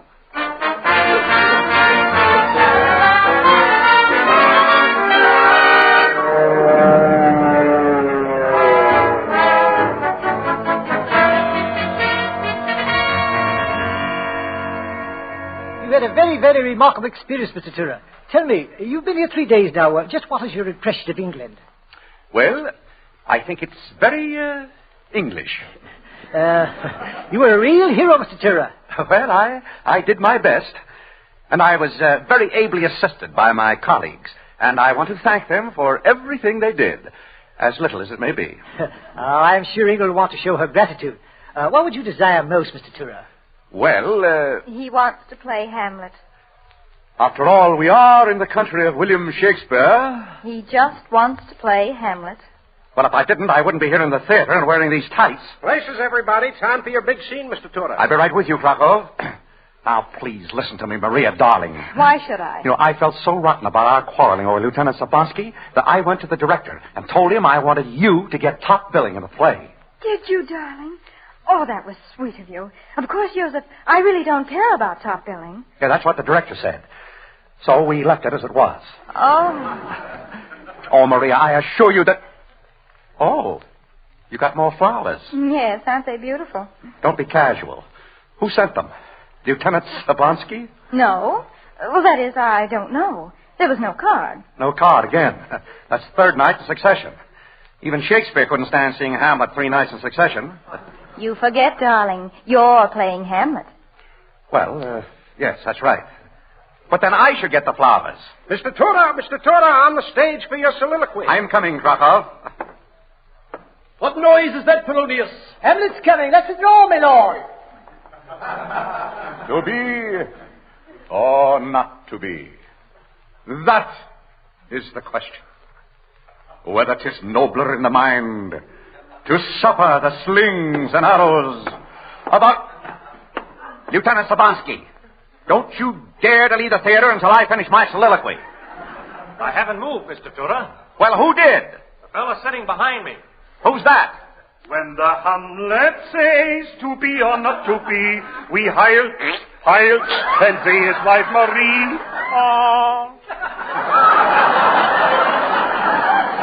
Colonel Earhart, what what are you doing here in England? Mr. Tura, if it's good enough for Rudolph Hess, it's good enough for me. Lieutenant Sabansky. Yes, Mr. Tura. Follow Colonel Earhart. Maria's got to make up her mind to be true to just us two. To be or not to be.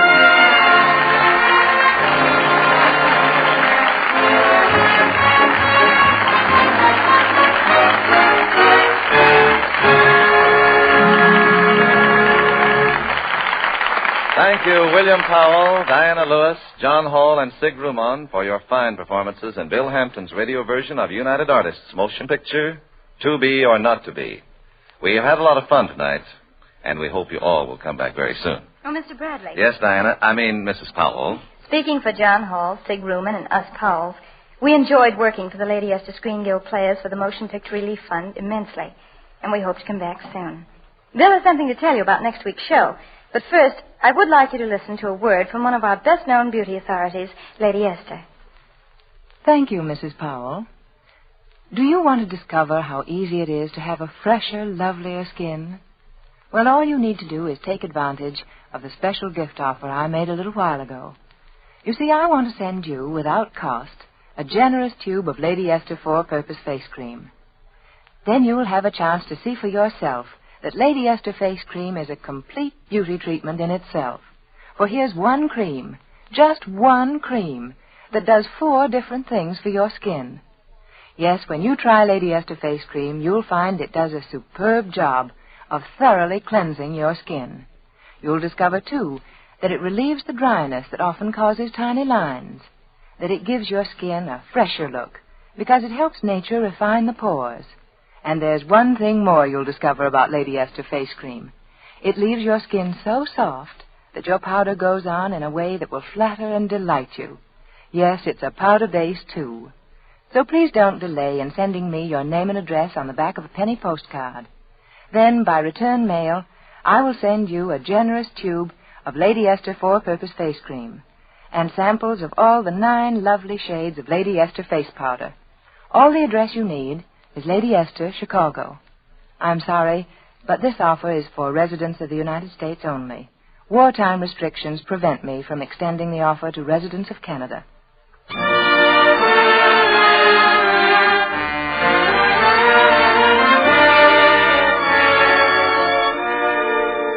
And now, here is William Powell. Next Monday night, the Lady Esther Screen Guild Players will bring you one of the season's most exciting and thrilling adventure stories. It is entitled Across the Pacific, and it stars Sidney Greenstreet, Mary Astor, and Humphrey Bogart. To be or not to be.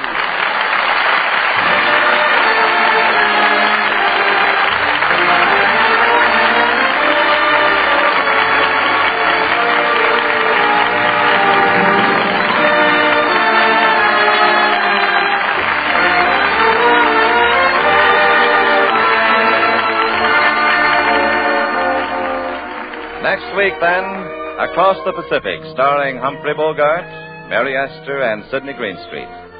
William Powell and Diana Lewis appeared through the courtesy of Metro-Goldwyn-Mayer. John Hall is now working in the Paramount picture Lady in the Dark.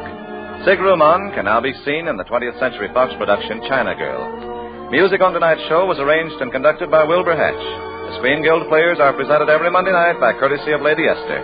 This is Truman Bradley speaking for Lady Esther and saying thank you and good night. This is the Columbia Broadcasting System.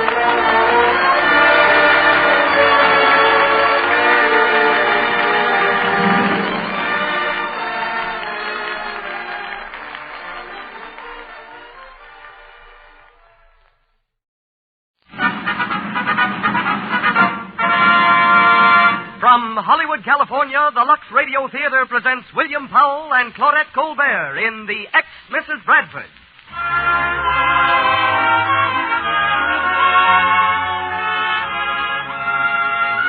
Lux presents Hollywood. Romance, laughter, and mystery are combined for your entertainment tonight in The Ex-Mrs. Bradford, starring Claudette Colbert and William Powell. Our music is directed by Louis Silvers, and between the acts, you'll meet the physician criminologist, Dr. Ronald W. McCorkle. Mr. DeMille steps to our microphone in just a moment. Meanwhile, a brief reminder to all the ladies listening in. 9 out of 10 screen stars use Lux toilet soap. That certainly is significant. It means that the loveliest women in the world, the beautiful stars of the screen, to whom an attractive complexion is so necessary, use safe, gentle Lux toilet soap. I wonder if you found out what a luxurious, delightful aid to beauty this fine white soap is. And what a grand thing it is to make a daily beauty bath with this richly lathering white soap a regular part of your beauty ritual. You'll be sure of daintiness and sure of skin that's sweet. Lux toilet soap has active lather that carries away every trace of dust and dirt and perspiration, leaves the skin fresh and soft, perfumed with a delicate, clinging fragrance. And when you're tired, you'll find a beauty bath with this luxurious white soap just as relaxing, just as refreshing as a beauty nap. Try it, won't you? Ladies and gentlemen, the producer of the Lux Radio Theater, Mr. Cecil B. DeMille.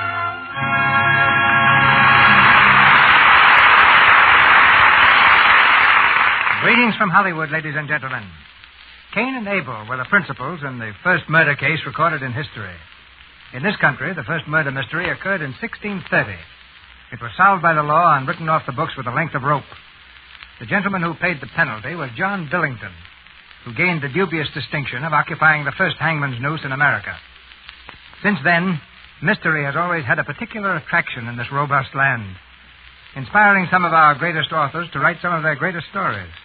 Men like Washington Irving, Hawthorne, and Edgar Allan Poe. Tonight's play comes out of the school which they established, flavored with a modern touch of dry humor and sophisticated romance, and employs the distinguished talents of William Powell and Claudette Colbert. As Dr. Bradford, Mr. Powell repeats the part he played in the picture.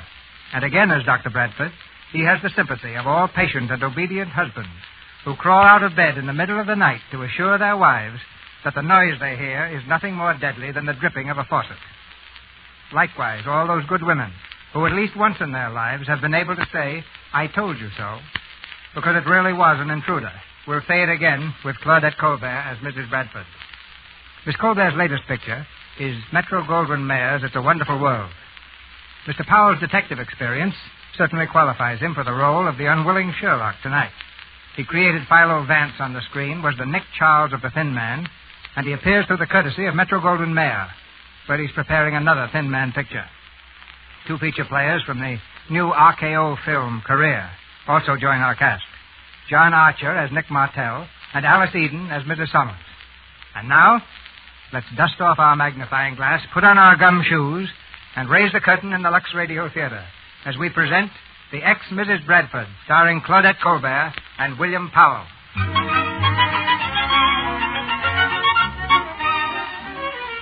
It's the living room in the home of Dr. Bradford.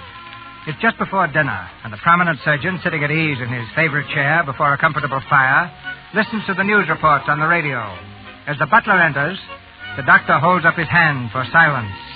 Yes, it was a strange tragedy that took the life of Eddie Sands today at the Imperial Racetrack. War Cloud and Luxury, with Eddie Sands up, were racing neck and neck down to the line of finish. Luxury was pulling away when suddenly Sands fell from the horse. The field doctors rushed to the jockey's side, but he was already dead. An examination disclosed that the famous little jockey had died of heart failure. News from Washington today is concerned mainly with the passage of a bill to regulate... What is it, Stokes? I beg your pardon, sir, but are you in? In? Why, yes, I think so. Oh, physically, of course, sir. But socially... Stokes, you bring up a very interesting point. If it's anybody I don't want to see, obviously I'm not in. Then, sir, you are not in. I shall tell her so at once. Don't bother, Stokes. Hiya, Brad. Paula. Brad, darling, kiss me. Paula, Dr. please. Bradford is not in, ma'am. Oh, I'm afraid it's too late, Stokes. Sorry, sir. Well, Paula, no one need to ask how you are. Oh, I feel grand. How are you, Brad? You look terrible. Well, I was all right. I thought you were in China. I hope. Oh, Brad, I almost forgot. I brought someone with me. Come in, please. How are you? Brad, this is Mr. Frankenstein. Mr. Frankenstein, how do you do, sir? Are you Dr. Bradford? Yes? You're sure you're Dr. Bradford? Well, I don't know. I am Dr. Bradford, Paula. Yes, he's definitely Dr. Bradford. Then, Dr. Bradford, I hereby serve you with a subpoena to answer a suit for non-payment of alimony brought by Paula Bradford. Here you are. A subpoena?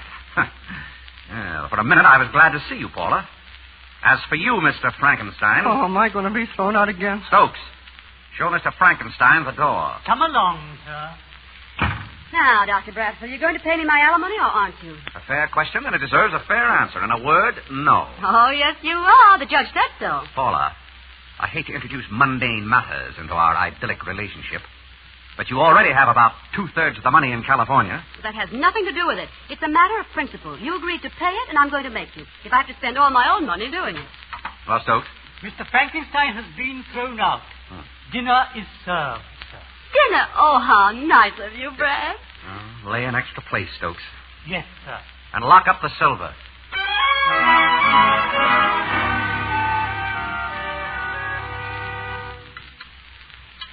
Oh, it's been lovely, Brad. I don't know when I've enjoyed anything more. Very kind. You know, Brad, I've reached a great decision. I'm going to marry you again. Paula, that's the thing I love about you. You're so supple. Oh, but you see, I'm doing it for your sake. Then you won't have to worry about the alimony. No, Paula. I think you're the swellest girl in the world. If we could have made a go of it, I would never let you divorce me. But our life together was intolerable. Oh, I thought it was fun. Fun? You were making a nervous wreck of me. Almost had me convinced that the coffee always had poison in it. Scrambled eggs were always filled with ground glass. There were murders going on all around me. Oh, for an intelligent man, Brad, you have a very narrow mind. Now, I never have tried to interfere with your career as a surgeon. And you had no right to interfere with my career as a writer of mystery stories. Your writing of mysteries never bothered me. It was your insisting on living them that got me down. You realize that the last 3 months we were married, you kept me so busy running down clues that I spent more time in the morgue than I did in my office. And none of them were my patients either. I beat you to that one. Brad. What? Don't move. I'm not moving. Hey, what are you... Have you got a gun? What's the matter? What are you staring at? The wall behind you, in the living room. It's moving. Oh, is that all? Control yourself, Paula. Stokes! Yes, sir. All ready, sir. Never mind, Stokes. No movies tonight. No movies? Very well, sir. Well, what is this? All new since you've been here, Paula. That wall moves a few feet from the left. And that hole you see up there is our projection booth. What have you done? Turned this place into a neighborhood movie? No, it's just that Stokes and I don't like standing in line. We find this much simpler. Oh. Say, Brad, speaking of murders... Which we weren't. Speaking of murders, that was a marvelous setup at the racetrack this afternoon. You mean Eddie Sands? Yes. Oh, what a melodrama. An unfortunate accident, Paula, not melodrama. Not melodrama? You're crazy. Well, think of it. The horses thundering down the stretch. Luxury the favorite, 12 lengths in the lead. Millions of dollars riding on his nose. The villain hidden behind the three-quarter pole with a rifle with a Maxim silencer. He shoots. The jockey falls. My dear ex-wife, Luxury wasn't 12 lengths in the lead. There was no rifle fired. The jockey was not shot. The coroner said it was heart failure. Well, I don't quite see how... Excuse me, sir. Yes, Stokes? Mr. North is here, sir. North? Well, this is a coincidence. Send him in. Hello, Doc. Hello, Mike. Say, I'm awfully sorry about this afternoon. This is Mrs. Bradford. Glad to know you. Oh, I didn't know you were married, Doc. I'm not. Yeah, we're going to be. Oh, no, we're not. Sit down, Mike. Paula, Mr. North is the trainer of Luxury. He's the man who taught Eddie Sands everything he knew. Oh, well, we were just talking about the murder of that poor jockey this afternoon. What?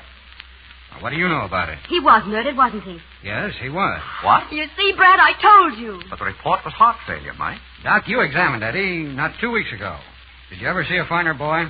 Was there anything the matter with his heart? No. That's why I couldn't understand. Say, have you been to the police with this, Mike? No. This is my job. Mr. North, did Eddie have any enemies? Some organization of spies, possibly, that was... Will you shut up? What makes you so sure it was murder, Mike? Jockeys have fallen from horses before, you know. Yeah, but Eddie was dead before he fell. How do you know that? The boy didn't have a bone broken, Doc. You don't fall limp and relax like that if you're conscious. Then I found this note in his locker after the race. Oh, please, let me see. You do as I've told you. Keep your mouth shut. No one would take your word against mine. Who wrote this, Mike? I don't know, but I'm going to find out. And you're going to help me. I want you to examine Eddie's body. Oh, that won't be necessary. The coroner will perform an autopsy and... I want you to examine it, Doc. Oh, of course he'll do it, Mr. North. Here we go again. Well, all right, Mike. I'll examine the boy if that'll make you any happier. Thanks, Doc. You keep the note. I'm going to do a little scouring around on my own. I'll meet you back here later. So long, Doc. About 10:30, Mike. Right. Oh, Brad, isn't it exciting? I'll go get my wrap. Paula, we're not going to a party. In fact, we're not going anywhere. I'm going to the morgue. Well, what a coincidence. That's where I'm going.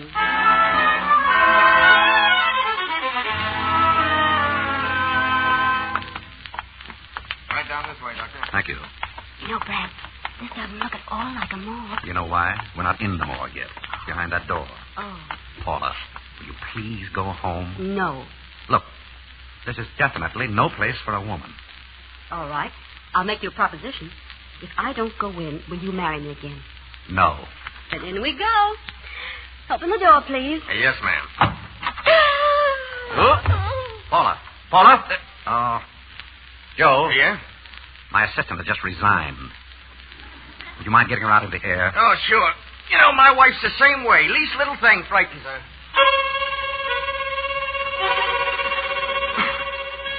Find anything, Doc?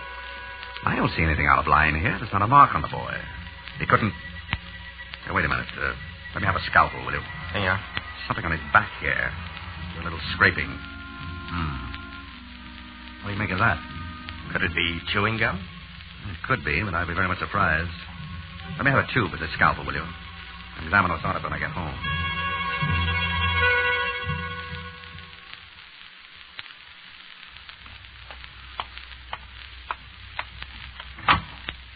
Good evening, Doctor. Evening, Stokes. What's that package on the table? It's for Mr. North, sir. Delivered an hour ago. Mr. North? Why was it left here? I don't know, sir. All right, give it to me. Yes, sir. Now, sir, I regret to tell you that... I'll have to wait, Stokes. Oh, Dr. Bradford, I must tell you that... Hello? Hello, Doc. This is Mike North. Oh, how are you, Mike?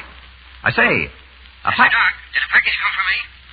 Why, yes. Okay, keep it for me. I'll be there in 5 minutes. I've got something very hot. All right, Mike. Dr. Bradford, I regret to tell you that... Please, Stokes, not now. Dr. Bradford, Later.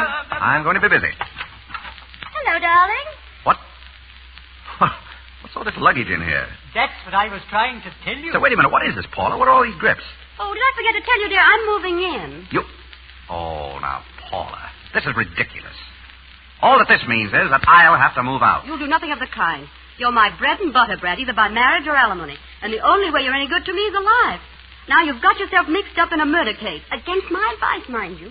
And it wouldn't surprise me if you got bumped off unless I look after you. Paula, you're a menace to civilization. I'm very serious, Brad. You've got to exercise every precaution. Don't eat anything unless you've had it tested. Don't open a door. And above all, never go anywhere alone. Not that you'll have much chance to. Yeah, I can understand that. Hello? Hello, Dr. Brandford? Yes? Well, this is Mike North, Doc. Mike? Yeah. Look, Doc, did the package arrive for me? Why, you just... Yes. Yes, it came. Okay, look. Look, I'm in a spot. I need help. Will you come right over to the cigar store at Wilshire and Weston? I'll wait here for you. Yes. Yeah, sure, Mike. And bring the package with you. Okay, Mike. Goodbye, Mike. Well, I guess that was Mike. And that's where you're wrong, my sweet. That wasn't Mike. It was someone pretending to be Mike. Oh, what did he say? He wanted me to meet him with this package. What's in it? I don't know. Let me see. No. Don't do that. Oh, now, Brad, let me alone. Now, give me the package. No, will you please let go? I want to see what's in it. Listen, Paula, you should... Oh, Brad, it's money. Money? Scads of it. Isn't it beautiful? 60, 70, 80, $100,000. And you were just going to walk out with that and get clumped over the head by a phony Mike North. Well, it's a lucky thing I'm here, Dr. Bradford. Yes, very.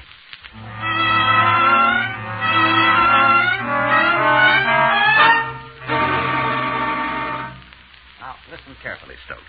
It was a scalpel, a little knife, and it had a little gummy substance on the blade, and I left it right here on my little desk last night. Now, do you understand? Yes, sir. Well, where is it? I don't know, sir. It must have disappeared. All right, never mind. Has Mr. North called yet? No, sir. Did you try to reach him? Yes, sir. His phone doesn't answer. Try him again. Yes, sir. Did you call those other numbers I gave you? Yes, sir. No one has seen Mr. North since early last evening. Hello? One moment, please. I'll take it. Hello, Mike? Yes? Hello? Is this Mike North? Yes, this is Mike North. Who is this? Oh, Paula, what are you doing over there? Where's Mike? I don't know, but don't worry. I've got clues. It'll probably take me all day, but I'll find him. That's fine. When I see him, I'll tell him you're looking for him.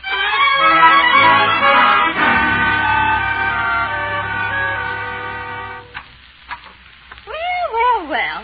Young Lochinvar home from the ward. That's me, luck, old boy. Consider yourself bust, Toots. Oh, you look tired. I am. 6 operations in one day. Here, come on, put this on. My smoking jacket. Say, where did that come from? Well, I've hunted everywhere. Well, if you're going to dig into my girlish heart. That has been in Honolulu, Bali, China, and points west. It went with me. Well, confidentially, I've missed you both. Hey, we're on the verge of getting sentimental. Darned if we're not. How about some dinner? Well, Stokes' day off. Now, if you were the right kind of an ex-wife, you'd have dinner ready at home. But as it is... As it is, I am the right kind of an ex-wife, and I've got dinner ready at home. Are you serious? Anytime I fix dinner at home, it's serious. Look in there. Oh, Paulie, you're swell. You know, it's little touches like this that make a man appreciate a woman about the house. Coming home tired, sitting down to a good dinner. This is... Hey, what is it? What's the matter? Everything looks like jelly. No, darling, gelatin. Jellied consomme, aspic salad, chicken and jelly. Oh, go on. I get the idea. It's all gelatin. Well, now stop complaining. Try some of that jellied consomme. You find Mike? No. Well, neither did I. Brad, please, let's not talk about detecting. Let's just have a nice, quiet evening for once. The ex-Bradford's at home. Now, how do you feel? All right. Funny, so do I. Here, try some of that chicken in aspic. Thanks. How do you like it? All right. Sleepy? No, not particularly. Well, neither am I. I'm not even dizzy. Well, that's something. Paula, what are you doing? I always rub gelatin on my arm. Here, put some on your face. It feels good. Do I look all right? You look pretty silly to me. Well, hold out your hand. What for? Hold it out. All right, now what? There. A little gelatin on the hand is good for you. Oh, thank you, Paula. Thank you very much. Now, hang on to it. I can't. It oozes out. Do you still feel all right? Paula, I feel fine, except I'm getting mad. Oh. Well, it's very funny. We ought to be dead. What? What was in that stuff? Just gelatin, but it should have killed us. Paula, you're crazy. They feed that stuff to babies. It may be all right for babies, but it killed Eddie Sands. That's what was on the scalpel. The scalpel? What do you know about the scalpel? Oh, I took it. Didn't you know? Oh, heaven give me strength. Well, certainly. I took it over to the laboratory last night and had it analyzed. It was just gelatin. Paula, you're sensational.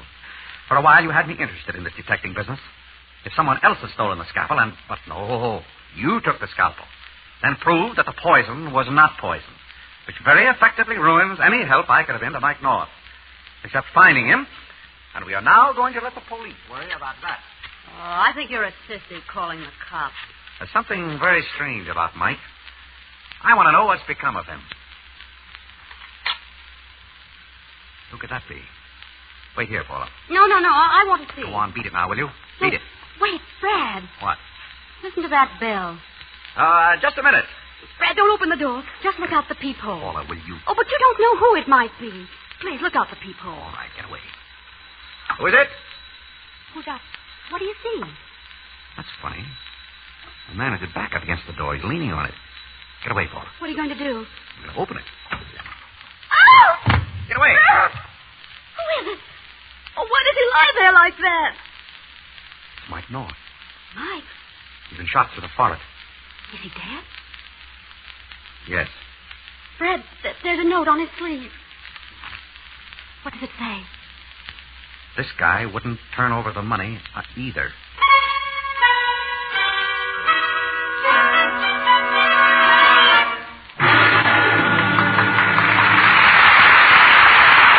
That was Act One of The Ex-Mrs. Bradford. In a few moments, William Powell and Claudette Colbert will return for Act Two. Meanwhile, in this short intermission time, let's look in on a family scene. Why, Sue, dear, what energy. Must you play the piano before you even take your hat and coat off? I don't know, Mother. I just feel so good today. Bet you I know why. It's because she's got a date with John Lane tonight. Oh, Mother, make him stop it. Oh, so that explains it. Yes, Sue has a date tonight, and she's happy, as girls are when they're popular and sought after. Sue isn't beautiful, but she's lovely to look at because she has the charm of smooth, radiant skin. She's clever, too. She doesn't risk spoiling her good looks. She cares for her complexion the Hollywood way with gentle Lux toilet soap. It has active lather that removes dust, dirt, stale cosmetics thoroughly. It helps guard against choked pores, the choked pores that cause unattractive cosmetic skin, dullness, tiny blemishes, enlarged pores. Use cosmetics all you like, but use Lux toilet soap regularly, as 9 out of 10 lovely women of the screen do. as lovely women all over the country do. Use this gentle soap before you renew makeup during the day, always before you go to bed at night. Here's Mr. DeMille. The Lux Radio Theater brings you the second act of The Ex-Mrs. Bradford, starring Claudette Colbert in the title role and William Powell as Dr. Bradford. A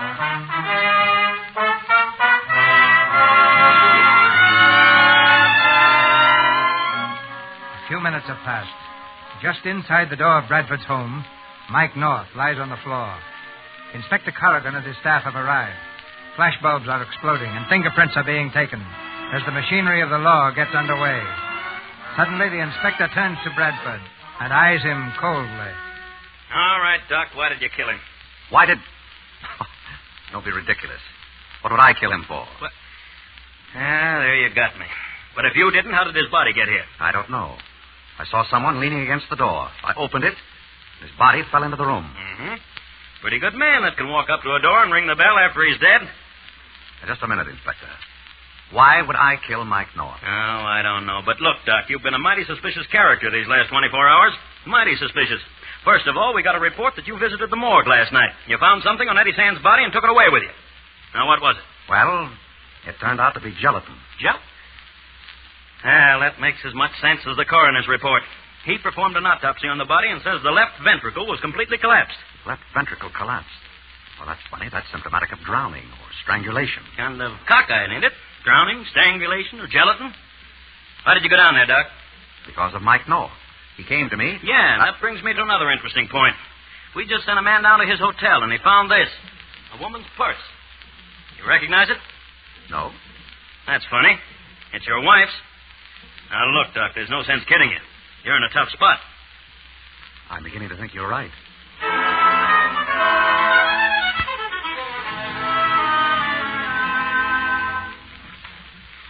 Yes, I'd say you were in a tough spot, Brad. You're now public suspect number 1. You've got to find the murderer to clear yourself. Which is exactly what I'm going to do. You won't find him on the sports page. Paula, I don't want to tell you your business, but in most murders, the motive is money. Now, who stood to make the most out of yesterday's race? The owner of the winning horse? Exactly. See here? 6th race, winner, War Cloud. Owner, Leroy Hutchins. Odds, 4-1. Hutchins? That's the man who called Mike last night. What? Yes, I found slips at Mike's place this morning. He had 3 calls last night. Hutchins, John Summers, and Nick Martell. In case of fire, run. Do not walk to the nearest exit. Where are you going? Find out who killed Eddie Sands. Brad, you're working on the wrong murder. It's Mike North they think you killed. Paula, it should be obvious even to you that if Mike was killed, it was because he had confirmed his suspicions about yesterday's race and was coming close to the murder. So if I can follow Mike's trail last night... No, wait a minute. If you find out what he did, you may get bumped off, too. Maybe. Tell Corrigan I'll be back soon. Brad! Oh, Brad, come back. If you're going to be killed, I want to be there.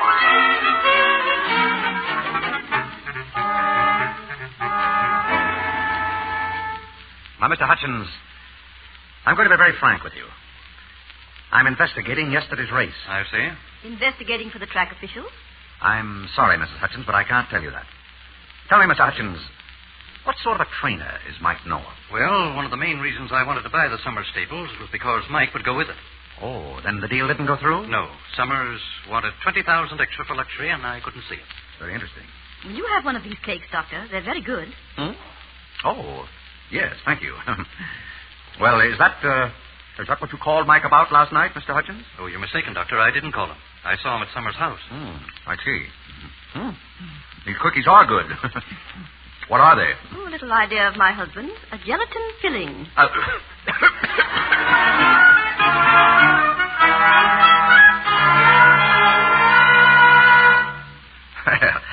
That's a very cute colt, Mr. Summers. I'll buy him from you right now. Sorry, I never sold one of my horses in my life, sick or sound. Oh, I thought you were considering selling your stables. I? Of course not. I've told my trainer, Mike North, not even to bother me with any offers. Really? Won't you come into the house, Doctor? Oh, no, I feel right at home here. You see, Mr. Summers, I'm investigating yesterday's race. You mean Eddie's death? Yes. Oh, I'm sorry. John, you explain. Excuse me. We were both very fond of Eddie, Doctor. His death was a terrible shock to us. But to her particularly. Yes, I can understand that, of course. I imagine Mike was upset, too. Very. Is that why he came here last night? Last night? Oh, yes. And to pay me some money he owed me. Suppose you made a killing at the track yesterday? Oh, he couldn't have done that. Luxury lost. He might have bet on Warcloud. Dr. Brandford, I resent that implication. My trainer is an honest man. I'm sorry. Well, thanks for your help, Mr. Summers.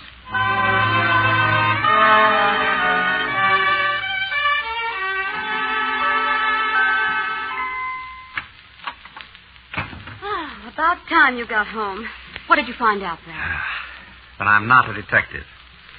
I've dug up a lot of very promising suspects from whom I've gathered a very interesting array of complete misinformation. Which are lies and which aren't, I don't know. Look, Brad, stop worrying. I've got an idea. It'll probably mean I get in more trouble. No, now don't be silly. We've overlooked our most important clue. The note. Holy. You're right, Paula, the note. That threatening note that was sent to Eddie Sands. So all we've got to do now is find which one of those men wrote it, and we've got the murderer. What do you suppose that is? There's only one way to find out. How? I'll open the door. Oh, Mr. Bradford, I'm sorry to... Well, hello again, Mrs. Summers. Won't you come in? I hate to bother you, Doctor, but... Oh, I beg your pardon. Well, not at all. Mrs. Summers, Mrs. Bradford. How do you do, Mrs. Summers? How do you do? Dr. Bradford, could you... I mean, if I could see you alone. Well, of course. In my office? No, don't bother. I'll go. Well, thank you, Paula. Well? Doctor, where is Mike North? I'm sorry, but I'm afraid I can't tell you. But you. I've got to find him. Mrs. Summers, you evidently want me to help you. How about your helping me? How? Did you talk to Mike North last night? Yes, at my house. What about? About a threatening note Eddie received before the race. Mike told me he'd given it to you. And if you think Eddie was killed, you must think that the person who wrote that note... is the murderer. Exactly. You see, I wrote it. Well, is this a confession? Oh, no. I promise you that note had nothing to do with it. What did it mean, Mrs. Summers? This isn't very easy to say, Doctor. But I've been a very stupid woman. My husband was suspicious. Eddie knew that there was someone else. Eddie loved my husband as he would a father, and out of loyalty to him, threatened to tell him. I wrote Eddie that note, and he died. And so, you see, the note must be destroyed. Please give it to me, I promise you. Well... Don't be a sap, Brad. Paula, will you please... Give me that note. What do you want it for? Now, don't argue. Just give it to me. Now, Mrs. Summers, will you please write? Write what? On this pad. Write, you do as I tell you and keep your mouth shut. Now, give me the pad. Mm-hmm. Yes, it's the same writing. Well, I just had to make sure you weren't protecting somebody else. Good girl. Here's your note, Mrs. Summers. Bless you both. I'm so grateful. Oh, don't mention it. Brad was glad to do it. Good night. Good night, Mrs. Summers. Well, that got us a long way. I can feel the noose around my neck right now. Brad, what's the name of that bookie you used to know? Bookie? Why? Oh, Nick something. Nick Martell? That's it, Martell. What's he got to do with it? Oh, nothing, except that Mrs. Summers mentioned something about her husband being suspicious. Well? And this afternoon, I saw her and Martell together at the Hillsgate Bar. You did? She and Martell? Mm-hmm, I'm sure of it. They sat right next to me, and Martell was yelling about losing a lot of money when Warcloud won. Which means somebody placed a big bet with him. So long, Paula. Well, wait a minute now. Where are you going now? I'm going to call on Mr. Martell, and I hope he isn't home. I'd like to take a look at the records in his safe.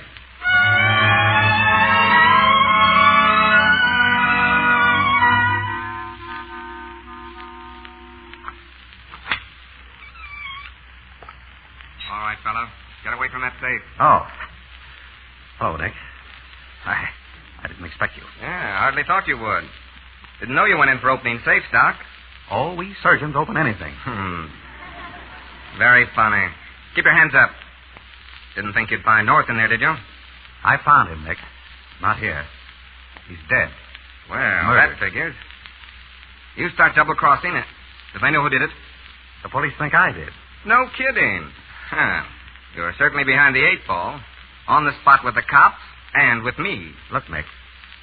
They hang people in this state for murder. And I have no intention of being hanged if I can avoid it. If the only way out, for me, is to pass the buck to someone else, I'm going to pass it. Well, you can't get ruled off for trying. I can do better than try, Nick. I have an appointment with Corrigan in the morning. I can tell him a lot of interesting things. You kill me, Doc. Why, what makes you think you're going to see Corrigan in the morning? Or anybody else? Yes, there's that to consider. Well, shall I answer? Get back over there. Certainly. Hello? Oh, yeah. Yeah, wait a minute. It's Corrigan. For you. Corrigan? Well? Tell him everything's all right, Bradford. Is it? Yeah. Hello, Inspector. Hello, Brandford. I've got everything under control here. How are you doing? Thanks. Thanks, Inspector. Everything's fine. Yes. Yes, I'll be there. Bye. All right, Doc. You win. For the time being. Thanks. Don't thank me. Thank your friend Corrigan. Now that you've seen my books, you understand how I felt about Mike North. But he'll rest his soul in peace. Oh, sure. But I'm still a little puzzled. Can't you read? Look, Mike North. He bet $25,000 on War Cloud to win. Paid off at 4-1. And I'm stuck for $100,000, every cent I own. That's what I don't understand. You knew Mike was betting on War Cloud. You must have known that Luxury couldn't win. Mike didn't make the bet himself. He was too smart for that. Sent some guy to place the bet. Who was he? Search me, some little guy with a scar on his face. He was going to call me after the race and tell me where to send the winnings. And did he? Sure. He said to send it to Mike North, apartment K, 717, Kosciuszko Street. But Mike lived at the Hotel Merton. I know that. He was using this other address as a blind. But I wanted to tell Mike myself what I thought of him. So I phoned his hotel and he came over here. What did he say? What do you suppose? Tried to bluff me. Said he never made the bet. Why would he do that? Search me. But when I told him about the little guy with the scar, he came through quick enough. Took the dough and beat it. Western Union, please. Where were you supposed to send the money? Apartment K, 717, Kosciuszko Street. Hello? I want to send a telegram, please. This is Beacon 7942. The message is to Dr. Lawrence Bradford, 614 Harlem Drive, City. Meet me in my apartment, 717 Kosciuszko Street. Signed, Mike North. What's the idea of that? Oh, just in case I'm not around in the morning. I want Corrigan to know where I am.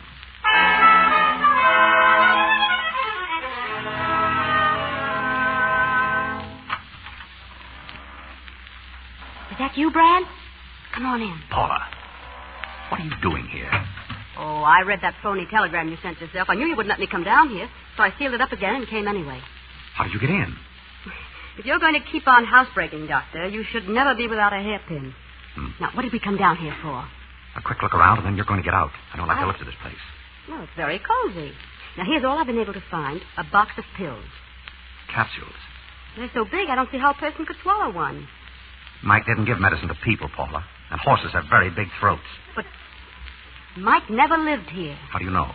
Well, I asked the janitor. He said the fellow that had this room had a scar on his face. A scar? Mm-hmm. He said Paula, I've got it. Got what? Look. Martell claims that Mike North made a bet on War Cloud, but he didn't. And he didn't rent this apartment either. It was the little fellow with a scar pretending to be Mike. He had it all worked out. Martell was supposed to send the winnings to this address. The little fellow would have got them. But Martell gummed it up by calling Mike, the real Mike, and giving the money to him. That's how Mike found out about this place. And... Paula, move. For heaven's sake, what is this? Spider. Just over your head. Oh, thanks. Well, then, it was the little fellow that was pretending to be Mike that killed him and called you. It's obvious. Paula, it must be obvious if you got it. Now, all we've got to do is to find him, and we've got the murderer. Oh. Well, there's no use staying down here. I've looked all over the place. Still, you know, there's one thing very funny about it. What? There isn't any bed. Can you imagine running a room without a bed? My dear protected Paula, have you ever heard of a wall bed? Oh, that's right. Well, where is it?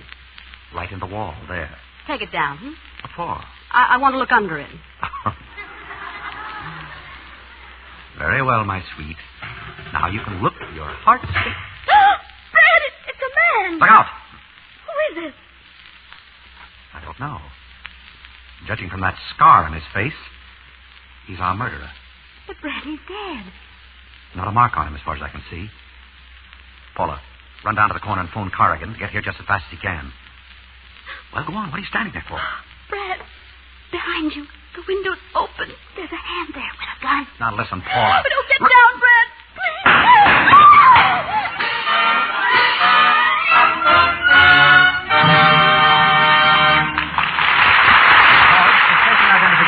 This is the Columbia Broadcasting System.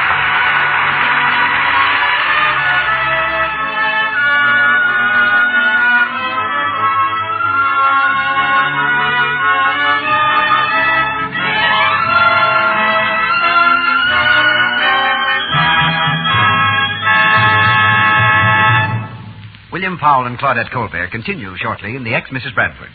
Our brief pause between the acts tonight brings you an unusually interesting intermission guest. But before he appears, I'd like to say just a word or two to you ladies. May I tell you something frankly? If you neglect your skin, if you go to bed at night with stale cosmetics, dust, and dirt not thoroughly removed, you're running the risk of seeing your skin grow dull, unattractive. But if you use Lux toilet soap regularly, you are helping your complexion to stay smooth and radiant, lovely to look at, and soft to touch.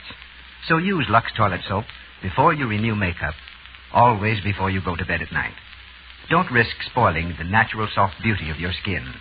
It needs the thorough, gentle cleansing Lux toilet soap's active lather gives. Begin tonight to use the soap the screen stars use. Then use it regularly. You'll discover very soon what a really fine complexion soap can do for your skin, for your charm, for you. Our producer, Mr. DeMille. Our special guest is a practicing physician in Hollywood, who, like Dr. Bradford, is also a detective. Dr. Ronald W. McCorkle is a family doctor who also spends many thrilling hours looking through a microscope to see whether two bullets match, or tensely watching a test tube while a blood precipitant test is underway. For 20 years, the police have consulted him in major criminal cases. And we'd like to know, Dr. McCorkle, how a physician like you became a criminologist. It was mostly a hobby in the beginning, Mr. DeMille. I became interested in criminology just as someone else might take up skeet shooting or stamp collecting. Now it's part of my profession. Well, the layman respects the criminologist's positive identification of bullets or fingerprints, but he always has a suspicion in the back of his mind that you may be wrong. What are the chances of your being wrong? It would be practically impossible to be wrong on a fact like a bullet or a fingerprint identification, although, of course, anyone can make wrong deductions from a fact. Take a concrete example. Suppose when the third act of this play begins, we find Dr. Bradford on the floor with a bullet in his body. Suppose the police find a man running away from the house with a gun in his pocket. Well, how would you prove that the bullet in Bradford's body came from that man's gun? We fire another bullet from the gun, then compare this bullet with the one removed from Dr. Bradford's body under a comparison microscope, one through which one can look at two objects at once. The chances of such an examination giving the wrong answer are roughly 1 in a trillion or so. Does a scientific criminologist go to the scene of the crime, or does he usually stick to his laboratory? Both. In fact, certain police departments now use traveling laboratories for immediate investigation. When he arrives, I suppose the traditional thing is for him to pick up the gun with his handkerchief and put it in his pocket? Mr. DeMille, I'm looking for a movie or a mystery story where the detective does not pick up the gun with his handkerchief. Actually, that would erase fingerprints, almost as effectively as wiping the gun. The proper way is to pick up the gun by placing a pencil through the trigger guard where the criminal would not have left his prints. Better yet, tie an identification tag to the trigger guard and pick up the gun by the string. However, I don't recall a major case in many years which has been solved by means of fingerprints on a gun. They're usually wiped off or smudged. The fingerprints that catch criminals are the ones he leaves on furniture or glass and forgets about. Well, doesn't scientific criminology also play a part in the defense of persons accused of crime? Yes, that's becoming more important. 20 years ago, I was unable to establish the innocence of 2 boys accused of murder. A blood-stained knife found near a man who had been stabbed to death was traced to these boys. They said they had been hunting and had used the knife for dressing birds. There weren't any feathers on the blade, so their story seemed doubtful. I used a new test just then being developed and established that it was the blood of a bird and not of a human. A few months later, a man confessed to the crime. Tell me, Doctor, have you got a case under consultation now? Yes, there's one I expect to solve very shortly. A murder case? Quite the contrary. I expect to pay a visit with a stork any moment now. Thank you, Mr. DeMille. Don't forget to send your friends today. Claudette Colbert and William Powell in Act 3 of The Ex-Mrs. Bradford.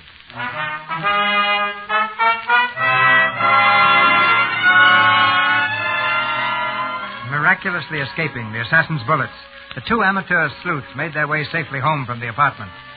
It's morning. Dr. Bradford, suffering only from a slight graze along the side of his head, lies asleep on the couch. Paula, in a traveling dress, bends over him and speaks sadly. Goodbye, Brad. What's the matter? What's going on? I just came in to say goodbye. Where are you going? I don't know. Oh, Brad, I'm so sorry. Well, that's fine. Sorry for what? Well, it's all my fault. I got you into it. I thought it was going to be fun, but when you got hurt... Well, I'm wrong, that's all. I'm getting out. You won't be bothered with me anymore. Not even the alimony? Oh, Brad, that was just a gag to get near you again. Well, it worked.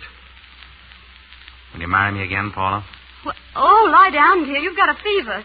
Getting shot, even grazed, often makes people delirious. I'm all right. I mean it, Paula. I've been a chump. I found that out as soon as I let you go. And when you came back, well, there it is. I want you to stay. So what do you say? Will you marry me? Dr. Bradford, in a word, yes.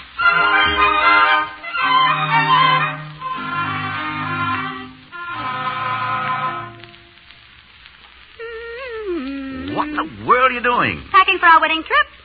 What's all this junk on the floor? Oh, just some things I figured on using for murder mysteries. This was the crowbar mystery. Nothing more mysterious than a crowbar. This was the life preserver mystery. Oh, yes. That ought to drown a man very nicely. What are these? Oh, that was the cutest idea I ever had. A mystery for children. Murder with toys. I still think if it had worked, it would have been a great idea. Oh, what's this? A toy spider. It's in the wrong box.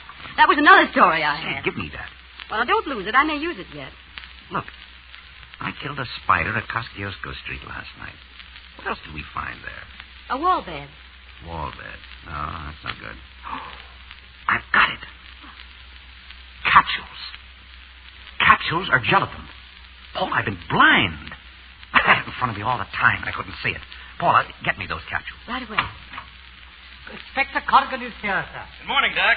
Yeah, you're looking pretty lively for a man who's almost dead. How are you, Inspector? Sit down. Thanks. Oh, this is Mr. Curtis, president of the Jockey Club. How do you do, Miss Curtis? How do you do? Here you are, Brad, the capsule. Oh, hello, Inspector. Good morning, Mrs. Bradford. Well, Doc, we performed an autopsy on Lou Pender. That's a little fellow with a scar. Exactly the same symptoms as Eddie Sands. Left ventricle collapsed.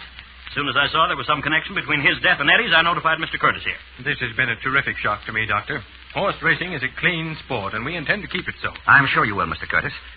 Now, I've something really interesting to show you and the Inspector. What does that look like? Why, a toy spider in a capsule. Something much more dangerous than that. Now, I light a match. Place it under the capsule. The capsule melts. Now, what do you see? A toy out of a capsule. No, you don't. That is a weapon. The weapon with which Eddie Sands and Lou Pender were murdered. What? That's a black widow spider, Inspector.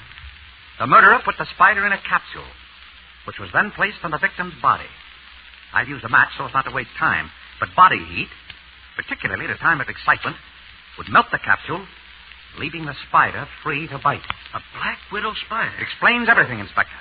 The collapse of the left ventricle, the symptoms of strangulation or drowning. Well, that's a new one on me. Now all you've got to do is to catch this spider breeder the next time he goes to work. The next time? Say, wait a minute. Is this going to be an epidemic? Well, he has to commit at least one more murder. I'm sorry, Doctor, but I don't understand. Well, I beg your pardon. I thought the inspector would have explained everything to you. You see, Mr. Curtis, the murderer was working to get money. That's why he bet on Warcloud, an outside chance. And then murdered the favorite jockey, Eddie Sands. Thank you, Paula. Mike North was suspicious of the whole affair. Started investigating. He got too close for comfort, so the murderer killed him. Thank you, Paula. Then Lou Pender, who was working in cahoots with him, knew too much. So he polished Lou off just as he did Eddie Sands. Thank you, Paula. Go on, dear. That's as far as I can go. Oh. Well, anyhow, Inspector, the only fly in his ointment is that he still needs money. Not only has he not won his bet, but he's lost the $25,000 he put up the day before yesterday. So the murderer must strike again, Inspector, the case in a capsule. Then that means the same thing is likely to happen at the track at any time. Well, that's what we've been explaining to you. Inspector, you've got to stop this thing. It might happen again today. The Barton Handicap, Luxury, and Warcloud are entered. Well, there you are, gentlemen. Get going, Inspector. Yeah, but where? Where would you suggest? You'll have to catch the murderer. I've got other work to do. I should say he has. We're going to get married. Huh? Oh, that'll have to wait, Paula. What? I've got to save that jockey's life. Believe me, Doctor, you can be assured of my full cooperation. Anything that I can do to help you... Thank you. I'll need your help. Number one, I want 8 or 10 motion picture cameras to be placed at my disposal at the track. Yes. Number two, I want to inoculate the jockey who rides Luxury against Black Widow poison. All right. And number three, this is for you, Inspector. I'd like the following ladies and gentlemen in my living room this evening. Mr. and Mrs. Hutchins, Mr. and Mrs. Summers, and Nick Martell. Agreed? They'll be here. Good. I've got to run. Oh, Brad, our wedding. Goodbye, Paula. Oh, Brad, this will make a very interesting lawsuit. Non-payment of alimony plus breach of promise. Brad!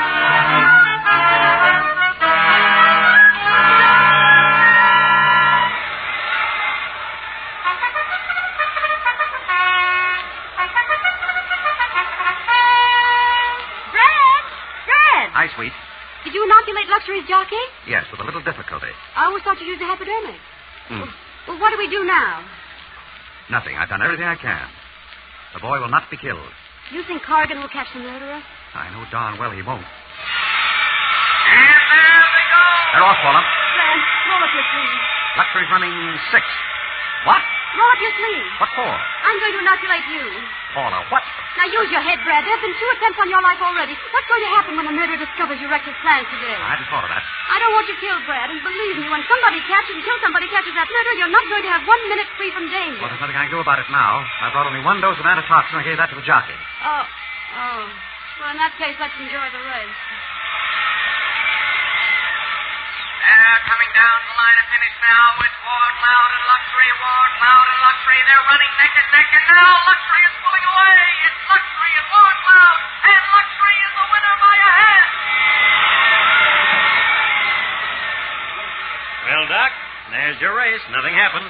Everything on the up and up. It's a moral victory for you, Inspector. And to the victor belongs... Oh, look out there! Holy smoke, it's Luxury. He's running away. The jockey's off. He's lying out on the track. Come on, Inspector, quick. Right with you.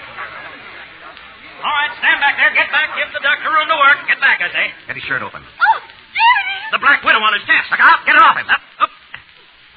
Well, there's your murderer, Inspector.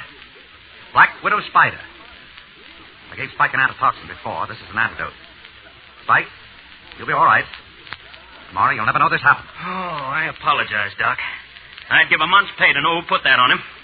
That won't be hard to find out. Wait till tonight.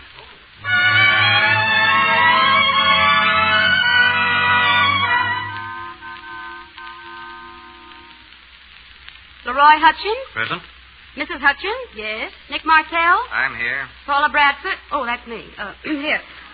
Mr. Summers? Right here. And Mrs. Summers? Here. Now, if you don't mind, Inspector, Dr. Bradford, I'd like very much to know why we are here. Well, the doc here had an idea.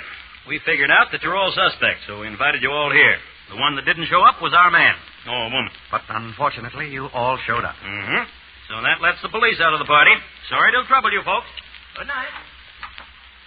Well, I guess we can all go now.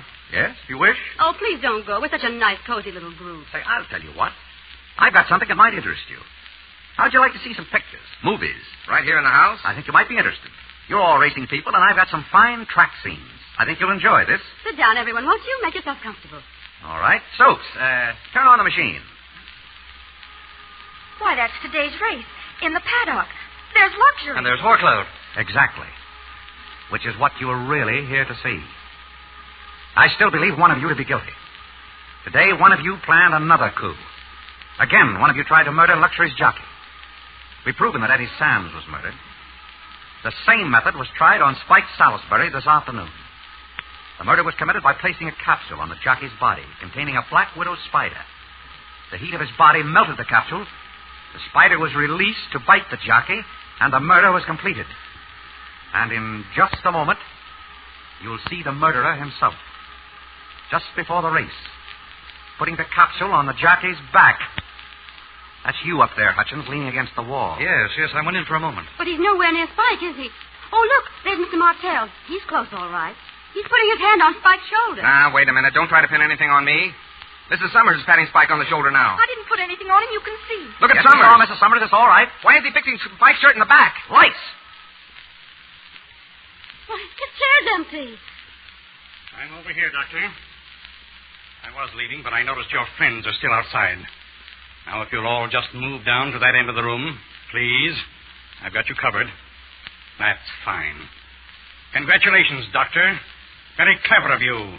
But you slipped up on one point, the motive. I wanted to ruin you, Martell, because I knew what you'd done to me. You took away from me the only thing in the world I cared for. I'd fix every race there was until you lost every cent you own. But that's all over, I swear. I'm going to kill you, Martell. And you too, my dear wife. And you, Dr. Brandford, for your inquisitiveness. I don't think you're going to kill anybody with that gun. It's loaded with blanks. Yes? Well, we'll see. I hope that statue over there isn't valuable. Get the gun, Millie! I got you! Grab Thomas, boss. You got him, boss. Where's the doc? Hey, Doc! Doc! Where's the doc? He's here. He's unconscious. Good. Well, what happened to him? I went to hit someone with that buzz and I made a mistake. Brad Doc. Look at his bump.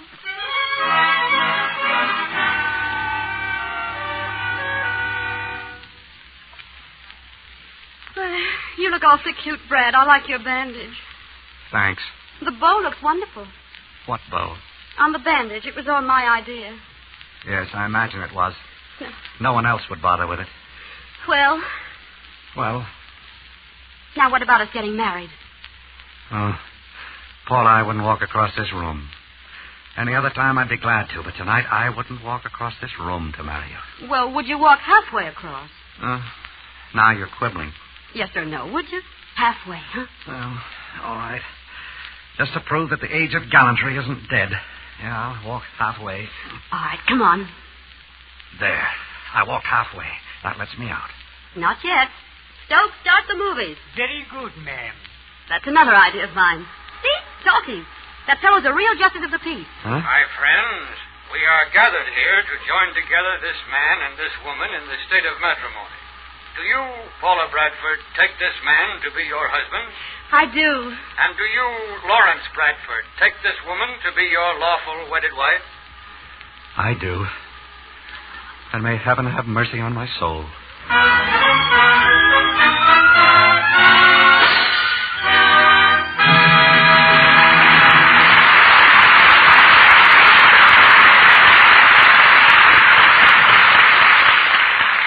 Casting off their detective disguises, William Powell and Claudette Colbert return for a curtain call. Bill, as a forgotten man, how do you... Pardon me, C.B. That shadow over there in the corner, it looks like a man.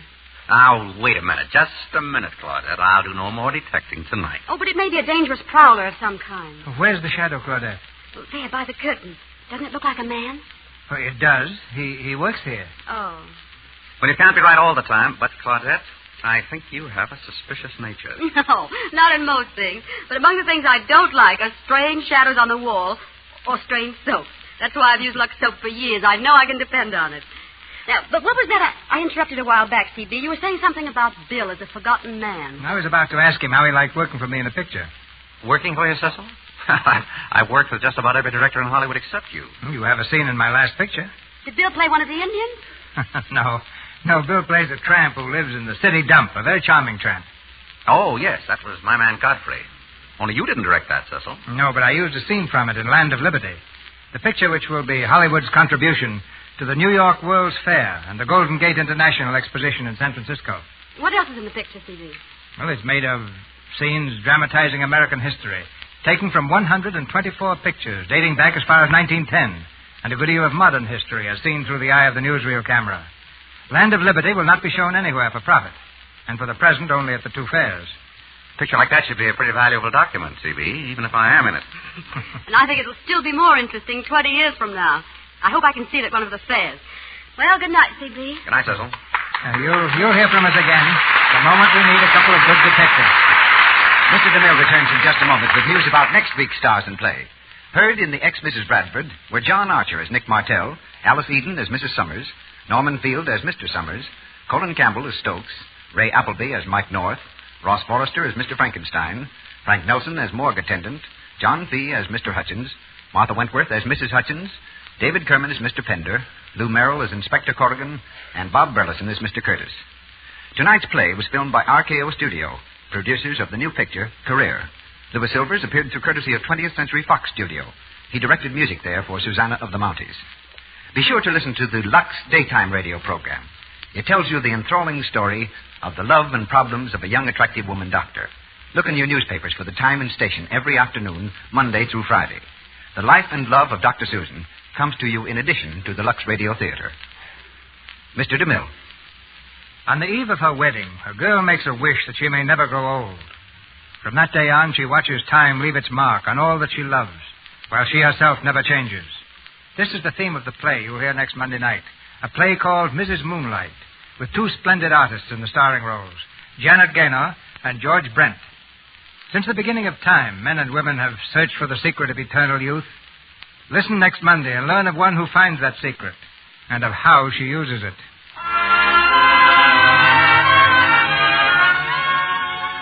We have just been advised that the readers of Radio Guide magazine have selected the Lux Radio Theater as the best dramatic program on the air. We are grateful to all who participated in this poll, and to Radio Guide magazine for the medal symbolizing the honor. Our sponsors, the makers of Lux Toilet Soap, join me in inviting you to be with us again next Monday night when the Lux Radio Theater presents Janet Gaynor and George Brent in Mrs. Moonlight. This is Cecil B. DeMille saying good night to you from Hollywood.